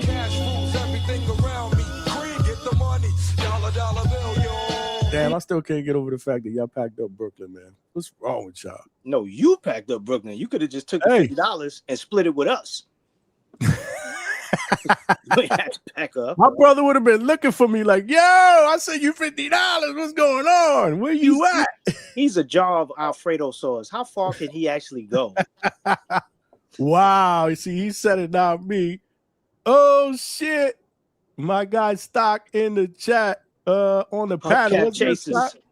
Where's the shit? Hold on. Yo. What's good? At the end of the day, you got to survive. Words. Hey, listen, man. At the end of the day, we all gotta survive. You feel me? That's facts. That's facts, man. One hubcap at a time, man. One hubcap at a time. Yo, what's good? Yo, man. Listen, yo, round one. That's nasty work, bro. That's nasty work, and you know you my guy, but that's nasty work, bro. If you don't click that link, and you in the chat typing and not clicking the link, bro, I'm gonna have to cook you round one. I'm gonna have to cook you, bro. When I tap in tomorrow, the TVV, you gonna get cooked, bro. You feel me? You ain't here. You done wrote 4 or 5 chats, and at the same time, you could have clicked the link, bro. You feel me? You got Johnny up there. You got Big Coach Bermudez. You feel me? It's the perfect time to click the link. You feel me? Don't be like that. That's nasty work, man. But yo, that's him. He was in the background. That's him. No, that's him. That's him. That's him. But yo, listen real quick. People up here. Yo, listen real quick. On the fights, man. Man, listen. Alycia Baumgardner, she was out there. Feel me? She cooked, bro. She cooked, man. See a little Devin Haney in her, man. But we're gonna leave that alone, bro. Listen. At the same time, she got caught in a little firefight, like 6th round, but then she switched into the Matrix, bro. I don't care what nobody tells me. She was in there cooking, bro, hands down, bopping, weaving shit left and right. That shit was diabolical, bro. She did that shit for like both championship rounds, bro. She was in there. I don't even think Bo even hit her one time, bro, for a whole 2 rounds, bro. She was swinging and missing. That shit was crazy. You feel me? I just don't know why she didn't do that earlier. But I guess they said she might have wanted to put on a show for the fans and shit. You feel me? She was the main event. But shout outs to Alycia, bro. And then, yo, man, Shadasia, right? Listen, man, there's the martial art of boxing. Facts. Yo, listen, Shadasia Green, bro. Man, listen, from round 2 on, I see you. I hope you're getting a percentage of that book, coach, where you promoting it. But yo, listen, real quick, man. Shadasia Green, man, after the 2nd round, man, she broke my heart, bro. I thought she was going there and cook. You feel me? But this girl was dropping bombs on her, man. Bombs, bro. After the 2nd round, and I ain't really see Shadasia respond. I mean, she was getting work, bro. She was getting work. So I mean, listen. Prayers out to her, bro. I'm not slandering. You know, there shouldn't be no slander, bro. You know what I mean? At the end of the day, she took this L, bro. She gotta work her way back, man. She got what? She had 2 belts in the Ring magazine.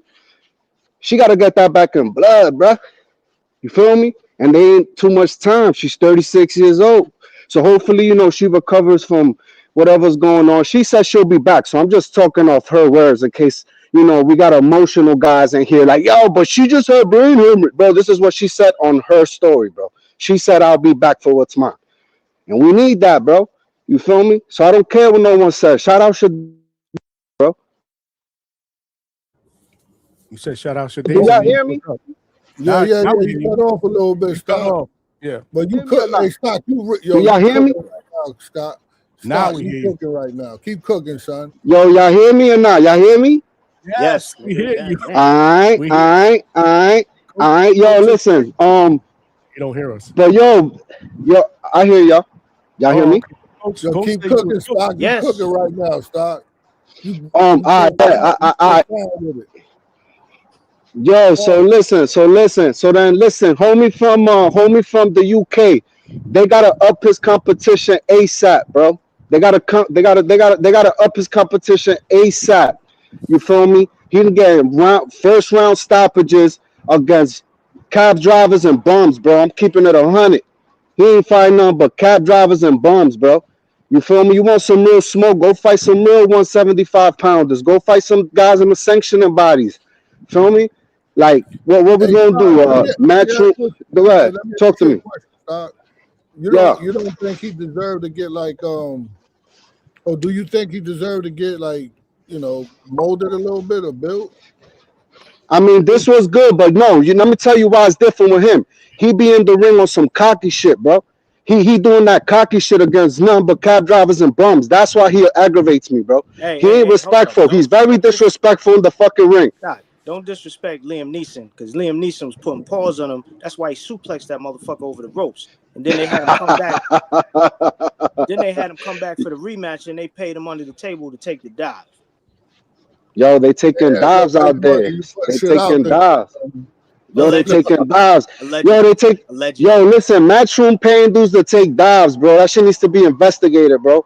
But allegedly. But yo, listen, man. Listen, at the end of the day, the thing about him, he's real cocky. Y'all see, he can't help himself. He did that shit again. Like he like spun around.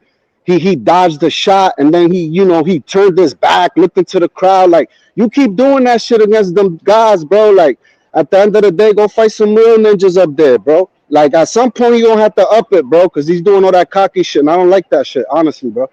Because the real solid ones, top tier, you sick in them, they ain't doing that cocky bullshit that he be doing, bro. You got what I'm saying? You can't do that shit against top tier opposition. But at that level yet, Stock. You got to let him. You know what I'm saying? This is part of how this is his gimmick. This is how he builds up to get to that level. When he's in front of real competition, solid competition, he's not going to play with those people like that because he will get slept. So you got to let him. Right now, it's like what your man said to Thanos, said to the dude in the Thanos movie in Infinity War. So, let him have his fun when he was beating up Hulk. Let him have his fun. You know what I'm saying? Let him have his fun, man. Yo, Johnny, my bad. I heard the background noise. But yo, man, listen, shout outs to y'all, man. I just jumped out. Yo, round one, you my dude, bro. Hit the link, bro. You feel me? I don't want to hear it, man. Hit the link, bro. Chop it up. Let's see what's going on, man. All right, man, I'm out. Salute. Stock chasers. My man Duke said Whitaker almost 30 is the problem. He's almost 30? I don't think I knew that. Word. I didn't know that either. Shit. So when was he in the Olympics? When did he get that silver medal? How old was he? That's a good question. Hold on. Let me make sure. That was the last Olympics, no? I think so. It says he's 28. 28. Okay. And he started fighting in what, 2022? Professionally. Mm-hmm. Yeah. Damn, on my birthday. 2022. That's when he made his pro debut. That's dope. But what is he looking at? What, 12 fights? 12 fights in.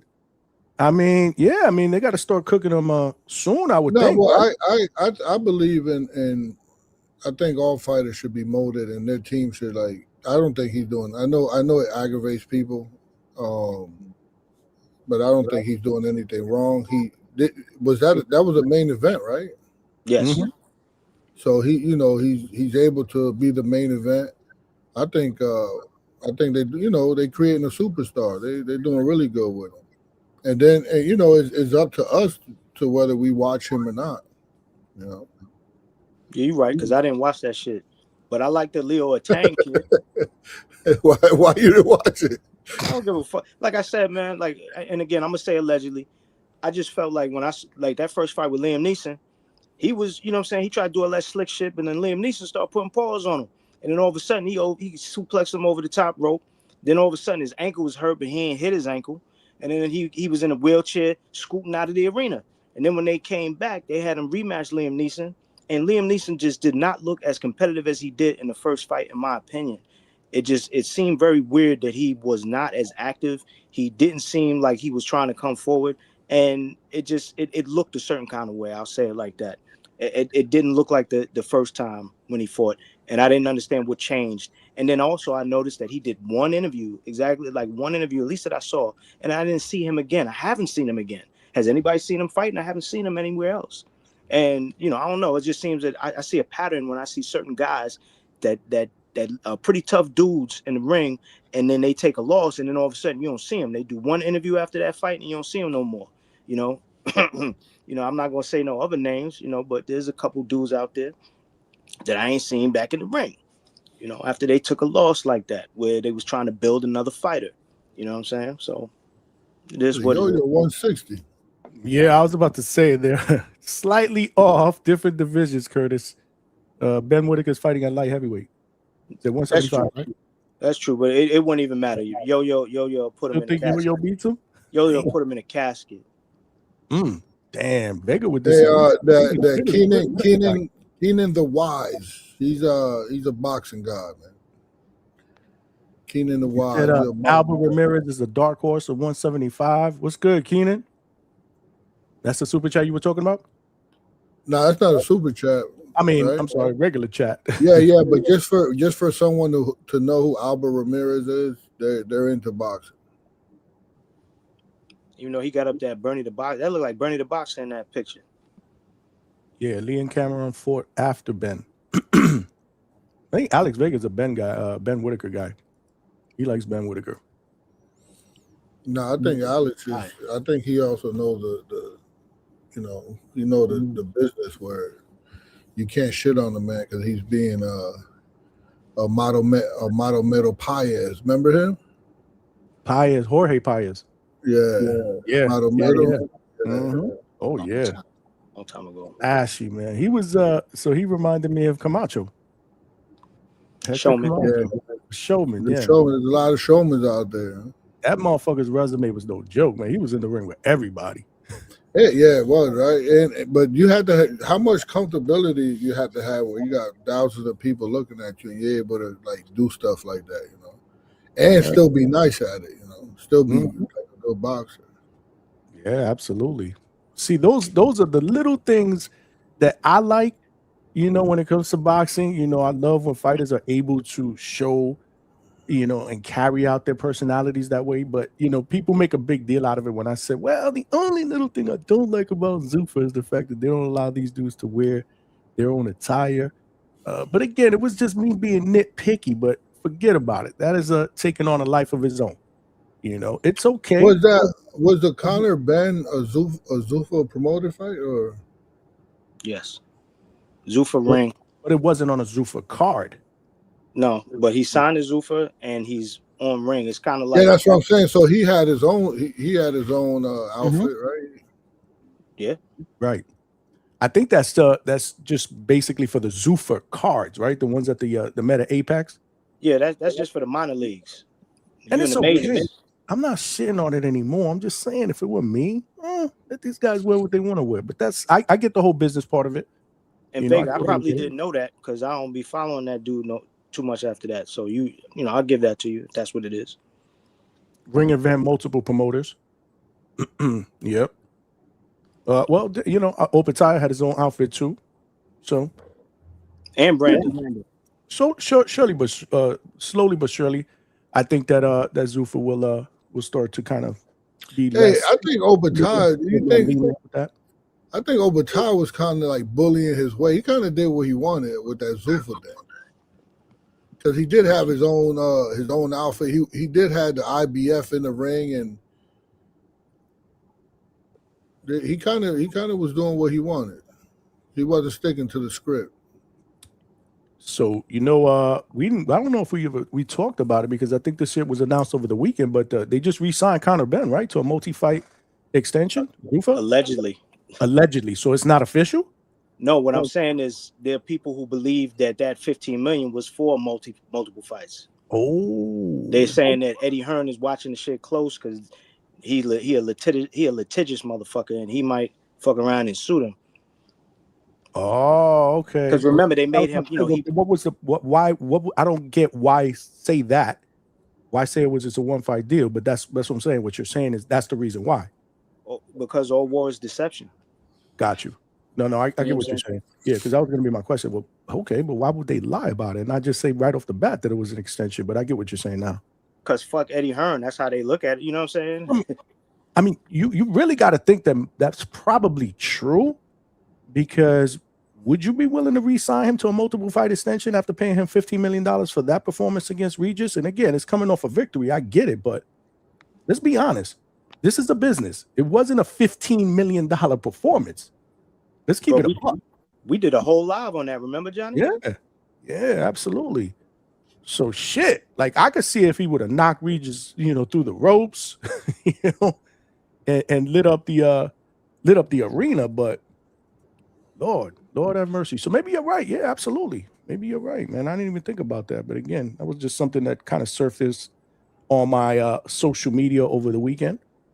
Well, remember, we touched on that at the time, but a lot of us was dispelling it, because even myself, because I felt like, why would they do, they said it's one fight. We chose to believe. I remember that. Yes. As opposed to having the 10-4 hat on and thinking maybe these guys did some slick shit, because it was already slick that they took him away from Eddie to begin with, and Eddie expressed the way he felt. But now he came out again like, man, really, fuck that guy. I don't like him anymore. I'm not rocking with him.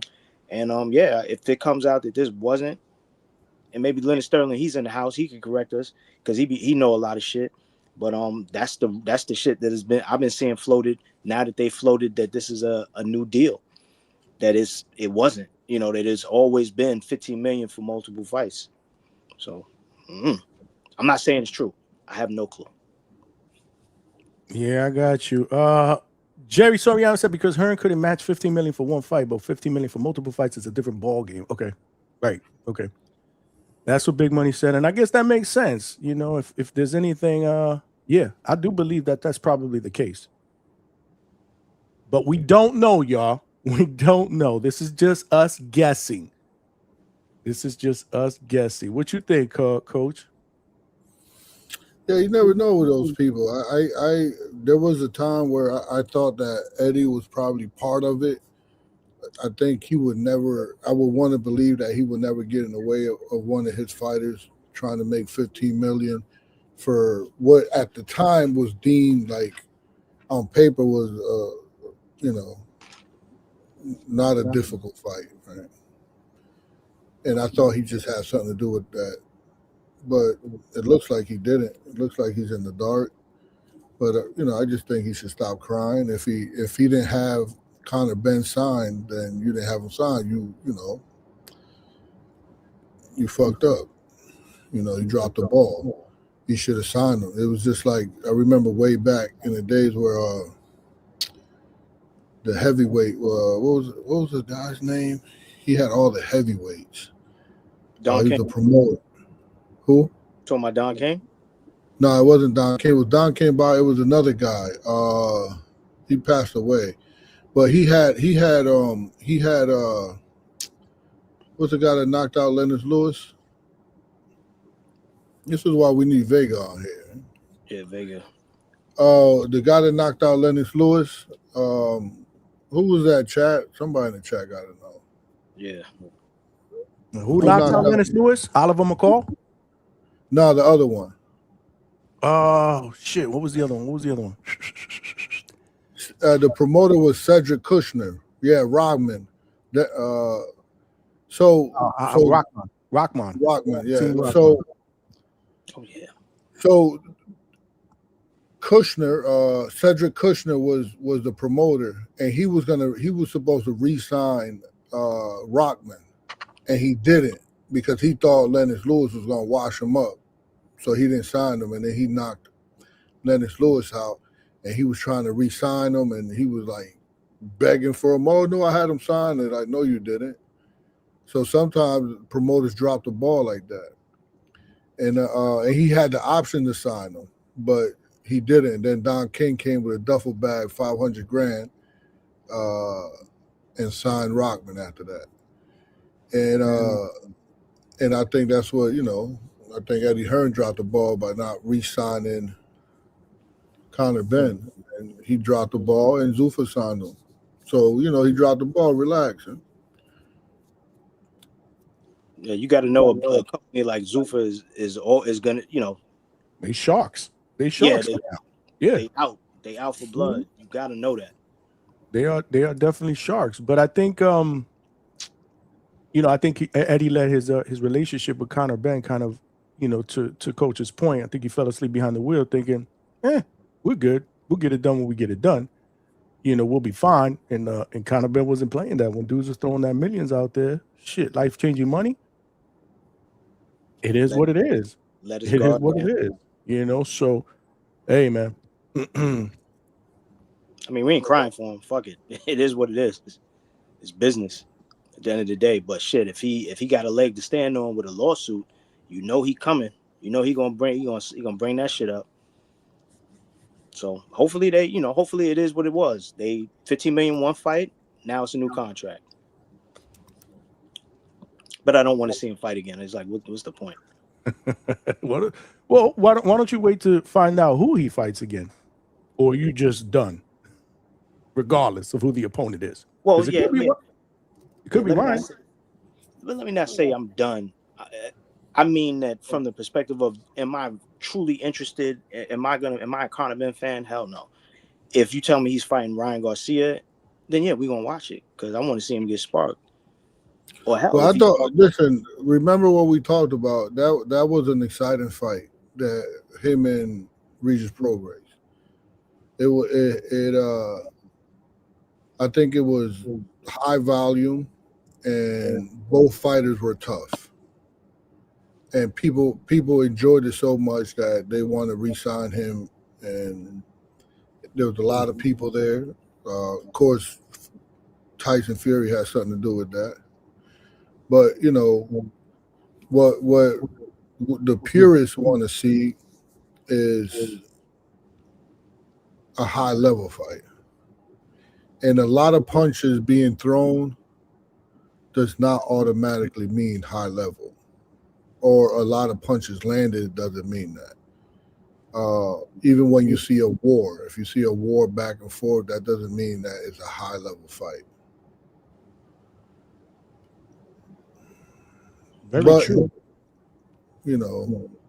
I don't think Gotti Ward was a high level fight, but that was a very entertaining fight. Very, very entertaining.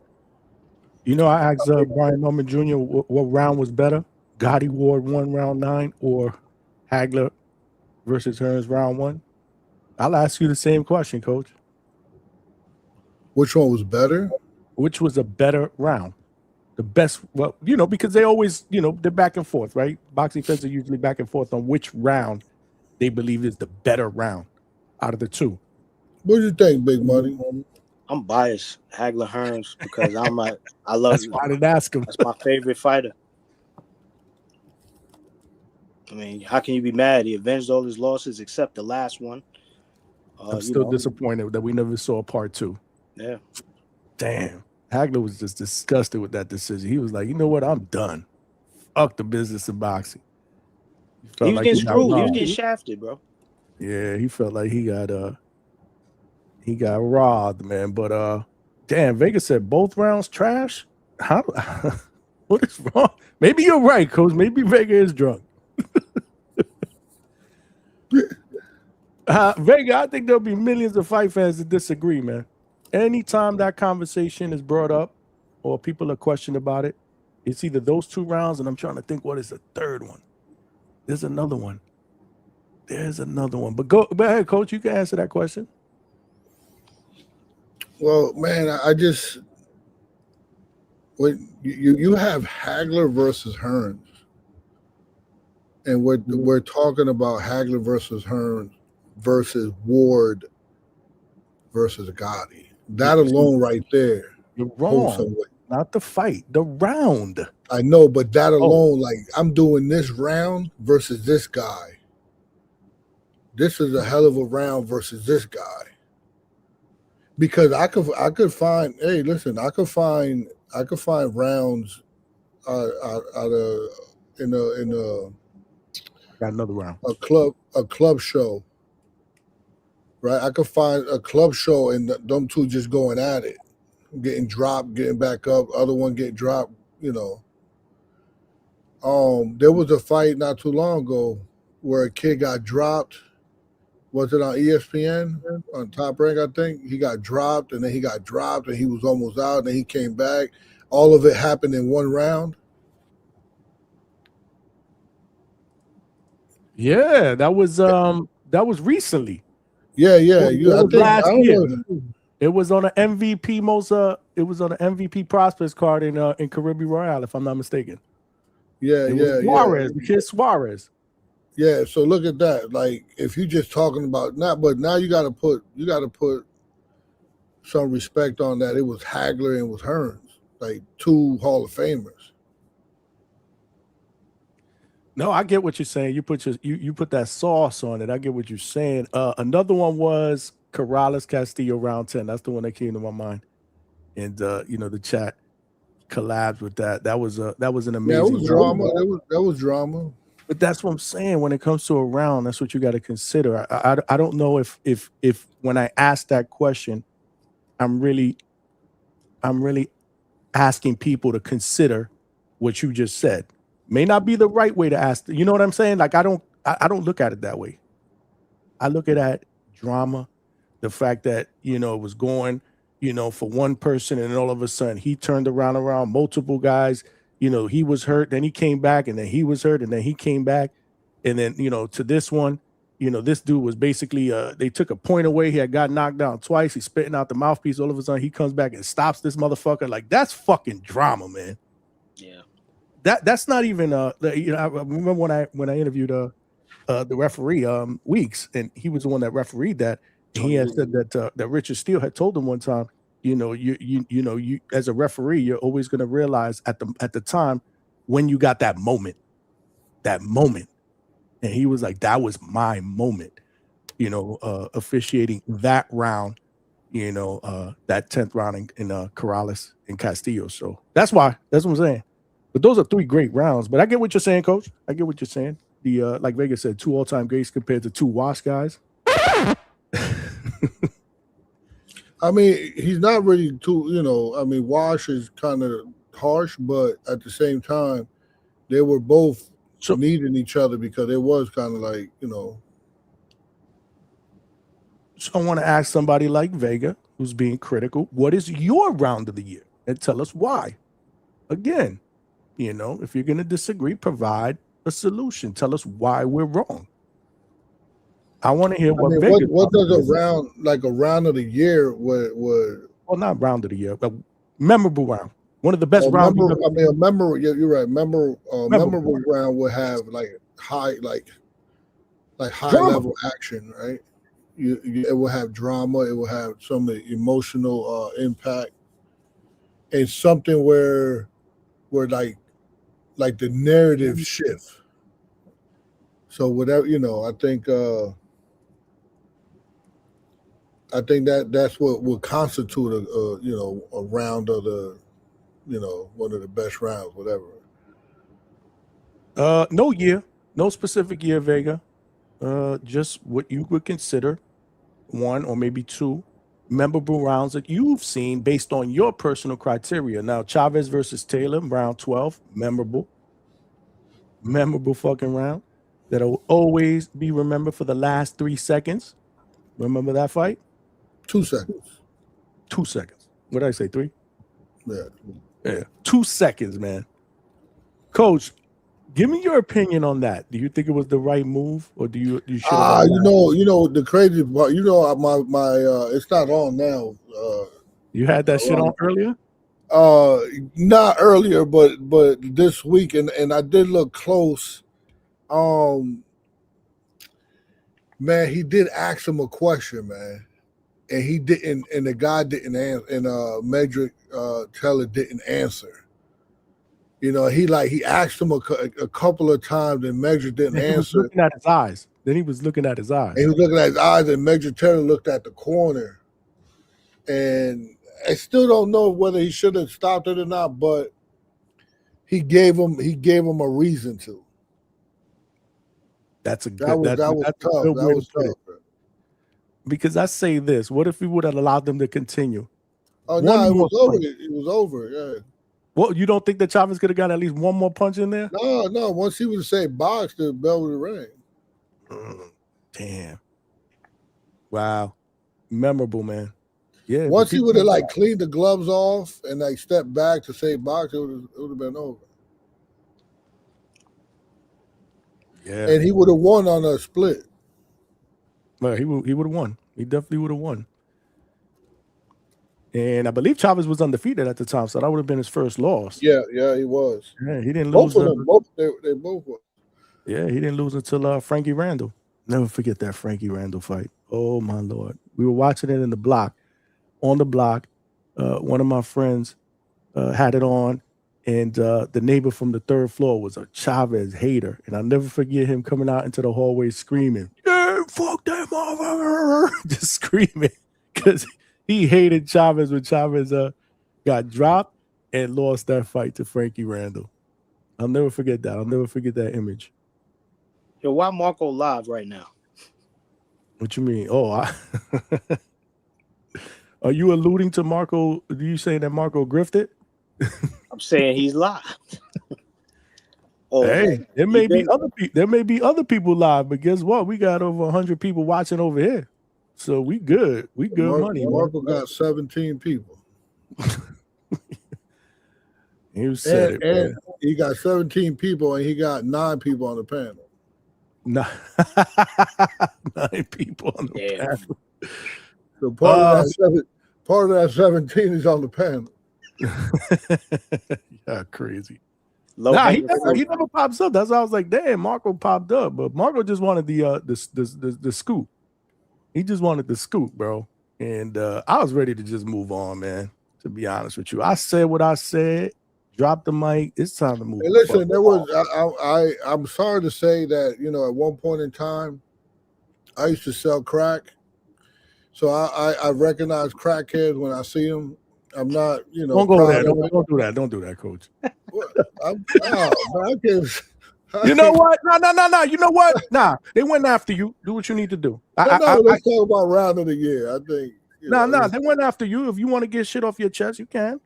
No, it's not on my. He's not on my chest. He's not on my conscience. I just wanted to share with the Shaq that at one point in time I used to sell crack, and I'm not proud.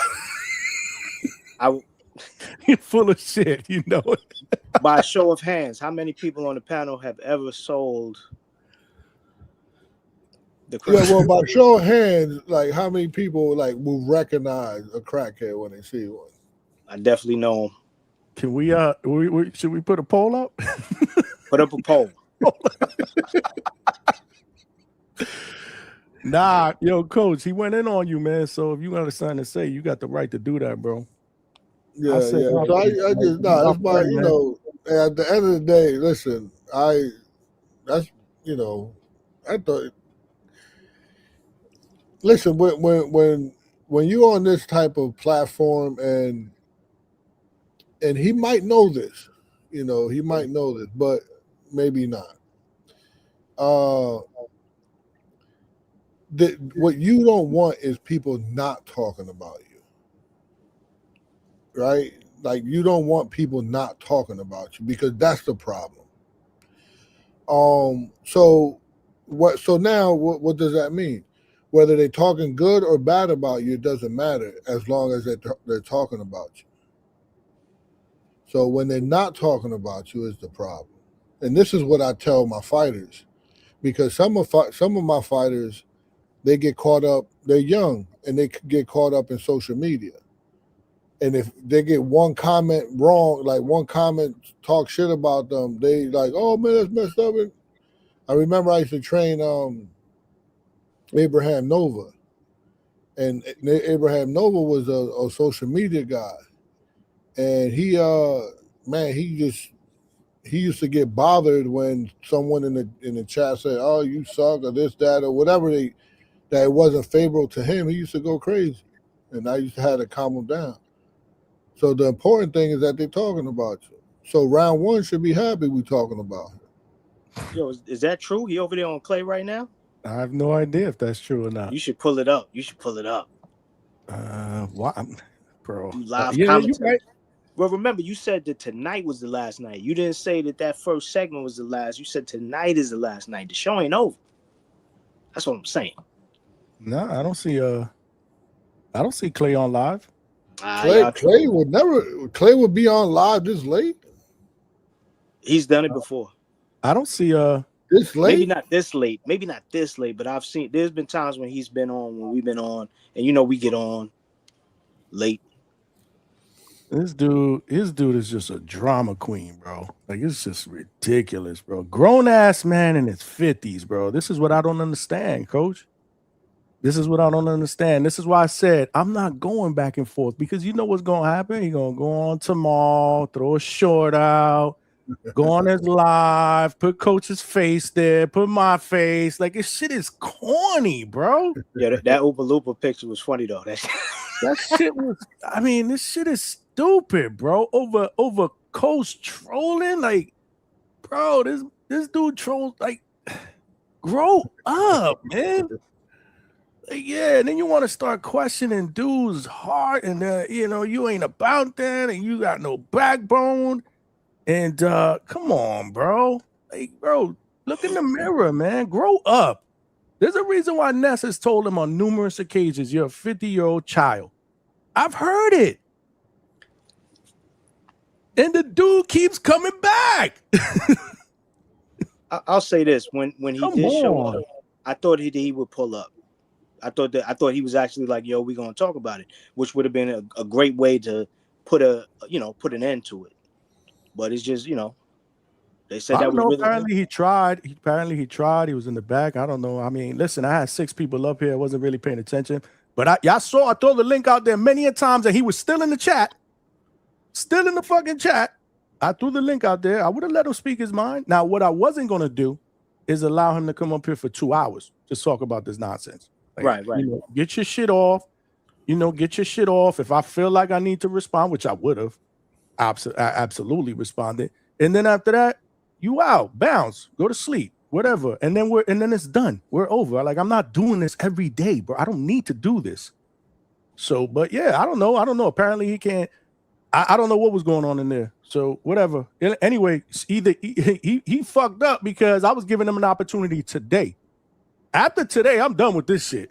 Because I already know where this is going. Like I said, he gonna go to mall and talk about me and this, and probably challenge me to a fight. All this bullshit. I'm 52 years old, bro. I ain't trying to deal with this nonsense, but get the fuck out of here. Again, and on top of that, I don't know. You got it. It's the thumbnail from his live earlier today. It's thumbnail from the live earlier. I mean, honestly, you money, yeah. I thought that. I don't even think that shit was funny, to be honest with you. Maybe maybe I have no sense of humor. I thought that shit was corny as fuck. Well, not funny as in I'm laughing my fucking ass off. Right. It's the funniest thing I've ever seen. It's funny to me that he actually went to the trouble of doing all that just to do a live and do he went in for like 2 hours or something like that. I didn't see it all. I saw like a couple of minutes in the beginning. His co-host was even like, "Yo, but Coach Bermudez is a troll," and then he started pivoting. But that's what I'm trying to tell you. Was it really that shit hurt you that much? Then you a sensitive ass motherfucker. If that hurt you, you shouldn't be out here on these YouTube streets. You know the shit that people say to me in my chat, in my comments. Yeah. That's what I'm trying to tell you, man. People mistake your kindness, right? The fact that you preaching these family vibes, these chill vibes, laid back vibes, man. I'm too old for that shit. But now they want to be like, oh yeah, well, you gotta come back because you saw.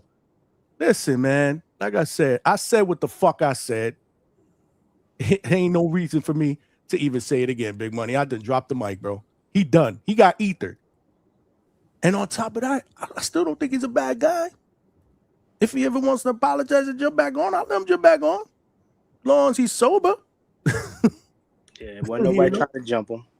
Yeah, ain't nobody like that. This is what I'm talking about. Like, nah, but I needed to say something, man, because dudes be enough is enough. Enough is enough. I let you come on here. Don't come on, and then you start. I don't know what he was saying. People in the chat were saying that he was saying that I'm boring and this and that. Why you come on my panel then? How many times I've been on your fucking show? 0. Why you come on my shit though? Like that shit is whack, bro. You don't see that shit? That's whack. You talking about a dude, but you come on his panel. Come on, man. I'm too old for that. That's funny. I seen somebody sent it to me. Yeah, but it wasn't even that. Somebody had said that because he doubled down today, and they were saying that I'm this. I got no personality. Well, guess what? All these people that are watching right now, they think differently. They actually think differently. Yeah, he told me I need to get back in the gym. He said, "You doing too much talking." I come on this motherfucker 1 o'clock in the morning. Yeah, I'm a dead it. You're right. I got to be bigger than that. It's all good, but y'all can't be coming up here tomorrow and this dude like, don't even bring it up here. But Johnny, you know that's gonna happen. You know if he has more shit to say, people are gonna come back and say it. What can he say? What can he say? Did you hit the money? You heard everything I said today. I did. Everything. What can he say? He'll bring up the fight from with you and Ness. Okay. He'll bring that up. That was a back and forth. That was an argument that both of us had. Ness never called me a pussy, never called me a child, never kicked me off the panel. I left on my own terms, and 2 hours later, he had called me and we talked it over. Well, you know one thing about and asked me to come back on the panel. That was it. There was never anything else that went on with me and Ness. This is happening every fucking day. Every other day. Nah. Like I said, look, I didn't want to do that, but I'm saying you can't throw stones, man, if you live in a glass house, bro. You can't. I mean, right now it's all fun and games. We just trying to let it breathe and let it dissipate. You know what I'm saying? But it's like we don't need to get this. It don't need to get no more serious than this. Yeah, it don't need to go further than this. He said what he said twice. So you know what? He got a 2-piece on me. Look, he went and did his he went and did his 8-minute short Friday. You know, hopefully he got a lot of views. I doubt it. And then he went and did a live today. And yeah, I mean, come on. And did what he needed to do for 2 hours. And I just did what, 15 minutes? Maybe? Something like that. 15, 20 minutes, I don't know. And I'm done. Somebody said YouTube, but there's no beef. He said what he said. I said what I said. Like I said, I'm still crazy part about it is I didn't even unsubscribe. Why? Because he said I support Hispanics, my Hispanic people. He said we stab each other in the back. Like that's crazy. It's not that serious, bro. It's not that serious. But natural, it's not so much giving him ammo. It's not like he didn't know about it. It's just the idea that we all know about it. So for him to bring it up and try and make something out of it now only speaks to the fact that he's just trying to figure out a way to have something more to say to drag this on instead of, as Johnny put it, just talk to me like a man. We could just have a conversation. Hell, he could have came up here. Me and Coach would have dropped off to the back and then they could have talked and we would have came back up and maybe we would have commented, but one or two things would have happened. It would have got settled by either they agreed to disagree or they would have pieced it up. And that opportunity was there, and to a certain degree it still is there because Johnny is a grown man. He's not pouting saying we can never talk again. He's just like, you know, in the moment he's like, nah man, we're not gonna keep playing games, because apparently if that was him, as everyone's saying that was him in the chat, that was what, 5-6 times him talking about I can't get on. And it's like everybody proved that you can. Javon jumped on. The tea lady, you know, the lady go in the park and scrape up all the rocks and branches and shit and make tea. She came on. That dude that got deported, Mick Doonan, he came on. You know what I'm saying? I don't know how the fuck he got out of the ice lockup, but he came on and he told Marco to shut the fuck up. You know, Marco came on. So many people popped on. I don't say no to nobody, but I will tell you sometimes it takes me time, whatever. I threw the link out there. My thing is that night, he could have jumped back on and addressed Coach directly. Great point. The fucking link was in the chat the entire show. You wait to the next. This is the problem that I have. You wait to the next day to do a diss, your version of an 8-minute diss track. He does this all the time. And that's not cool. Like, Joe, bro, you could have, you know, people like him, you know what they're going to say? Well, I had your number. What year do we live in? DM me. I need to talk to you. I would have called him, or I would have sent him my number. He could call me. If he wants my number that bad, Ness has it. He could have asked Ness for it. So this is what I'm talking about. This shit could have been settled over a phone call. Bro, grow up is all I'm saying, bro. Never said one bad thing about this dude here. I allowed him on my panel during an interview. Yeah, man, it's just I felt like I needed to say some things, but like I said, after today, it's done. We done. I'm done right now. Go ahead, Coach. You take it away. Yeah, I think this is good. Honestly, I think people don't press. I think people don't press play for just information alone. I think it's for the tension. Look, I got people on my back, man. El Gallo, look, Coach Danny El Gallo Gonzalez in the building. He said, yo, I need to slap someone. We family. That's what I'm talking about, man. That's what I'm talking about, man. I'm not gonna ruin my credibility.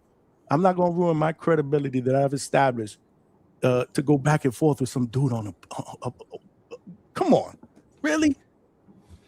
Come on, man. I think drama gives conversation weight. So Somebody I said think round one makes Johnny miss Reyes. Oh, that's Coach's boy. Yo, yeah. You know what? Vegas, right? I did said I'm done 3 times. That's it, man. I'm done. No, but this is what people here for. You know, they're here for the tension. They're here for the drama. It's good. It's a good podcast. My phone, my DMs blowing up. Yo, you gonna clap back, right? You gonna clap back. You gonna do this. You can't stay shut. I'm like, yo, man, y'all. Wow. It is what it is. It gives him some views, so some people go over there. Not true. Because you know where I'm coming from. But after a while, I was like, nah, enough is enough, man. He's going too far with it. You start questioning my man. I'm not about, like, you don't know me, bro. Come on, man. Stop being. Like I said, I met the dude. He's a cool dude. I met him at Border Wars. Not a bad guy.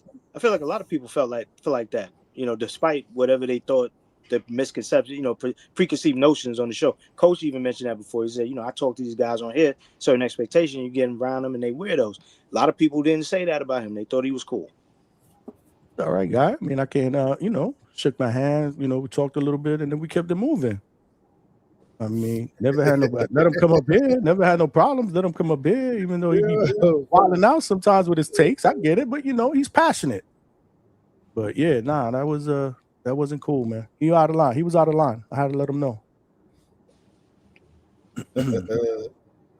Coach, he loving this shit. Look at Coach. He loving this shit. He ain't say one word. He like, At the end of the day. At the end of the day, you got to survive. Yeah. At the end of the day, people. All right, man. Hold up. We got it clear, man, because he's here. He's here. Let him get his shit off. So, Big Money, I'm gonna put you in the back for a second. Yes, right? sir. This won't be very, very long. Round one, what's going on, man? What's going on, guys? You good with having Coach on, or you just want me and you? Nah, just me and you first. Coach can come on later. But yo, I ain't gonna lie, you gotta cut your mic down, bro. Too loud. I put it away like this. I put it down. Oh, man, it's bad.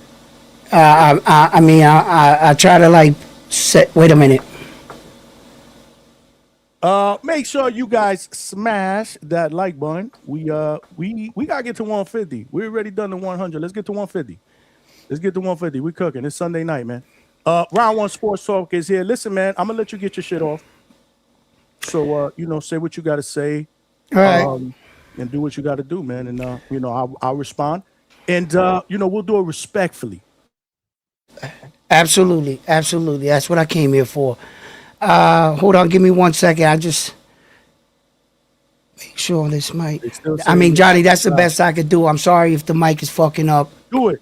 Yeah. You know what I'm saying? All right. Volume here. All right, first of all, I just want to clear up a couple things. I'm going to be here for a minute, but respectfully, just hear me out. All right, as far as me hopping on this channel all night and you guys going back and forth about me, I appreciate that, gentlemen. I actually went after you in defense of what you said about me Friday and on Sunday today. And no, Johnny, they kept on talking about it. Okay, Johnny, that's not what I'm talking about. What I'm talking about is right now, when I was trying to come on. Got you. And you kept saying, there's the link, this and that. I just want to clear up that step first. That's where I'm at. Okay. First of all, I came on here and I was in the background. Johnny had some people in the back and he had me sitting in the back about 10, 15 minutes.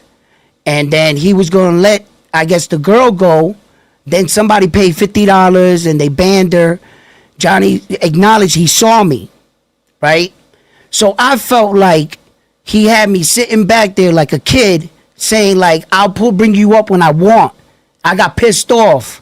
I was like, yo, what am I, a fucking bellboy? Like, you just gonna have me back there? Like I know Johnny can see me.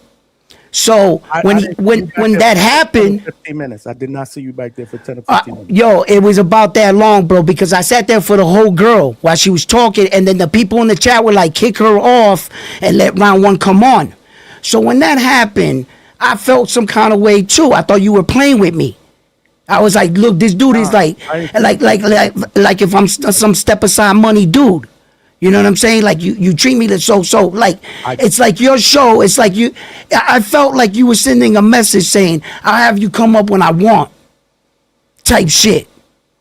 So I was like, you know what? Every time you kept telling me to come up, I was like, man, fuck that. I'm gonna come up when I want, and I did now. Okay, now I got that part out of the way.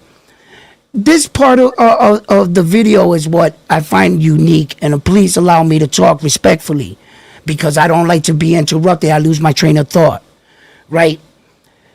You're talking about me making a video while making a video about me. I found that ironic, you know, when you're saying that you continuously don't want to. Live round one. This is not a video. This is a live show. I understand, but while making a live video of me, right? You're saying you're not making videos and you're saying about me now. Then you tell, you know, Hector Bermudez, you add gasoline to the fire, right? Oh, Hector, he cooked you. You got the right to do this. Remember how we got here. I never said anything wrong about Hector, ever. In fact, I talked highly about him. I was on an interview with you on your show. Just last night, somebody came on my show and said something about Two-Tone. And I cut that shit I nipped that at the bud. I said, if Two-Tone's not here to defend himself, I will not allow you to talk about him because I'm cool with him. As a host, that was my job. So you criticize me for allowing your good friend to slander me, really for no reason, because who is Coach Bermudez to just slander me like that over what my interview was with you on your show? I didn't deserve that. But yet, wait a minute, I'm talking, sir. Now, but yet, because you allow that to happen, and because this is your show, you have control. If you ever felt like I crossed the line with you or overspoke, in a profession where the coach said, yo, you can't bring round one around the plug. What do you mean? You're judging us content creators in a drug dealing situation? We're supposed to reach out. And by the way, in the interview, Mike said, you need to speak up for yourself. You need to speak up for yourself, and that way you make connections. And then also in an interview, when you were talking the entire time and you let Mike come up, he wanted to engage with fans to ask for opinions and advice for the zone, because that's his job. After I got off, you spent your time with him on, and he wanted to talk to the chat. It's not like I messed up an interview with you. That was his job. And he was giving me advice, the guy, and he was telling me, you need to speak up for yourself. So when he said that about Boricua, and then Coach did me dirty like that, yo, okay, so what? Coach was allegedly trolling. That's what you're going to say to me, right? But it doesn't feel like that when the shoe's on the other foot. Now, today I made a video with Coach, and I trolled a little bit in the video, but in the end, I'm as fair as they come. I told the world, Coach is an amazing coach, what he's doing with those fighters, and I support him. Don't let you think that I'm saying this about the coach and that he's not good at his job. No, he's an amazing fucking guy. And I went on and said, yo, this is just a little fucking tit for tat. right? Listen, look, we got here in the first place. Wait. We got here in the first place. Wait, brother. We got here in the first place because Coach woke up with his fucking hair across his ass and he took it out on me, and I didn't take it too well because everywhere I went in the world, you know what I'm saying? Everywhere I stepped, I was good money. For him to slander me, and then you say I was talking about your credibility, brother, let me tell you this, Johnny, right now, from me to you. All I said in the video, I said you didn't have a backbone or that you weren't built like that as a podcaster, not as your character, as a man, right? So you went upon yourself and chose to say that I was challenging your ego. That's where it shows your mentality's at. We're on a podcast, and I was saying, and I was taking shots at you, like you said, trolling. Like Coach Bermudez trolled me, I trolled you, and you called me a pussy. You put up a video about me crying on Ness's show. You challenged me that if I was in your face, that you would smack me.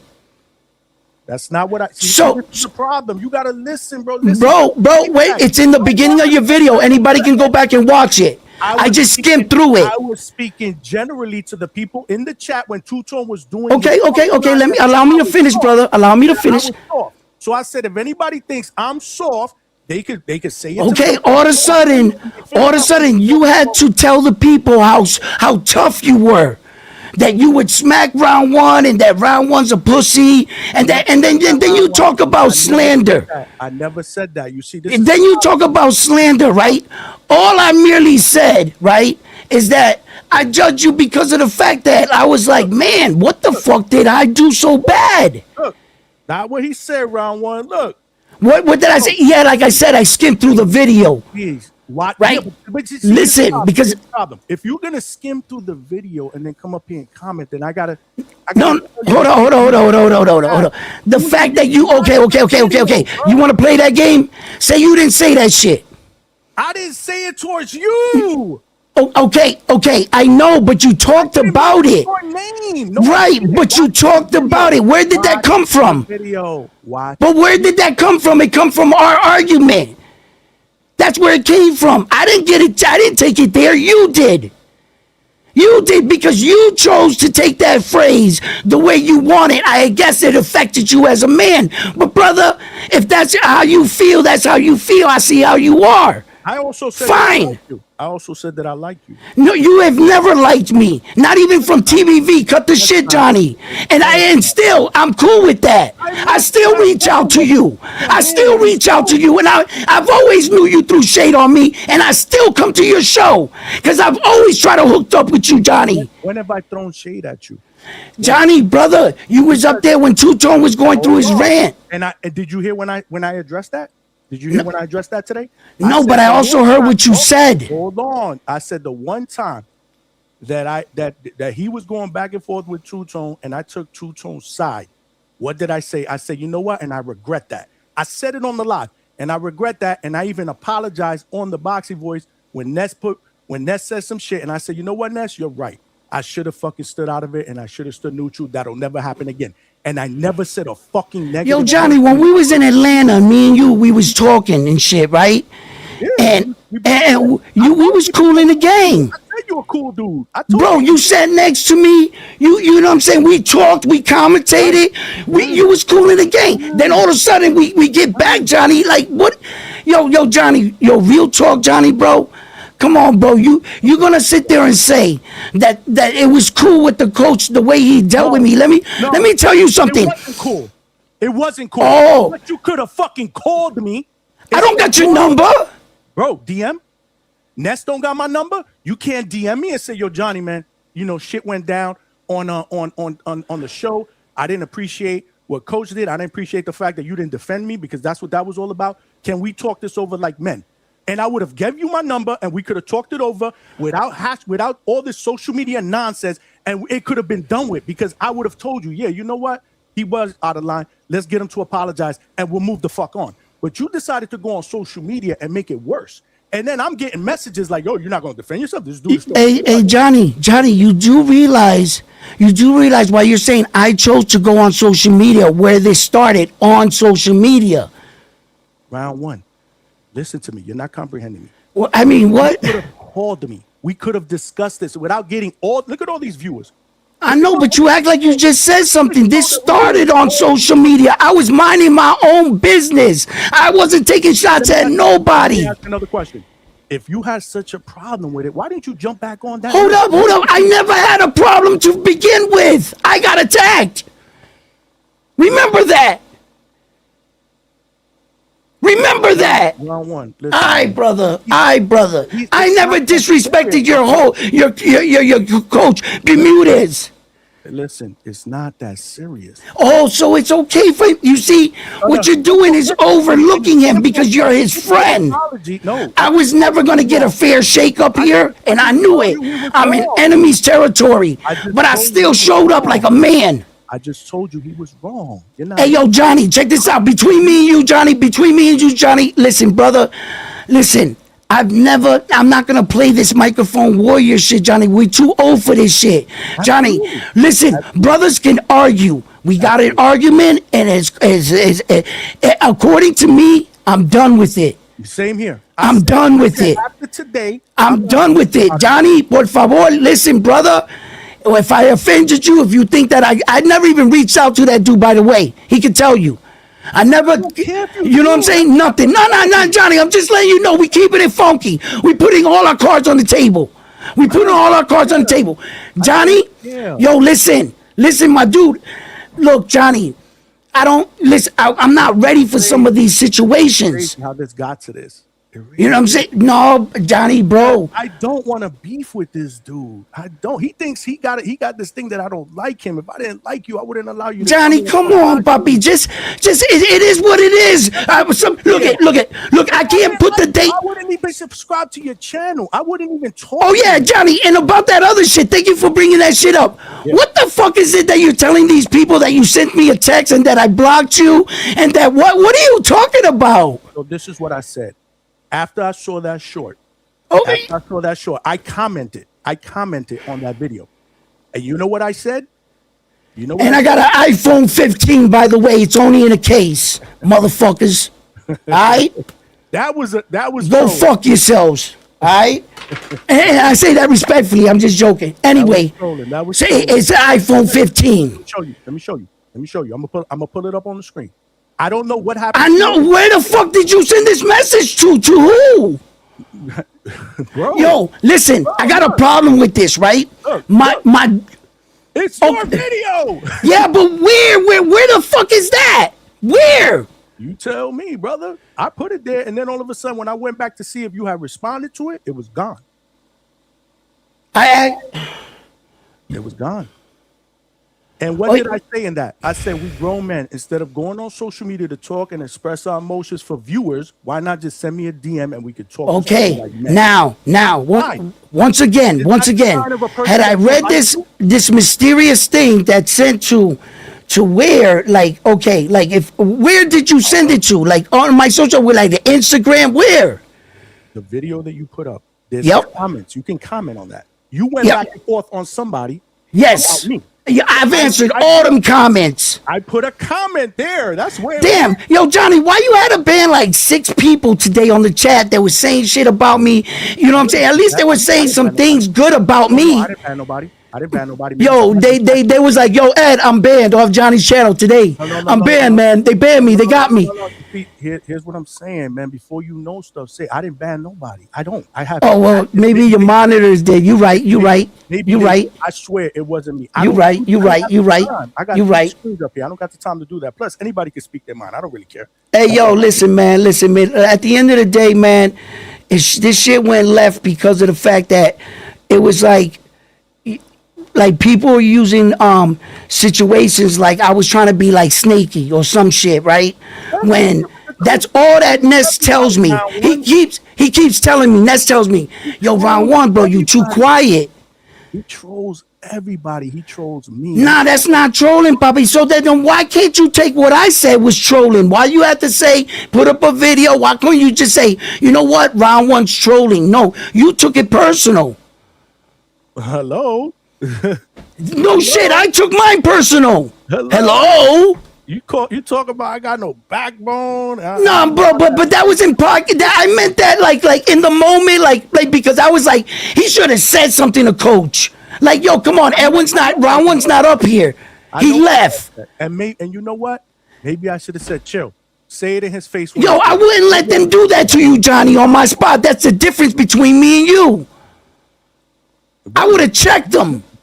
You think that in a nice way though, because Frontline's my boy, and I said to him, I said, yo, you can't talk about Two-Tone if he's not up here. I don't play that shit. Just man to man shit. You know what I'm saying? Why talk about a man went behind his back? That's weak shit, bro. And then you took calling me weak while doing weak shit. Like, it's crazy. And then they got jokes. I used to. And then you talk about them attacking my character. Hold on. I'm sorry. I said it was weak sauce. See, you got. Okay. No. Check this out. Then you talk about me attacking your character while encouraging the coach to call me a crackhead, that he now all of a sudden used to sell crack. Now the coach used to slang crack in the hood. That's what he's doing. And then you said, no coach, he came at you. If he live in a glass house, he can't throw stones. So you're encouraging that. But you're talking about attacking my creditor. Yo, Johnny, chill. Listen. A lot was said at this table tonight. I don't got time to talk to Coach. Coach, it is what it is between me and him. It was never nothing. He's a world-class coach, and I'm a fucking content creator. That's the end of that.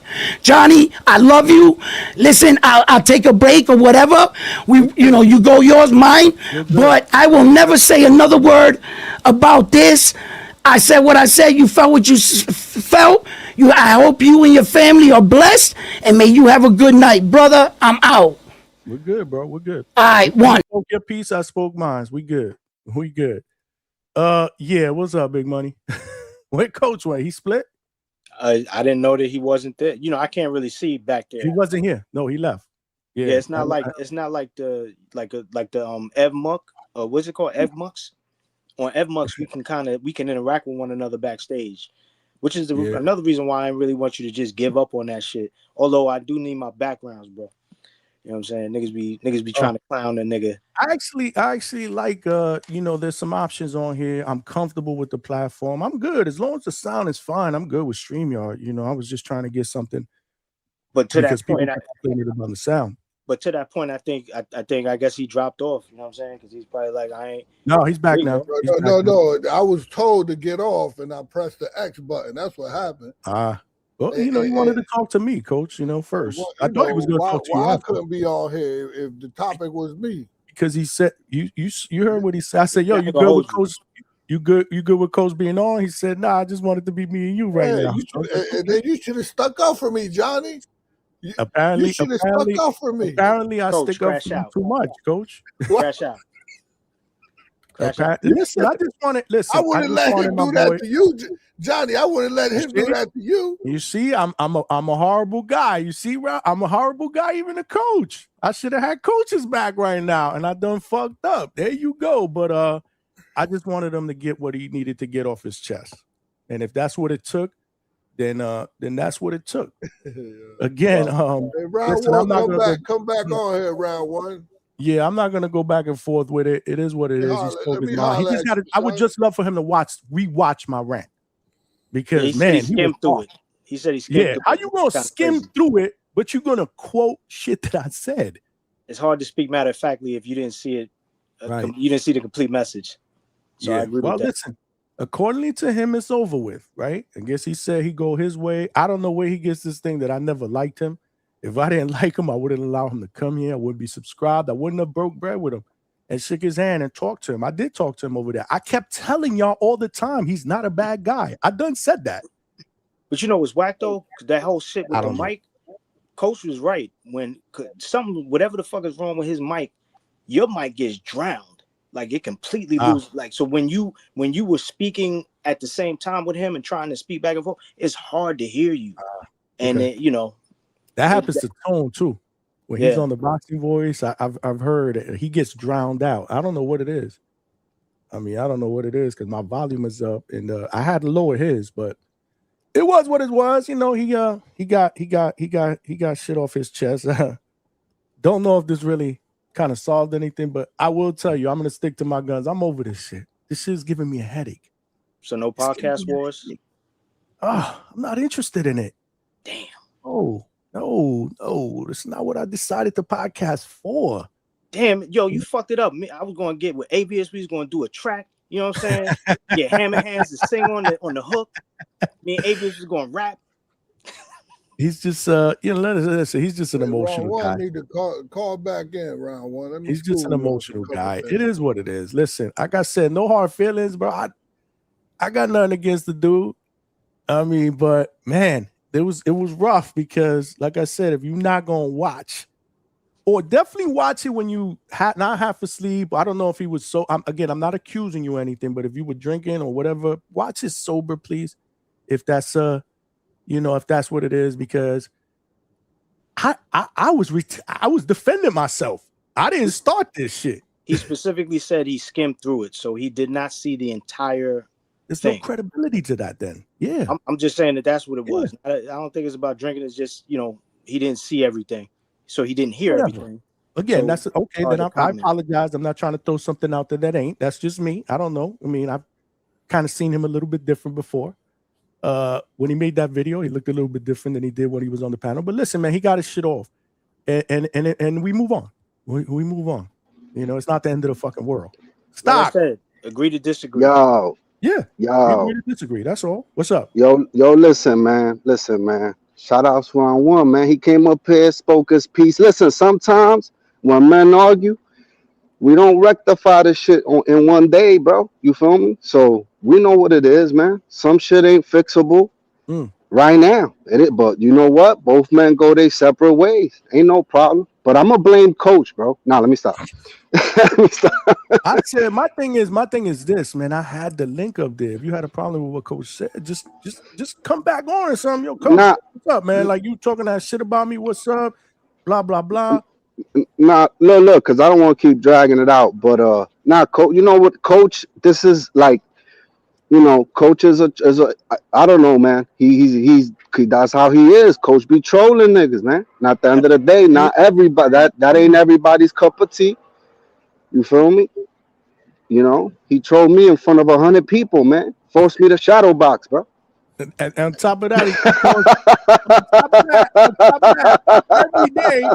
every day he's still hubcaps. You don't see. Yo, listen, man. I don't take shit personal. I don't take shit personal on YouTube, bro. You rob hubcaps, you steal chains. He does say mad shit about you, and it was just, to me, it was just whatever. It wasn't really that big of a deal. I gotta.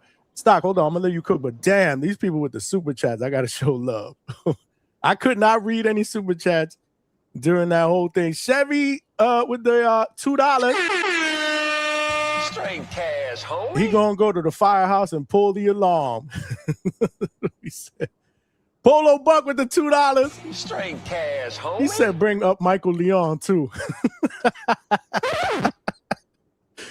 You ain't right. Polo Buck was cooking up there. Look, he said another $5. Now go home and smoke some more crack. Do it, Johnny played. I didn't see that, man. Now go home and smoke some more crack. But I wouldn't have done it, man. Let this guy get his rocks off, man. It is what it is. And let's just move on, man. Chevy said my round 1 mic still too loud. LOL. Okay, I quit. Yeah, it was, but we gotta let him talk his shit. Edwin Martinez with the $2. Oops, wrong button. My bad. He said round 1 soft as fuck. Boxing voice is fire without him. Damn. Again, they said it, not me, man. You see? And I gotta read super chats. It's my responsibility. Edwin Martinez definitely wasn't feeling the vibe. He said round 1, go to sleep. He's soft. Damn, Edwin. Hey, man, you gotta admire the dude. He came on, man. He came on to speak his mind, man. Give him his credit for that. Polo Buck with the $2 said Tone peeking around his mic right now. Like this.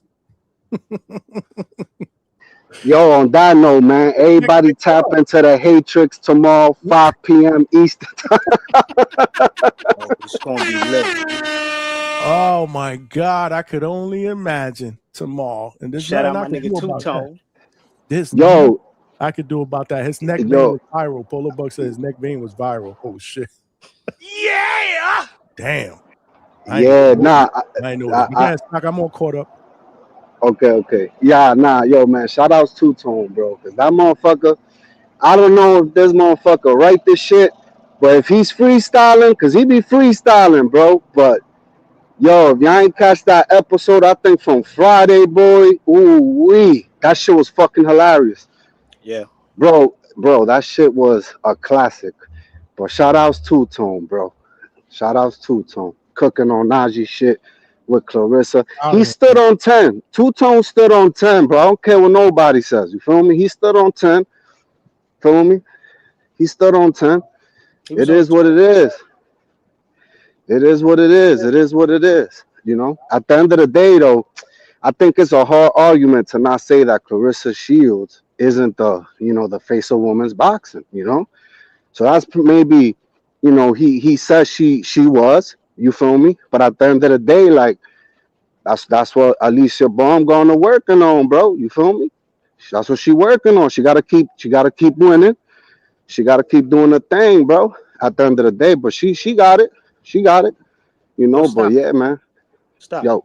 How hard is it to hold the phone and get the hubcaps off at the same time? I always wondered, do you have like a thing, like a lanyard, and you hang the phone from the lanyard?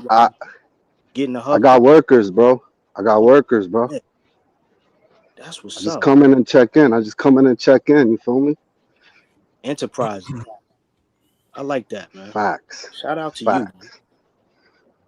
Facts. Salute.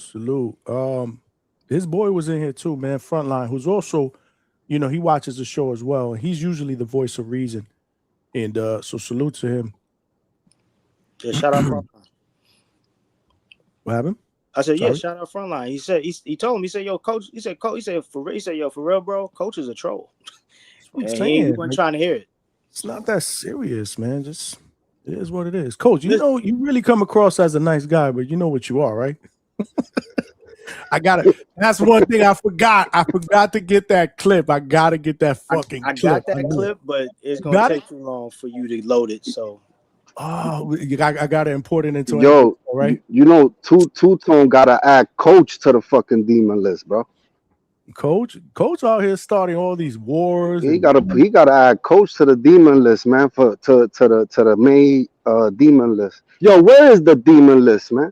Updates, man. Tone is slipping. Tone, if you listening, you slipping. I've been telling him for the longest time. When you gonna create a new demon list, man, so we could talk about it? He's like, yeah, I gotta do it. You don't fucking do it. Tone here. He just is he in the chat? He commented a little while ago. If you look for him in the chat, you see him. He said tomorrow's hatred is gonna be crazy. Something like that. Hey, listen, all publicity is good publicity, I guess. Right, right, Coach? Yeah, it is. I just think that I think he should have let me on with I think that was a sucker move. Round one, that was a sucker move. Leaving without me being here. He did. I thought he was gonna get you back. He said I'll talk to him after. So no. He just wanted he didn't want to confront me. Yo, coach, jump on his shit. Come on. No, because we got his shit be having like 2-3 followers. We need some audience. Oh shit! Look! Mrs. DHS sends $10. Sent round one band from DHS for life. Wow, yo, you don't want to mess with my wife, bro. I'm telling you, man, my wife is the sweetest person out there. But if you get on her bad side, oh Lord, watch out. Yeah, she was type upset. And I'm like, why are you getting upset over that? She gets more upset than me over shit like this. Like, she can't have anybody say anything bad about me in the comments or in the back, after the playback. when they put the comments, whew, she be all over it, man. Damn. She let off a clip in that super chat. She's all right. I thought she was sleeping, to be honest with you. Salute, Mrs. DHS. Salute to wifey, man. Make sure you guys say what's up, man. She's always asking every show. She doesn't watch the entire show, obviously, because we're on for fucking 3, 4, 5 hours. She got to get up in the morning. But she's always asking the next day, like, who's on? How was it? How'd it go? She already knows most of y'all. Everybody on the panel, she knows. Everybody. Oh yeah, Big Mike. Oh yeah, Big Mike. Stock. Oh yeah, Stock. Coach. People in the chat, she knows. So she's always inquiring, man, and she appreciates you guys tuning in and showing DHS love. So salute to her, for real. That's what she says. She says, salute DHS fam. Word. Yeah, but if she was the security guard at the door, certain people would not get in to the DHS party. Yeah, she's strict like that. That's right, Chevy. As long as you don't have Mike from Omaha running security, you should be good. Mike, that's your boy. I heard you be going back and forth with him on TVB. Yeah, he ain't want to. Everybody loves Stock, man. Everybody fucking with Stock. Yo, my daughter and her boyfriend one time, they listen periodically because my daughter's really not a boxing fan, but she tunes in every now and then. She said, we like when Stock Chasers crashes out on people because they saw the one where you and Michelangelo went back and forth. They saw the one where you were doing the shadow boxing. The shadow boxing was crazy. Freestyling. Nah, the boy freestyling was crazy.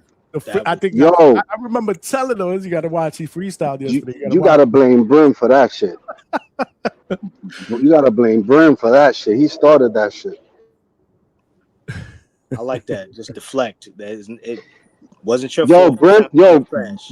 Brim need to come back, man. Norman Jr. got to fight, man. Where you at? Yeah, man. He It's didn't crazy show up. how Brim disappeared, though.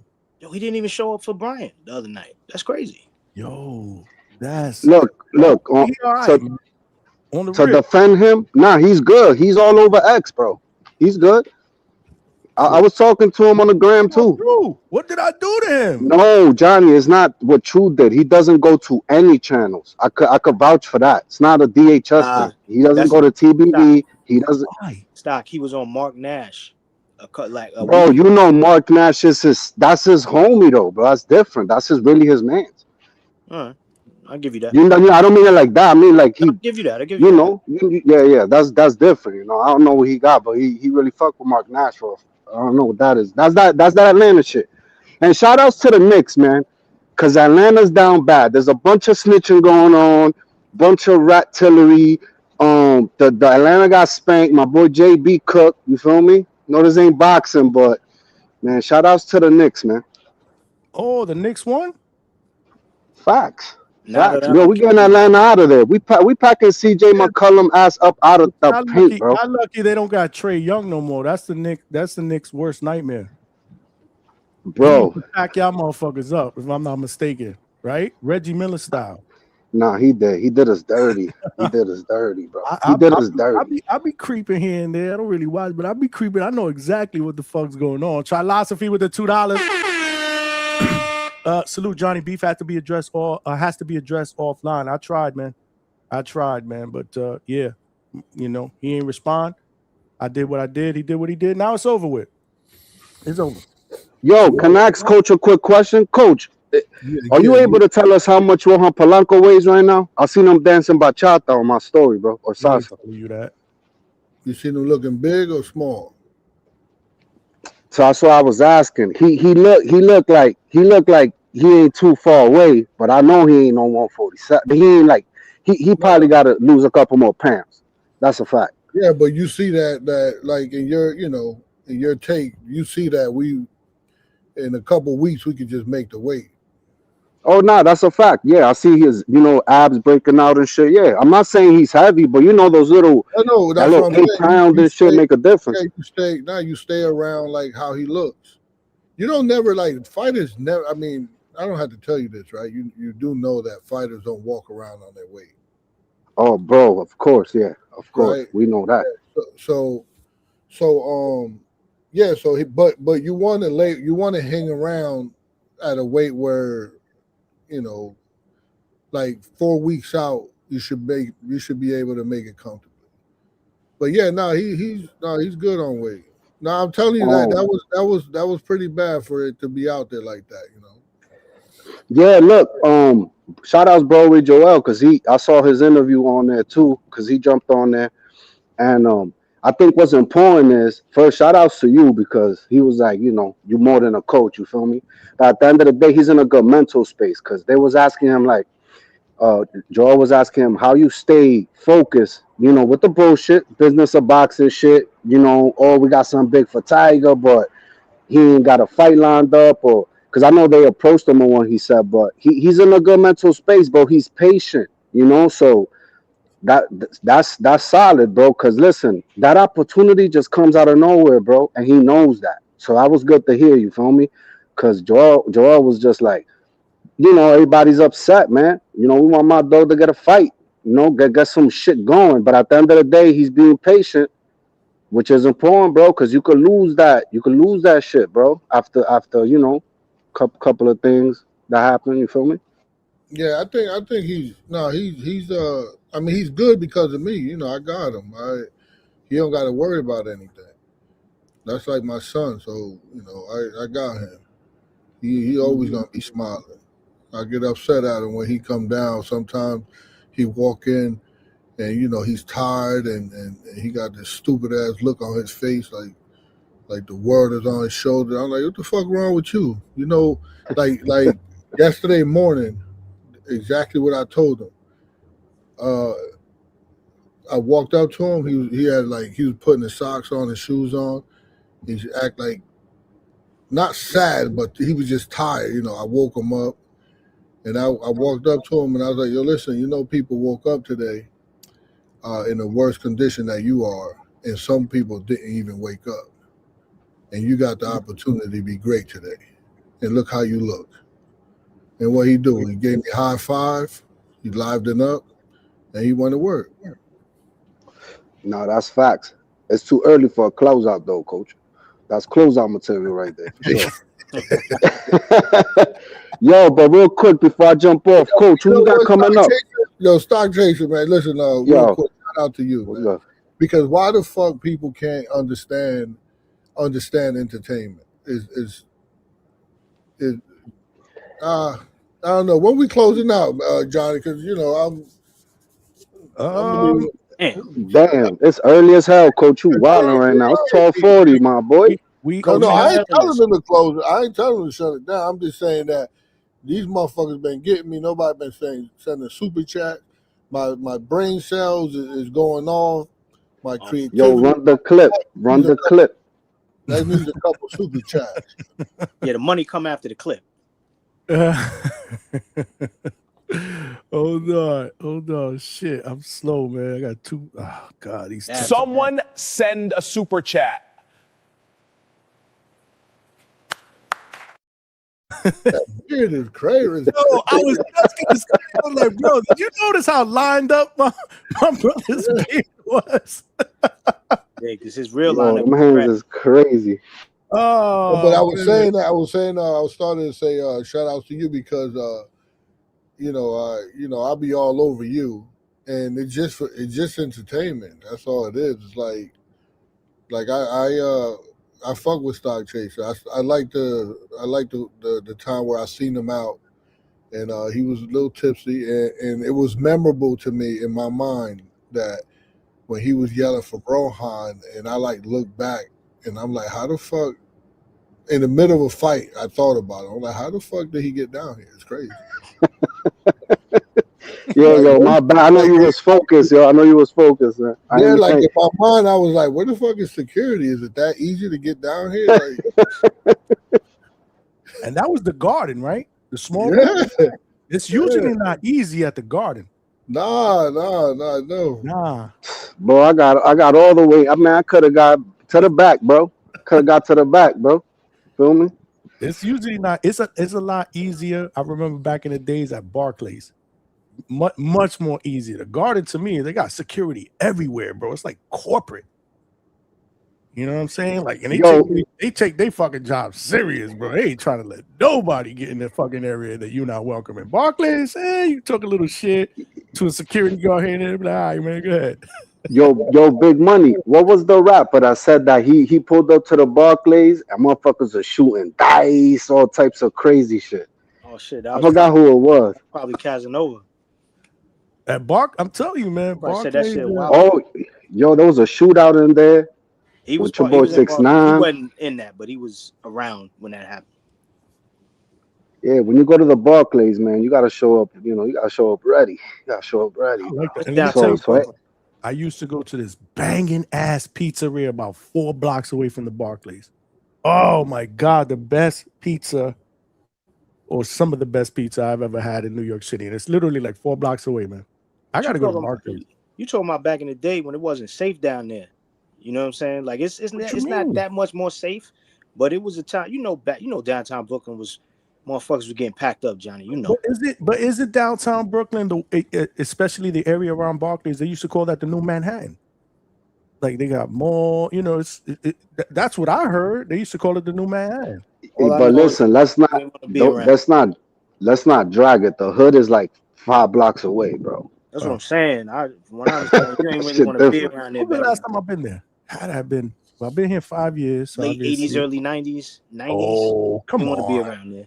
Oh, you want to be around there. No, the last time I went out there had to have been, I would say, about 7, 8 years ago, maybe. It was nice. It was nice. Yes, Let me say that it was nice. That's what I'm saying. It was nice, sir. I don't remember it being bad. Back in the days, yeah, absolutely. That's what I'm saying. There was a time when you didn't want to be around there. Right.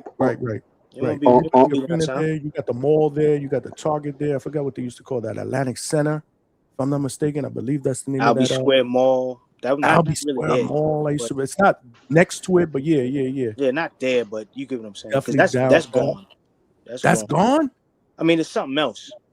Oh wow, damn! I'm telling you, man, I ain't been out there for a minute. Trilosophy with the $2. Did you pack up round one at the end of the day? Nah. 2 punchlines. He split, man. He left, man. He spoke his mind. He left, man. We'll leave it at that, man. Like I said, man. Yo, listen, the over under on scraps happening when when Xander and Boots fight, bro. I got the over and under at 3, so 3 crowd fights minimum. Mm-hmm. Shit, he ain't lying. It's gonna be some shit. Hopefully they let the fight get off though. You know what I mean? Like, don't keep that shit to where they can control it. Bro, you got them Puerto Ricans coming in from Philly, Puerto Ricans from over here. You got Philly niggas pulling up. Like, it's gonna be interesting. I'll be in there though, but you know how that shit goes. Now see, because Xander there, I'm assuming that, and Boots is single too. You know what I'm saying? I'm assuming that they're gonna bring out the hoes. So it should be a nice little something to pick from. Like I don't expect every woman there to be with some dude. If they are, that's gonna be whack. Hopefully there's a lot of hoes. So you know what I'm saying, we could practice our speech. You guys are planning on being in the building? Big Money? Stock? Well, Stock said yeah, but how about you, Big Money? I want to go. If I was actually trying to work on getting a ticket. I don't know how that shit gonna play. No, I don't know how it's gonna play. Are they close to a sellout? And meeting up with people is different. Well. I heard ticket sales were doing pretty well when they first dropped the. If the ticket's gone, then that means I ain't really got a shot. That means it was never meant to be. Who we got on the panel, man? Is this Mr. HR? Yow. What up, Trees? What up, though? Hey, man, y'all funny as hell. Man, we can't even hear this dude. We can't hear you, bro. You can't hear me? Nah, you sound like you mad far away. Damn, hold on. I need the motherfucking round one microphone. God damn, hold on. Please don't. I had a headache, man. I was like, woo. Yeah, you can hear. How about now? I sound better? Okay. Much better. No, okay, man. That shit comedy, man. I'm just saying, I see that the women's boxing topic had you motherfuckers acting catty around this bitch. Shout out to y'all, though, man. Shout out to y'all. That shit comedy. But, hey, Stock, you might be right. I'm not going to lie. I definitely see fights breaking out in the crowd at that Philly shit. Yeah, man, we known for that around here in Ohio too. When we get big fights and shit like that, the fights definitely do be breaking out in the crowd. Shout out to the passionate fans, man, who get a little juice in their veins and get going crazy, man. Big violence everywhere, exactly, in the stands, in the ring, everywhere. I love it. Bare knuckle shit going on in the stands. We fuck with it, man. I fuck with it. But hey, I heard y'all talking about Ben Whittaker weak ass earlier. Yeah, man. He needs to do better. I'm not a fan of what he got going on. I will say though, if they putting all these motherfucking promotional companies over there on the zone, man, I need to see a US versus UK card, man. See you doing that shit again. Shout out to my fighter, man. Shout out to Brian. I didn't know you was watching. Yeah, man. We got our eyes on everything. You doing that shit again. Shout out to Brian Norman too, who see the vision. See, Johnny, you hating like a motherfucker. Shout out to why am I hating? What did I say? Why hey am I man, hating? that's crazy. That's no good, man. Hey, if you're gonna put that up, you gotta put up the Stock Chasers one too, man. Fuck that. Devin Haney, man, you gotta put up the Devin Haney's on it. That's how we rock it, man. That shit look crazy. Yo, Stock Chasers got his hands wrapped. I didn't even notice that shit. Yeah, that shit is crazy, bro. That's the first time I noticed that he got his hands wrapped. You a sparring partner? What the fuck is going on? Word, what the fuck was bro, going on? we jumped Brian Norman that day. Y'all didn't see it? So you landed the left hook. Damn. Yeah. That's crazy, man. He was in the crowd with that Tiger Johnson shit. I already know. I knew I recognized that motherfucking Stock in the whole scramble in the melee. And shit. That shit crazy, man. But shout out to you, Stock. I fuck with it. You gotta have a fighter, man. If you got a fighter, you know I fuck with. Let me build my fighter. And speaking of that, I guess that's what Matchroom trying to do. They trying to build that motherfucker Ben Whittaker up. It all makes sense and shit, but like I need to see him in there with some real comp, man. Some recognizable comp. I want to see that motherfucker in there with like a Craig Richards or a motherfucking Zach Parker or something like this. Like get him in there, Dan Aziz or something. Get him somebody that I motherfucker know. Like these guys that they find in the they pulling motherfuckers out the crowd. I feel like they just holding contests. If you want to get in the ring with Ben Whittaker, fuck it. If you got a golden ticket in your popcorn, they just pulling motherfuckers out the crowd and throwing them in the ring, but this shit getting out of hand for real. I get that Ben Whittaker be doing these with the Three Stooges and bopping motherfuckers over the head and shit like this. He doing fancy footwork and shit, and he into his anime and shit. But listen, man, get in there with a real fucking guy, man. I'm not gonna lie, this shit here. And Coach, I heard you say that that he must be doing well. They making him a main event and all this other. No, Coach, he wasn't a main. He was a main event by default. Motherfucker got the Morrell and Callum Smith was supposed to be main event, and he got bumped up.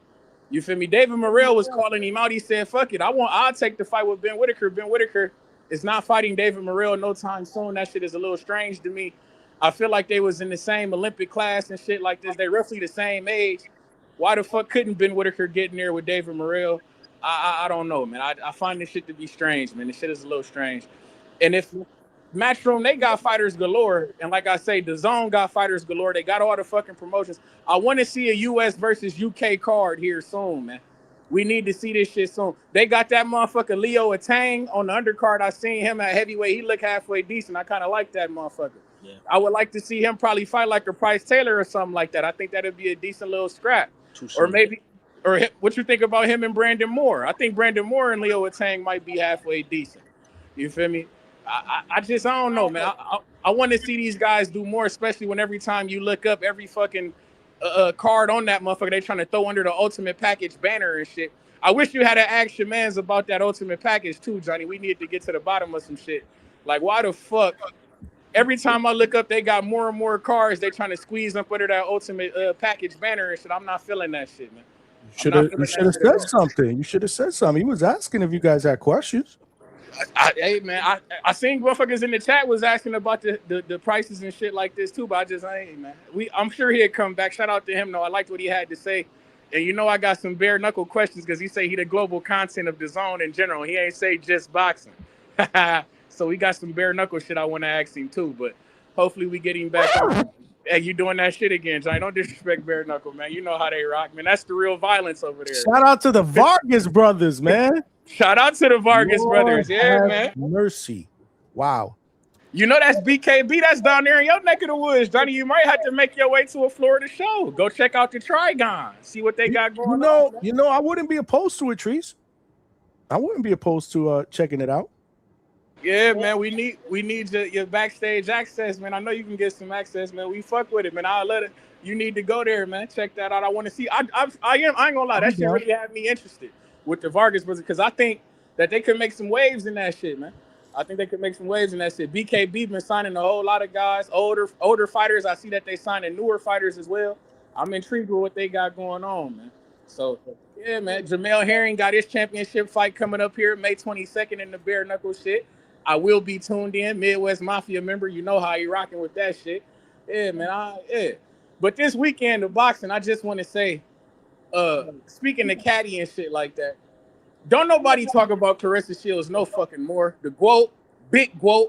We don't want to hear no more about Shadasia Green. Shout out to her. I hope she get well and shit, but y'all know how I rock. It's me, Mr. Hands and Feet. We kick motherfuckers when they are down. Shadasia Green, you need to do better.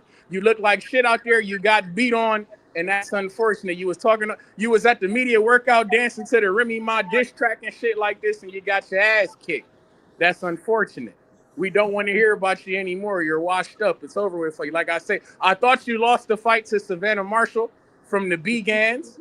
We don't want to hear about you anymore. I got some words. Finesse tomorrow. Hopefully he comes on. We got some words for that motherfucker. Pack you up. I don't give a fuck. Fuck it. Get the suitcase ready, big money, because he gonna have to pack me up. I got something to say. You ain't getting 3 minutes. You ain't gonna make it 3 minutes. That's all I'm saying. I believe it. And you might be right. Get the suitcase ready, but I don't give a fuck. I'm getting my shit off. Only if I get a minute, I'm gonna get my shit off. Big GWOAT, goddammit. We do not need to hear about Shadasia. Alycia Baumgardner. That's not. You talking Katie Taylor and shit. I hope she get the fight, but Katie Taylor saying she got one fight left and she want to have it in Ireland. I can't imagine her taking a tough ass fight with Alycia Baumgardner for her. You feel me? For the homecoming, going away fight. I just don't see that shit happening. I was thinking the same thing, actually. Yeah, so I don't see the vision on that for her. Like at best, I think like if I see Holly Holm fighting Stephanie Hahn and shit, they running it back. If anything, I see Katie Taylor fighting Holly Holm if she win. I know Holly Holm got Irish blood in her, you feel me? And she be talking that Irish shit. She said that she want to have a fight in Ireland. So I would probably see Katie Taylor and Holly Holm getting it in if Holly Holm could win.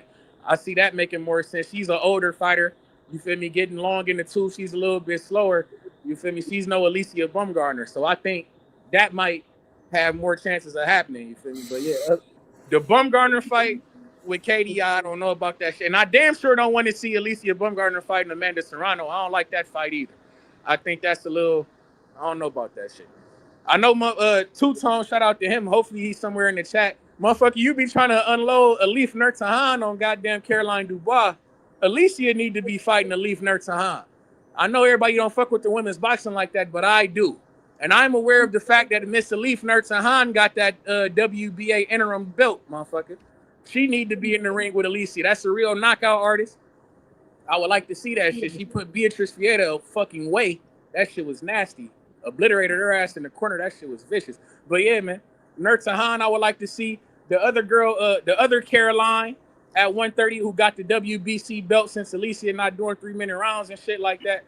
I would like to see her get the fight with Alycia. It's more an option she could do. And then I feel like if I'm Alycia, you could do the bullshit promotion like Floyd Mayweather was doing when he was saying he fighting Iron Mike, even though it was an Iron Mike from Russia or some shit. You feel me? It wasn't the Iron Mike that we all know and love. So if Alycia put it on the poster like, oh, I'm fighting Caroline, I'm gonna be fighting the Caroline, all right, but it ain't the Caroline that we think it is. You get what I'm saying? They can go that route. So yeah, man, this weekend of boxing, it was a little light in the ass. But we had boxing. I tuned in. Like I say, I need to see more from Ben Whittaker. I liked what Leo Tang had going on. I seen the Nathaniel Collins card and shit like that. That UK shit, that was all right. You feel me? Yeah, man, it was a little light in the ass this week on the boxing. really, I'm gearing up for May 2nd, man. Y'all know what the fuck going on. That's when the real violence happens. That's when we get David Benavidez tearing motherfuckers limb from limb. That's when we get Oscar Duarte on the card. I like what the fuck he bring. He's an action-packed fighter. Him and Angel Fierro. I like that fight. That's real action come May 2nd. And we got Inoue on that motherfucker too. I like Inoue. You feel me? Real knockout artist, real puncher. I'm fucking with that. May 2nd is Violence Day. I'm gonna be locked in, but I just wanted to call in, give my 2 cents, and say that Clarissa Shields is the queen of the Midwest Mafia. We putting hands and feet on motherfucking Shadasia Green. Pack it up, champ. But y'all be cool, man. Treese in the building, man. And the background noise wasn't unbearable. What was that? I said, and the background noise was not unbearable. What were you saying? What you said? I missed that. Somebody said that nigga on dope. But yo, I hope he get his call off tomorrow, because I know Clarissa gonna be listening. She gonna be listening. She gonna be watching, because she said on Najee, she said, yeah, you know who else owe me an apology? Them people over there at the Boxing Voice. So I know she gonna be listening tomorrow. So hopefully he get his shit off. Okay. I mean, you don't say that for no reason. You know what I'm saying? She said they owe me an apology. So yeah. So I know she's gonna be listening tomorrow. She's gonna be watching. So damn, we got a lot of votes in on the poll. I almost forgot about the poll. There's been so much shit going on tonight's show. But big money, mostly 56% are in agreement. They want to see a Dubois fight now. Why wait? They want to see that shit next. 22% Katie Taylor and 22% Amanda Serrano. I got to be honest with you. I don't see either one of these fights happening, because obviously, for the obvious reasons with Dubois, right? She has no interest in taking this fight in the immediate future. Katie Taylor, I thought Treese brought up a good point. For a farewell fight, I don't know. Do you think MVP does that, or they try to give her a layup in Ireland? Let's see. Amanda, I don't know. I don't know if Amanda wants that fight either. And this is just me. Najee brought up a point. Gut feeling. That's all. Did you hear that she wants to? That she was trying to go for the most KOs from a woman boxer? Yes. So yeah, then I don't see that. Happening either. Yeah, I didn't hear Najee say it, but I've heard her say that before. I think she said it before this last fight. That was well on her mind. Yeah, it was, because that young girl just didn't go, but she was looking for that, and she said she was looking for a stoppage. So I just don't see it. Yeah, I mean, I just don't see MVP going that route, unless it's one of those where they feel like, you know what, pass the torch. But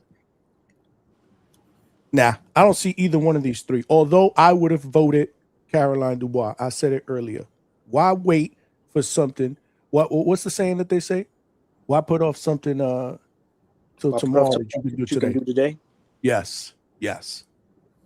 Don't run the risk that a monkey wrench gets thrown into the plan. But I do see the two-tone side, that the shit builds. So we'll see. It may make for a better fight. Obviously, Caroline Dubois you would think she's going to get better. So was Jake trolling when he did that video where he went in the gym and told Caroline that the Alycia fight is next? Because he told her that. Yeah, man. Hopefully he wasn't trolling. I don't know, man. Again, it's more the vibe. Like Alycia is giving off that vibe. Like, nah, I'm gonna fight you, and I want to fight you. And 2027 probably makes the most sense. Again, this is me just gut feeling. Coach, what you munching on, man? Grapes. Damn, it's 1 o'clock in the morning. We done did 4.5 hours. Who's gonna close us out, man? I'm getting tired, man. It should be you. How many people on here? I didn't speak enough today. I done dropped the mic today. Y'all got to give me some credit. I said it earlier. I put it in the chat. I said bars. I got up here. I said, yo, you got bars. I gave you your props, bro. You did. I appreciate that. I do. Because you tell me what do you tell me all the time? Hold on. Johnny, you don't got bars like that.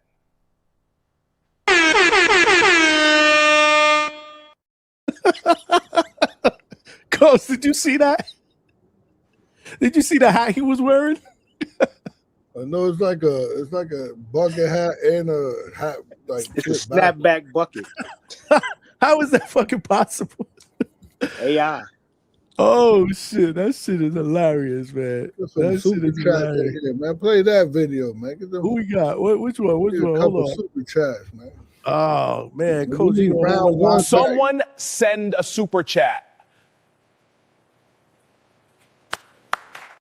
Would have been better. Boy, lineup is crazy. The lineup is legit. What would have been better though in that short was you winking. You know, the famous wink before you split. Before it ends, he threw the wink. That shit would have been fucking incredible. It would have put it over the top. We got to do another one, man. Polo Ball. Let's do another one with Coach fucking winking. Forget about that for a minute. Hey, round one, yeah, we need round two to come back. He was tripping. Be good. Let's just move on. He need to learn. He need to learn, man. He need to learn what this is about. What is this about? Tell us what this is about. Close us out, Coach, man. People love you, Johnny. Look, there's over 100 people on here. Well, I appreciate that, and I love him right back, man. This is what we build in here. DHS family, man. We need members. We need super chats. Oh, we do got a super chat. Sterling. All the way from the UK.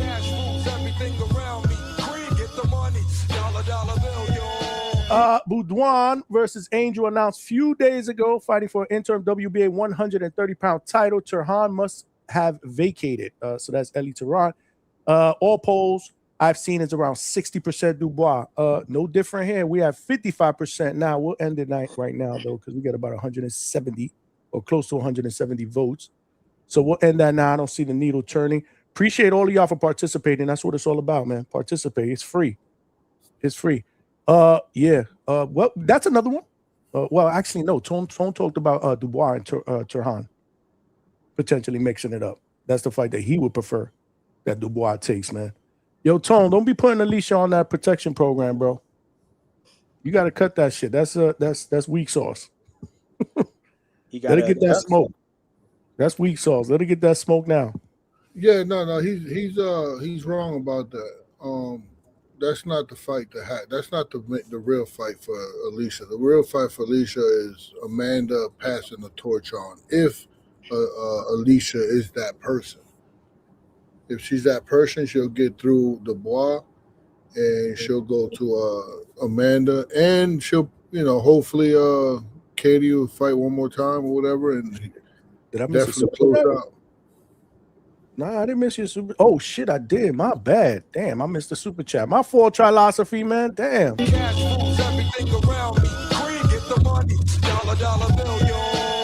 My bad, man. Wasn't done purposely. Philosophy with the 5-piece.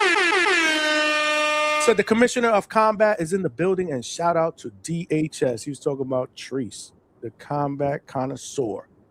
Double C. Although Coach Bermudez has a difference of opinion of what both of those C's stand for. Hey, look at he want all this violence, and look what happened to Homegirl today, and he's still talking about violence. Man, he cruel. The man is cruel, man. Man is cruel, man. Now go home and smoke some more crack. These dudes wanted me to play. Yeah, that's round one. Y'all diabolical, man, for real. Round one. You know what round one is good at? I seen him at I seen the he's a good actor. He's really good. He's good at like the voice pitch. Like sometimes you know when the drama comes on the movie, you get the voice in the background, you get the music in the background, and it's like, the anticipation of drama, and he's like, my childhood was rough. That type of shit. Just he's good at that. He'll make people feel his pain. If you're a child, but we're men up here around one. Trilosophy with the $2. Yeah. He said, Coach had the truth. He's the only one up here that's the truth, Trilosophy. No, but that's you know what it is. He is the truth. Trilosophy.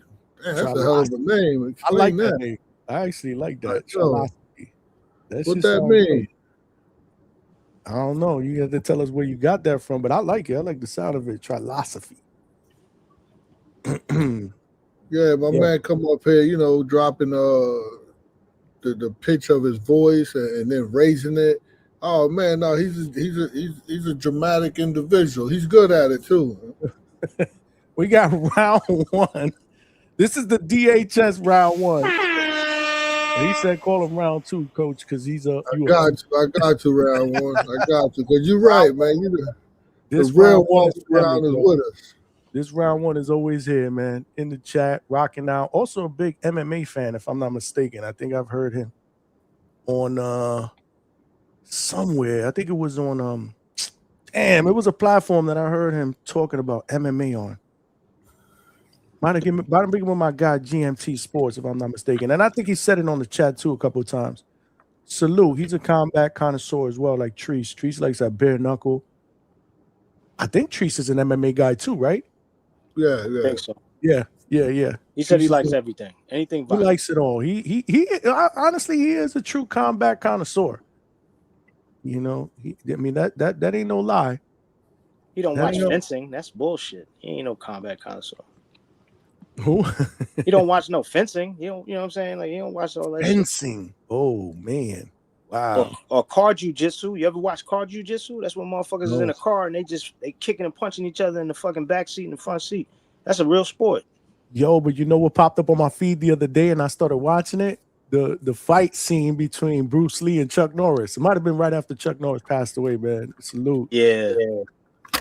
Classic. I forgot about that fight scene, man. That shit was epic. I remember back in the days when I was a little kid when that shit first came out. Yeah, I think it popped up on my YouTube feed, so I checked it out. It was maybe like 8 minutes, whatever. You know, just the last fight scene. Yo, we grew up tough, but it's amazing, man. You would think that you understand that you in a public forum, you in a public square. That's what the internet is. You got to have thick fucking skin.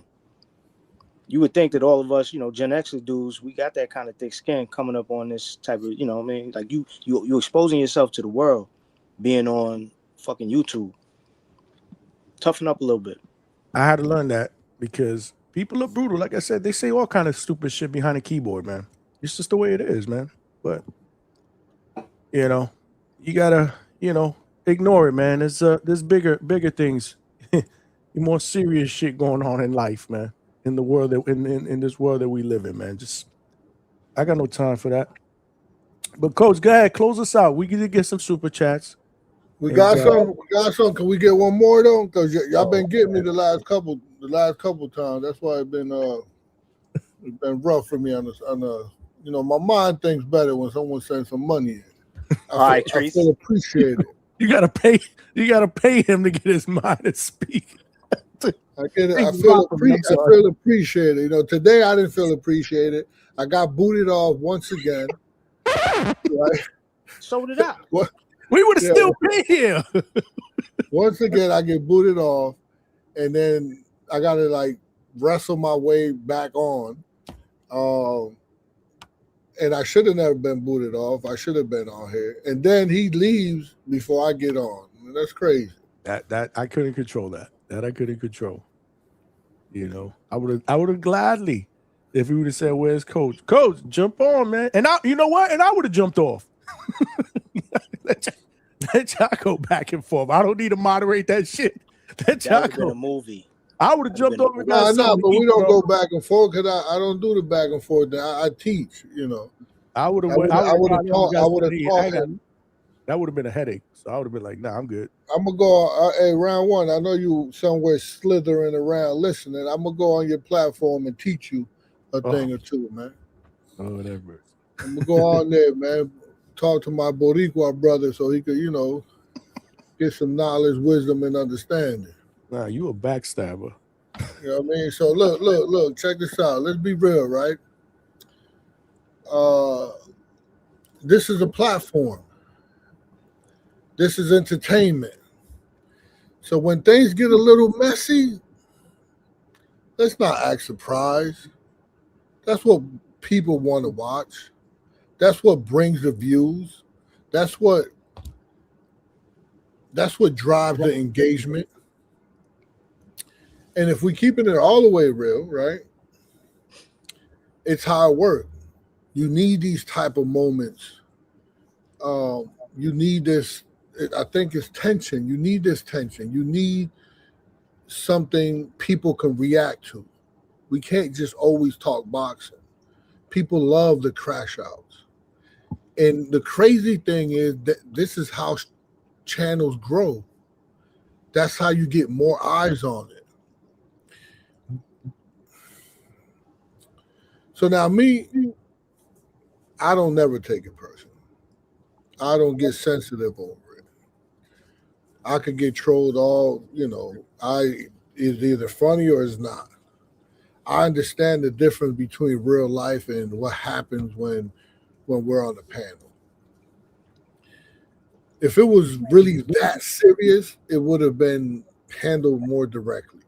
I don't think round one is taking this serious. I just hope he got more sense than that. But you have to understand that once it hit the internet, it's content, whether he likes it or not. So it's going to get views. People's going to watch. That's the reality of it. But you have to stay the same. I stay the same. They say I'm a troll. I just learned that, actually.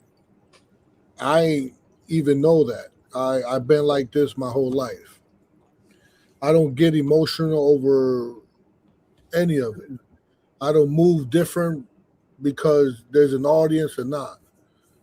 I stand on what I said, and I stand on how I move, and I try to do that every time. Call it drama, call it content, call it whatever you want. Just don't confuse me with someone who folds. And this is it. This is the hangout spot where we talk real. Big money, stock chaser out there, chilling hubcast, my guy, Johnny Boy. Till next time. Peace. You already know. You already know.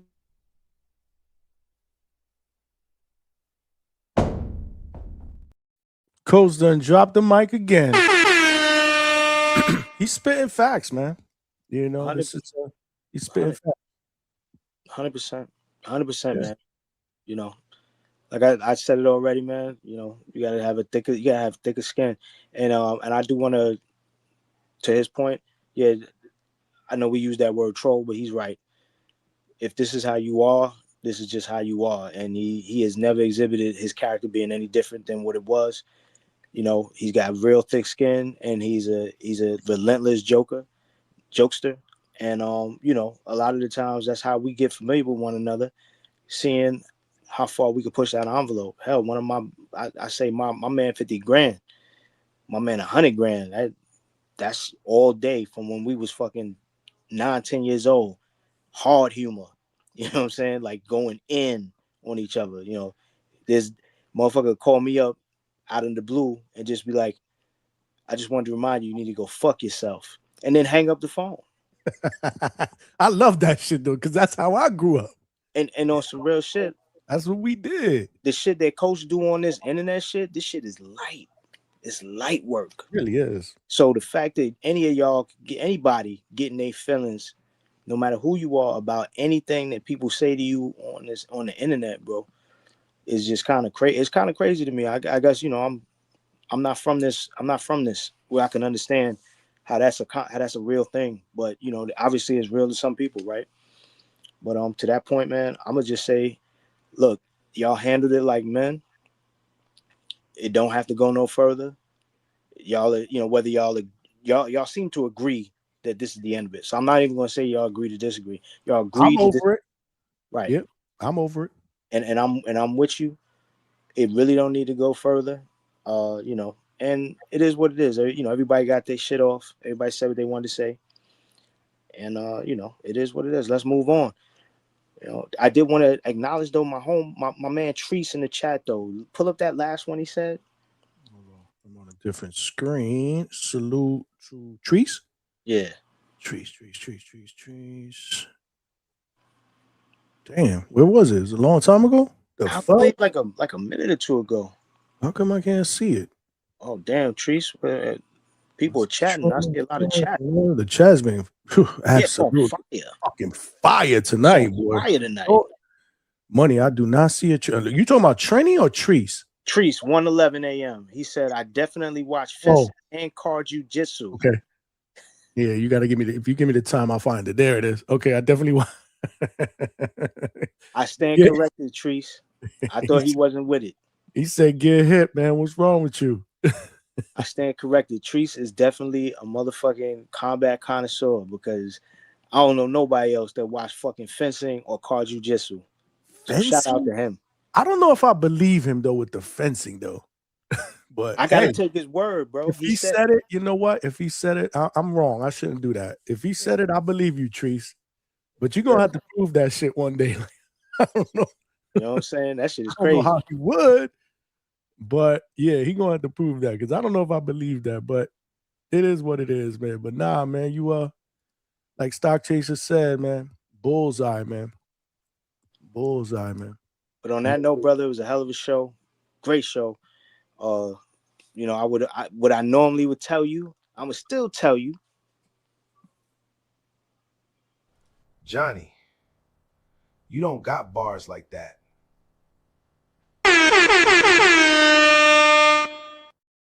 But the air horns at the end is crazy. But you do got bars like this. You spoke some grown man shit tonight, and it wasn't no twist to that. So I'm gonna give you your props off the rip. Shout out my man. Shout out to the Hangout spot. We catch y'all another one. And one last thing, Lelo Sajo got robbed. Okay. Big money. Salute to Big Money. Salute to Coach Bermudez and everybody that jumped on the panel. It was one hell of a roller coaster ride show, but it was a good show nonetheless. Like I said, you know, people got shit off their chest. Hopefully we could just move the fuck on. Like I said, I'm not interested in no podcast wars. That's not what I got into this shit for. I got into this shit to talk that boxing shit and create a family. And we are doing that here, man. We are absolutely doing that, man. But, you know, brother had to defend himself. But I'm not kidding. I'm not talking about this shit no more on future shows. So don't even waste your breath, y'all. It's over with. If anybody wants to see what was said, yeah, that's what you have to go and watch the playback for.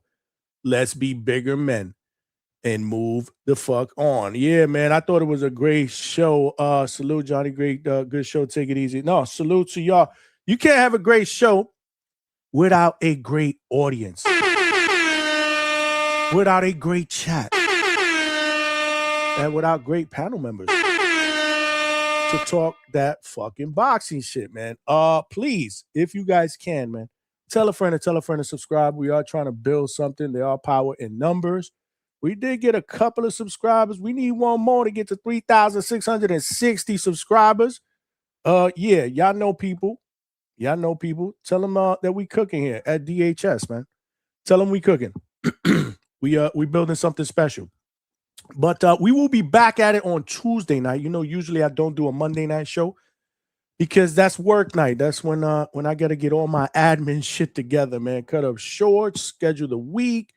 There's just so many different things that I need to do behind the scenes that I just don't have the time to do during the week, man. Doing all these shows, working a full-time job during the day. So unless anything earth-shattering happens, and what I mean by that is in the world of boxing, not content creation. Anything in the world of boxing that happens that may be something that we need to report on. If not, we'll do that. Maybe I'll jump on the Boxing Boys panel tomorrow night. I haven't been on the panel in a while. Last couple of, I think it was like two weeks ago. I think it was 2 weeks ago. I think it was two Mondays ago, 2 Monday nights ago. I was on the Boxing Boys panel for about 3 hours. Had a great time. Two-Tone jumped on there as well. So for people like Javon that says, I never go on the Boxing Boys, I was there a couple weeks ago. I just don't have the time to do it because of all the shit that's going on here with DHS and the day job. But maybe I'll go on the Boxing Voice tomorrow. Polo, if something pops off, hey, I'll do it live tomorrow. I don't have any problem with it. Keith Cologne, man, the undefeated featherweight prospect who's 10-0 with 10 knockouts. You know, we've had him on here before. He did reach out to me a little while ago on text message. He wants to come on the show. So we'll have him on probably Wednesday night. I am working on a couple of other guests for this week as well. So stay tuned.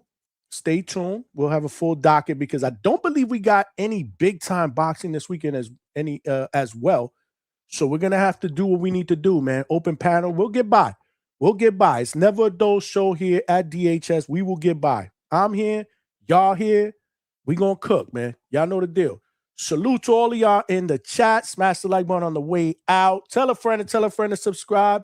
And as always, man, as always, this is your boy Johnny signing out from the Hangout Spot Live. Love y'all, man. For real, man. Let's get it, man. I'll see y'all Tuesday, man. 1.